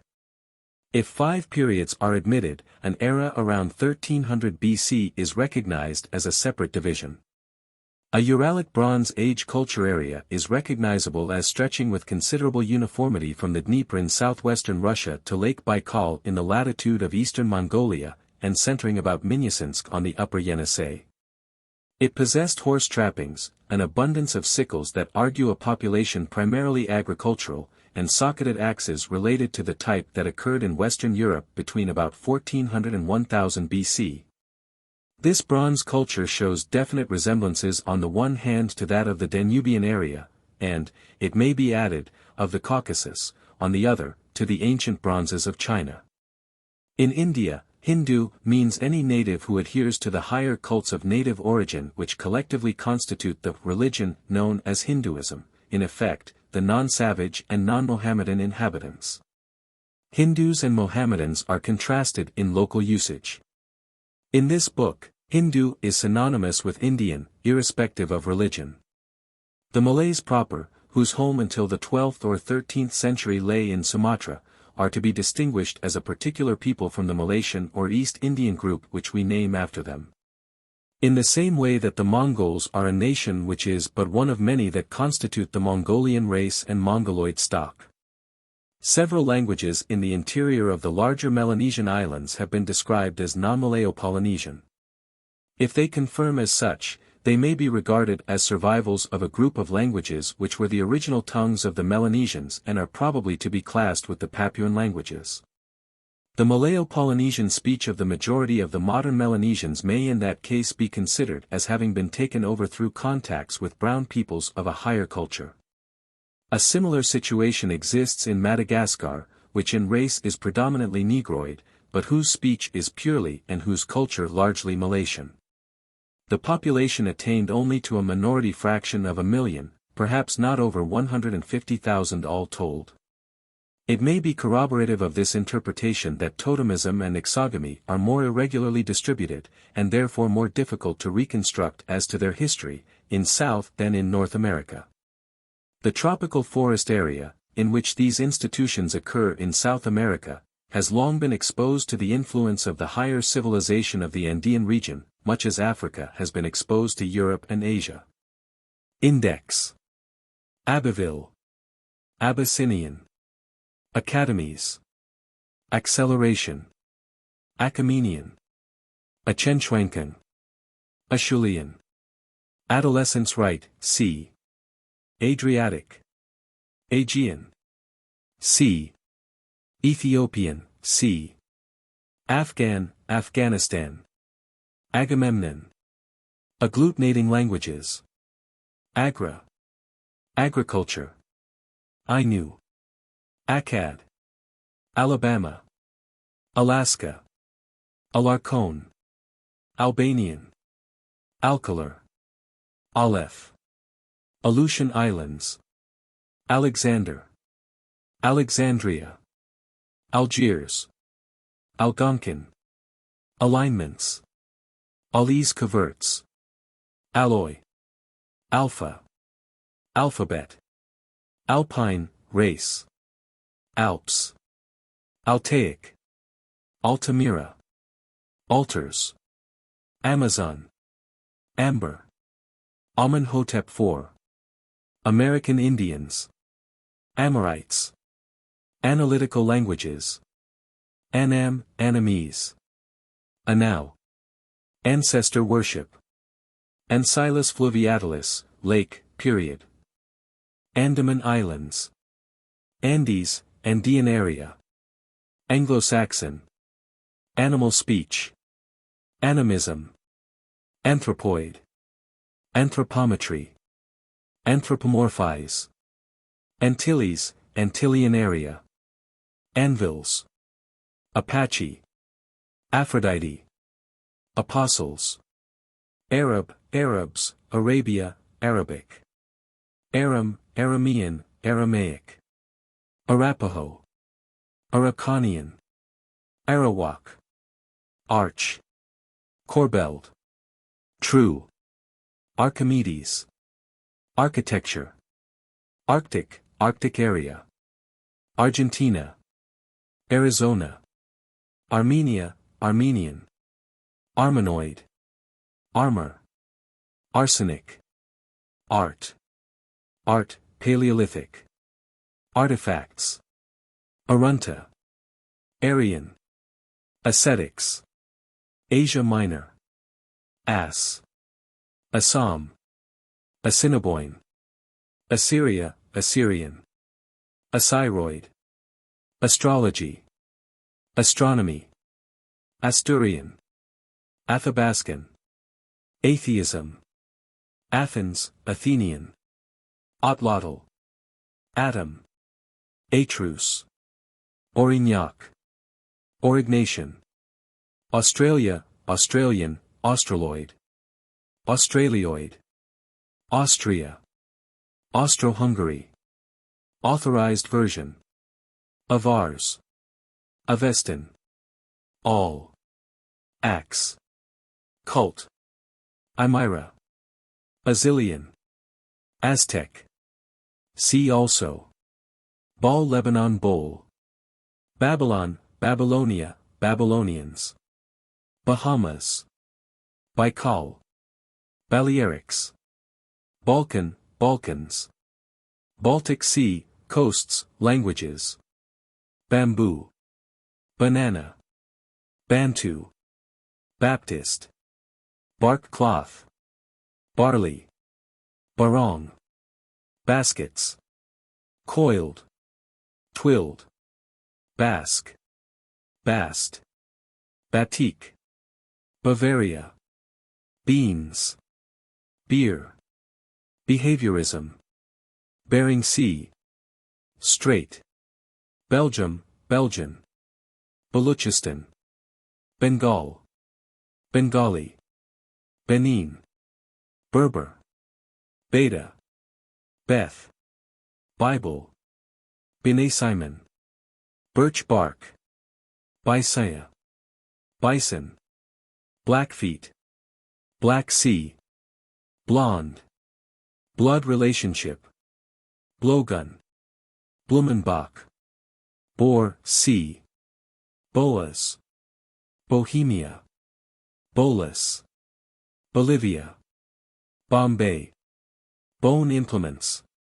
Bon. Books. Boomerang. Borneo. Borrowing, C. Linguistic. Bos Bracaceros. Primigenius. Bosnia. Bow. Composite. See also. Bowditch. Brachycephalic. Brahman, Brahmanism. Brahmi. Brahwi. Brass. Brazil. Bread. Bregma. Angle.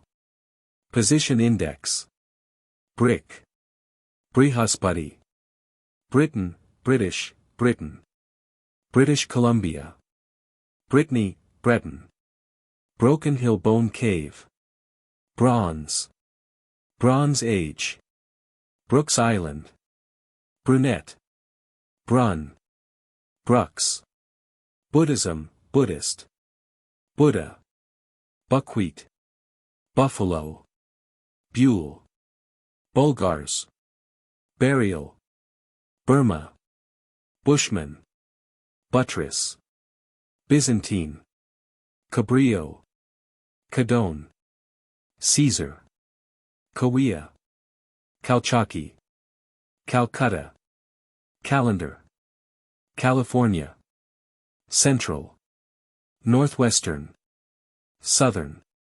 California Great Basin Area. Calpuli. Calvarial Height Index. Calvarium. Cambodia.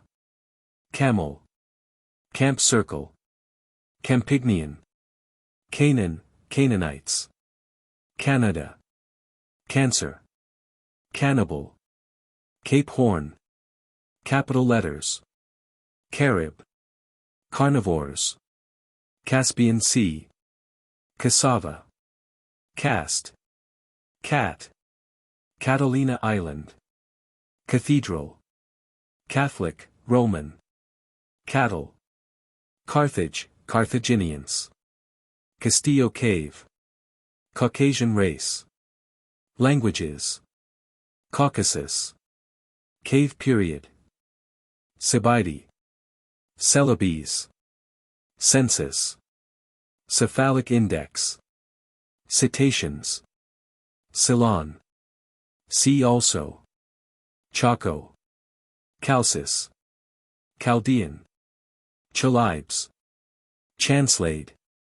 Chapelle Saints. Charade. Charant. Chariot. Charles V. Charleston. Chilean. Pick. Shells. Cheops. Cherokee. Chess. Cheyenne. Chibcha. See also. Chile. Children's speech. Chile. Chilcat blanket. Chimpanzee. China, Chinese. See also Chinook, chipped stone, Cho, Christian, Christianity, chronology, cross, Chu, Chukchi, Chunjiknish cult, Cicero, cities, city-states, clan, climate, cloaca maxima, coca, codes, coinage, coins, Colosseum, Columbia.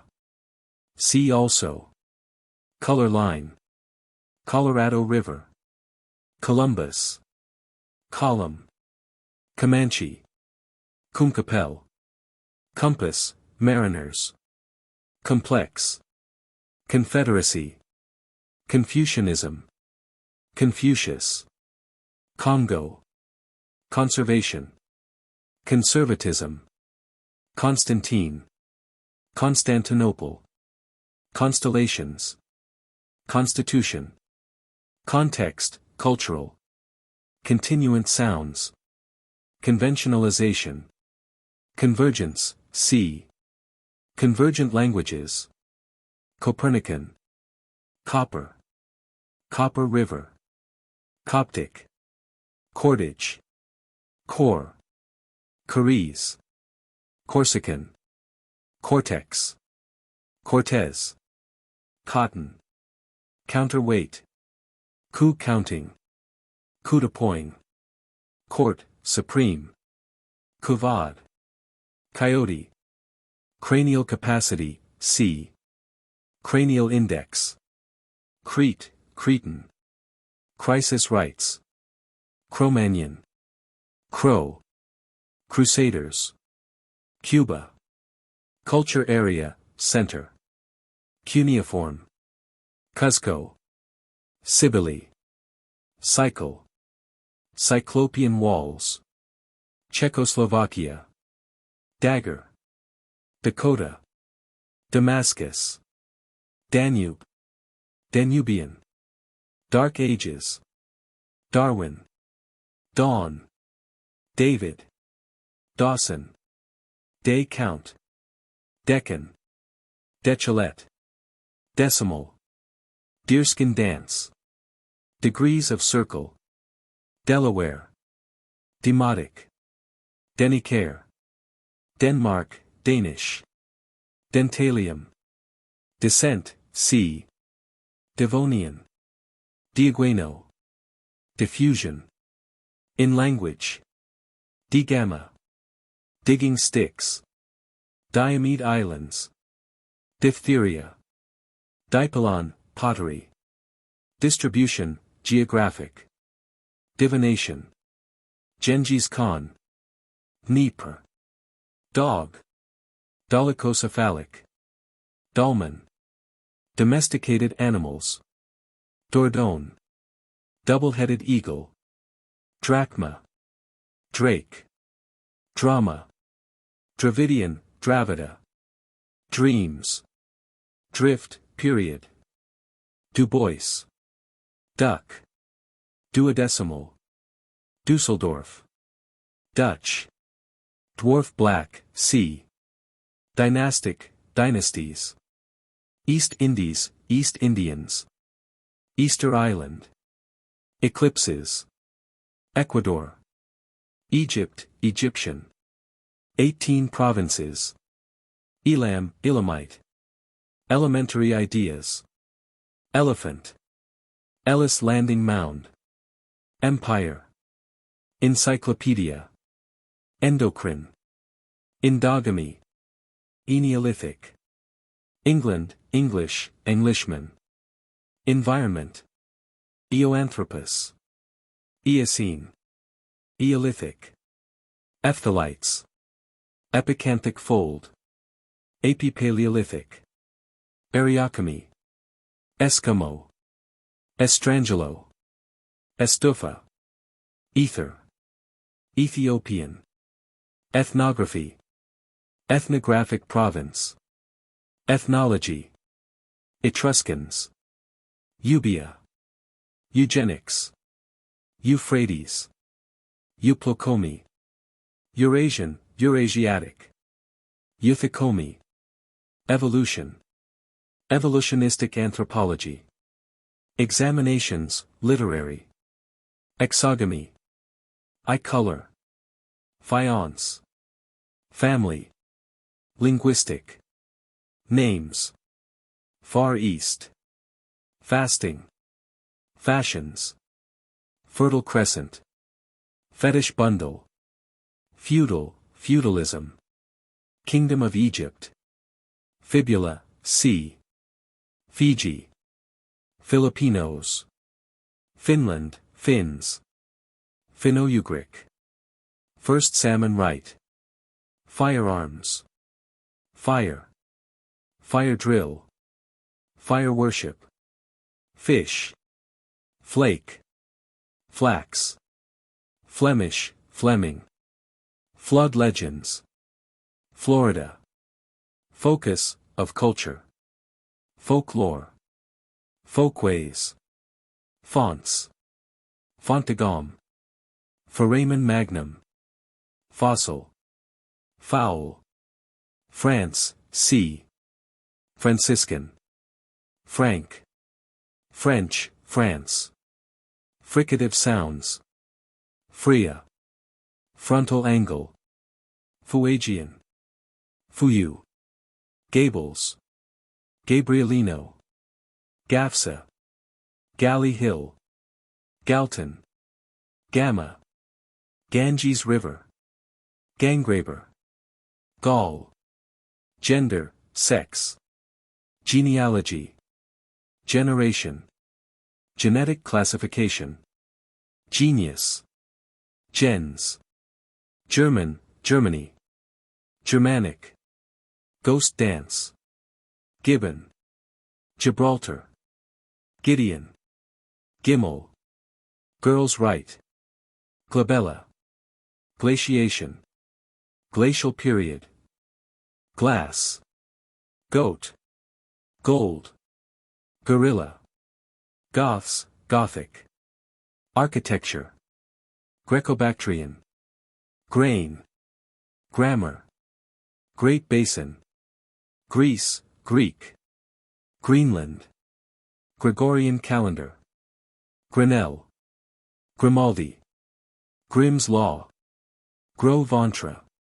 Ground painting. Ground stone. Gschnitz. Guatemala. Guyana. Guinea. Gunpowder. Guns. Gypsy. Habit. Hadrian, tomb of. Heckle. Hafting. Haida. Hairiness. Hair texture. Half-breeds. Half-hitch coiling. Hallstatt. Hamites, Hamitic. Hammock. Hammurabi. Han.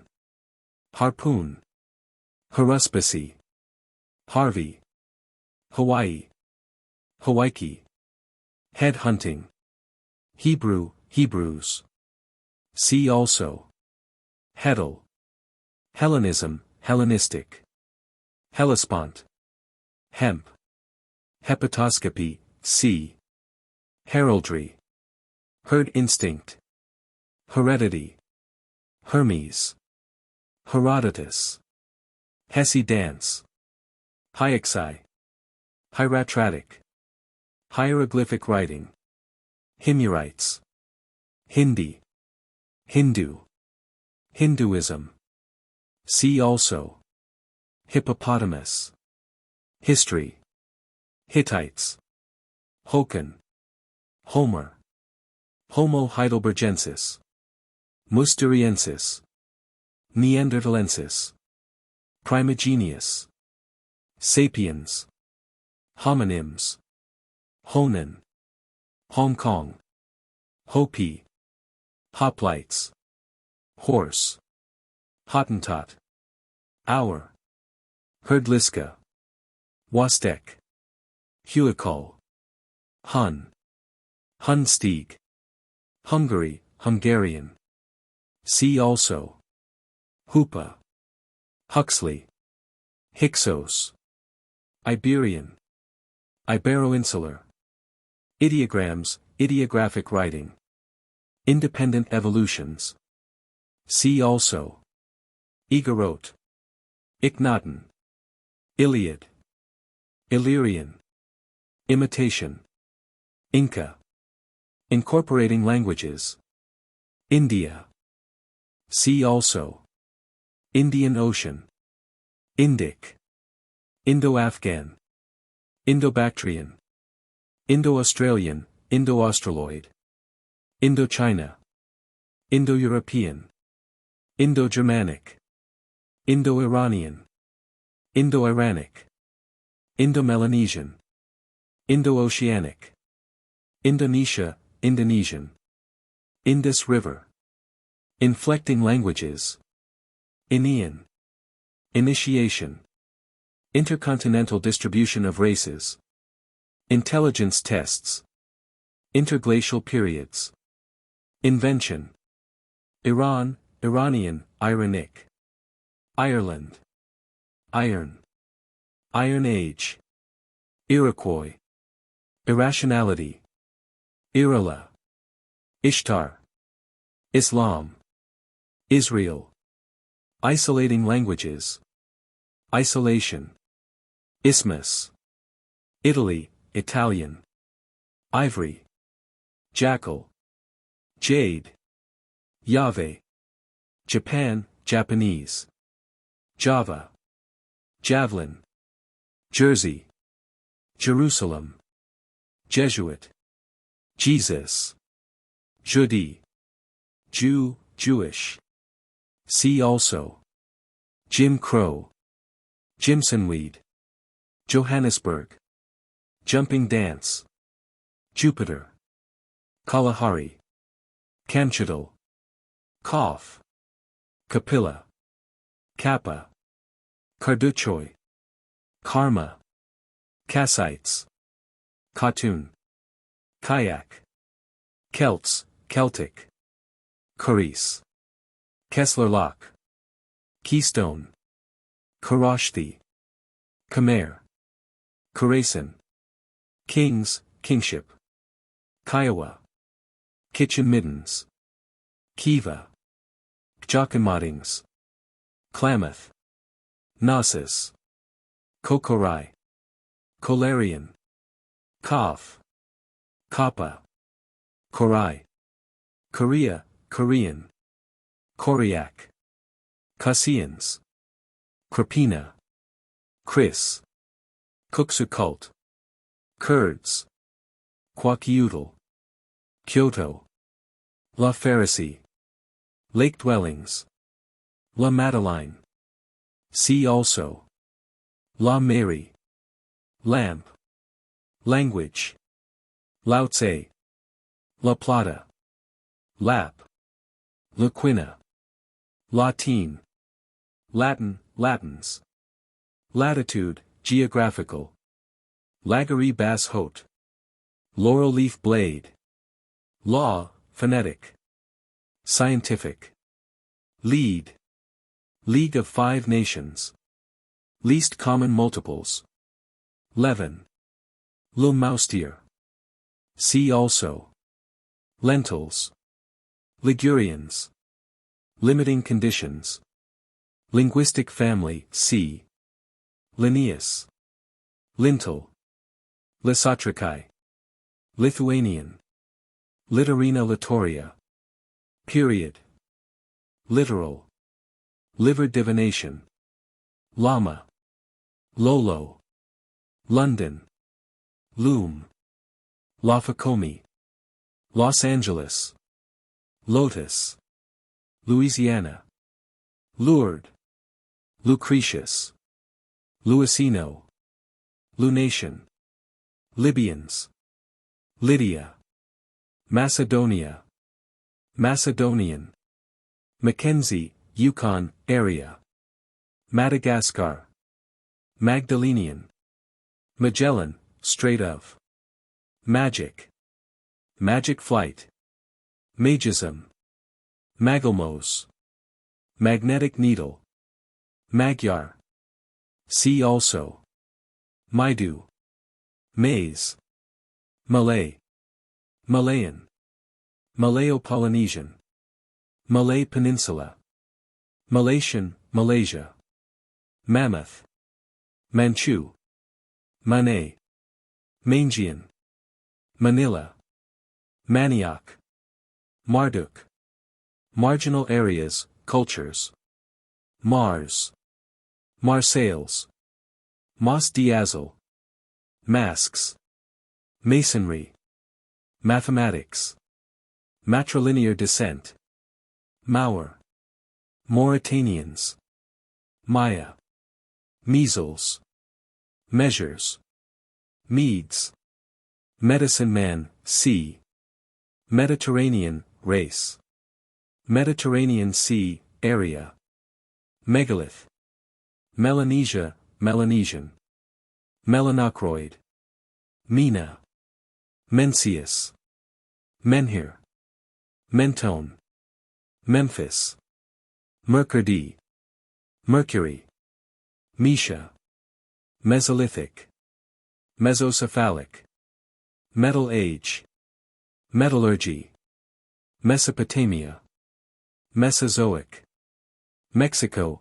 Mexican, Mexico, Gulf of, Microliths, Micronesia, Micronesian, Middle America, Middle Kingdom, Middle Stone Age, Midianite, Migration, Milan, Milk, Millet, Milton, Mina, Mindle, Mindoro, Ming, Minoan, Minus, Minuscules, Minyasinsk, Miocene, Mission Style, Missing Link, Missionaries, Mississippi River, Valley, MIT, Mitanni, Mitra, Mithraism, Miwok, Moab, Mogul, Mohammedan, Mohammedanism, Mojave, Moi, Moiety, Mon, Mon-Khmer, Money, Mongol, Mongolia, Mongolian, Mongoloid, Monolatry, Monosyllabism, Monotheism, Moor, Moorish, Moravia, Mores, Morocco, Moroccans, Mortillet, Gabriel de, Mosaic Law, Mother Goddess, Mother Tongue, Mound Builders, Morning Anniversary, Mysterian, Mouth, Mulatto, Muller, F. Muller, Sophus, Mundicole, Muscogene, Mutations, Mycenae, Mycenaean, Nabonidus, Nabu, Nawa, Nahuatl. See also Napoleon, Naram-Sin, Nasal Index, Nashville, Natal, Nationality, Naturalism in Art, Navajo, Neanderthal, Neanderthaloid, Near East, Nebuchadnezzar, Needle, Negrillo, Negrito, Negro, Negroid, Neolithic, Early Neolithic, Full Neolithic, Nestorian, Net, Nevada, New Empire, New Grange, New Guinea, New Mexico, New Orleans, New Stone Age, c. New Year Rites, New York, Nicaragua, Nicknames, Nicobar, Niger, Nile, Nippur, Noah, Nordic, Northeast Area, Northern Woodland, North Sea, Northwest Area, North Pacific Coast, Norwegian, Nubian, Numbers, Holy, Numerals, Arabic, Position, Roman, Nutka, Oats. Oberkassel. Oblique eye. Obstacle pursuit, C. Occident. Oceania. Odyssey. Offnet. Ogham. Ohio Valley. Old Kingdom. Old Stone Age, C. Oligocene. Omaha. Orangutan. Oregon. Orient. Oriental Mirage. Orinoco. Orthodox. Ostrich. Overblowing. Overlapping. Overtones. Pagoda. Paleoasiatic. Paleolithic. Lower. Upper. Paleozoic. Palawan. Palestine. Poly. Panama. Pan's pipes. Pantheon. Papago. Paper. Money. Papua, Papuan. Parallelism, parallels. In language. Primary. Secondary. Paris. Parsis, Parsas. Parthenon. Parthia. Patagonia, Patagonian area. Patrilinear descent. Pattern. Patwin. Pawnee. P. Peat. Pebbles, painted. Pegu. Peking. Penutian languages. Pericles, Periclean. Perigore. Permutations. Peripheral, C. Persia, Persian. Peru. Pesco. Pessimism. Phalanx. Phidias. Philippines. Philistin. Philology. Philosophy. Phoenicia, Phoenician. Phonetic law. Phonetic writing. Phrygians. Pictographs, picture writing. Pig, C. Piltdown. Pilum. Pima. Pipe. Pitch, absolute. Pithecanthropus. Pitloom. Pizarro. Plains area. Planets. Plateau area. Platinum. Plato. Pleistocene. Pliocene. Plow. Poles, Poland. Polished stone, C. Polygyny. Polynesia, Polynesian. Polysynthetic languages. Pomo. Pompeii. Poncho. Pope. Porcelain. Portugal, Portuguese. Postglacial. Potato. Potlatch. Pottery. Potter's wheel. Predmost. Predynastic. Pre-Chilean. Premusterian. Priest. Primates. Printing. Prismatic flake. Prognathism. Progress. Promiscuity. Prophets. Protestantism. Proto-American. Proto-Caucasian. Proto-Mongoloid. Proto-Neolithic. Proverbs. Psychology. Ptolemaic. Ptolemy. Puberty rites. Pueblo. Punjab. Pulse. Punic. Pygmies. Pyramid. Pyrenees. Quadroon. Quipus. Quaternary. Quebec. Quechua. Race. Classification. Concept. Fossil. Problems. Radiations. Raincoat. Raja. Ramesses.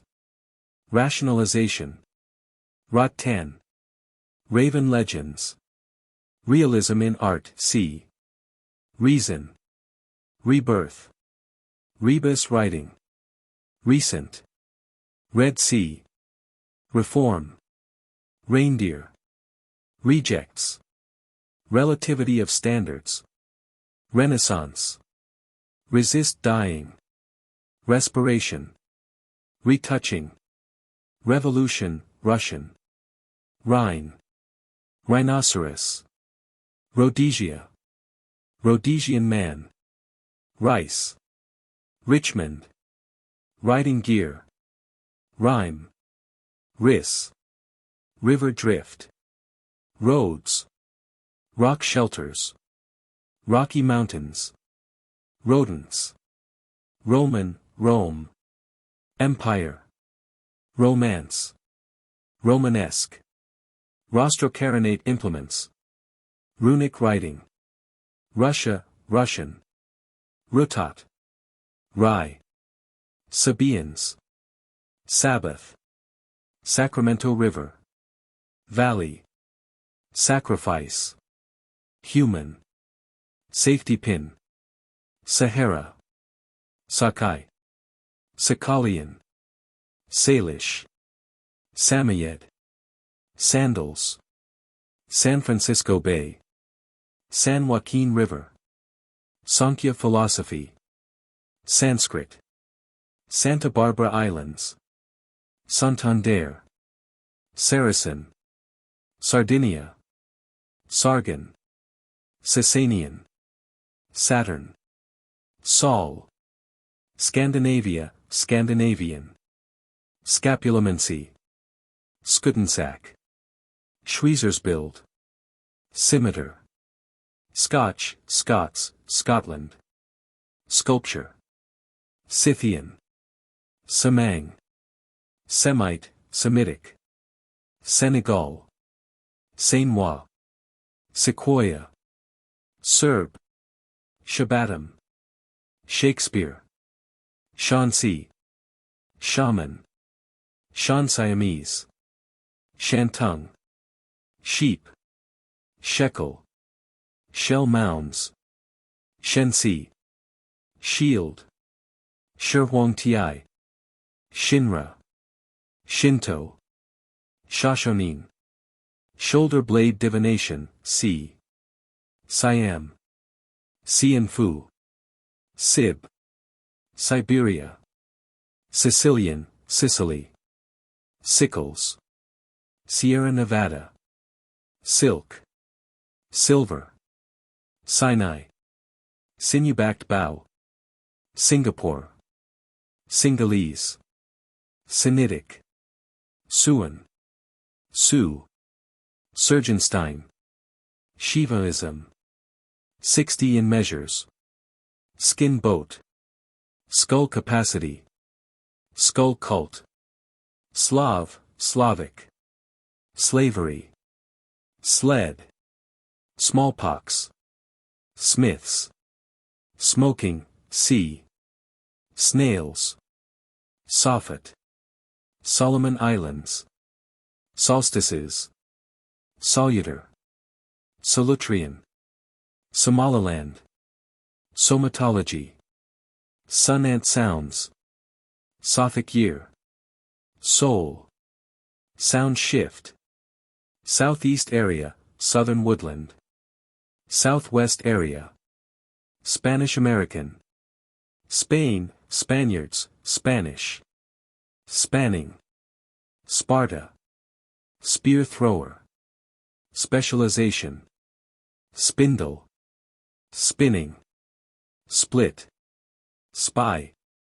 Stability of speech. St. A shoal. Stations. Stature. Steel. Stock, linguistic, C. Stone Age. Stone Bronze period. Stopped sounds. Straight settlements. Stratification. Stratigraphy. St. Sophia. Stucken. Sudan. Suez. Sumatra. Sumer, Sumerian. Sundance. Sungari River. Superior, Lake. Supraorbital ridges. Surd sounds. Survival. Susa. Sussex. Sawani River. Swastika. Sweden. Swine. Swiss, Switzerland. Sword. Syllabic writing. Symbiosis. Synthetic languages. Syria. Syriac. System. Systemization. Sichuan. Taboo. Tagalog. Tegbanua. Thai. Taj Mahal. Talent. Tamerlane. Tang. Tano. Taos. Tapioca. Tapuya. Tartanoisian. Taro. Tasmania. Tatar. Tectiform paintings. Telegrams. Telelamarna. Temperature. Temple. Tenochtitlan. Teocentli. Tepecano. Tertiary. Testament, Old. Tewa. Texas. Textile patterns. Processes. Thor. Thracians. Thutmose III. Tibet. Tibeto-Burman. Tie-dyeing. Tierra del Fuego. Tiger. Tigris. Time reckoning. Tin. Teepee. Titicaca, Lake. Tlingit. Tala. Tobacco. Toda. Tokyo. Tolochi. Tomahawk pipe. Tonalamatal. Torres Straits. Totem. Turashan. Town life. Tradition. Travoy. Treadle shed. Tribe. Trinil. Tropical forest area. Trousers. Troy. Tsimshian. Tsin. Tubatulable. Tuberculosis. Tungus. Tunis. Tupi. Turco-Tartar. Turk, Turkey, Turkish. Turkestan. Turquoise. Twins, identical. Two rivers. Typhoid. Tyrrhenians. Unconscious. Ugrian. Ungulates. Uyghur. Unilateral descent. Eulatricae. United States. Ural-Altaic. Uralic. Urus, C. Uto-Aztecan. Vav. Vault. Vedas. Vedic. Veda. Ve. Vendredi. Venus. Victory dance. Vigesimal. Virama. Vocabulary, size of. Vowel points. Wagon. Wailaki. Walloon. Washington. Waterloo. Wealth. Wealth display dances. Week. Wey Valley. Welsh. West African area. West Indies. Wheat. Wheel. Whipping. Whistle. White Huns. Willendorf. Windbreak. Whistler. Woden. Wolf. Woodward. Wool. World renewing rights. Writing. See also. Worm. Württemberg. Xanthocroid. Xylophone. Yamato. Yangtze River. Yellow River. Yenisei. Yeniseian. Ygrek. Yokuts. Yoldia Arctica.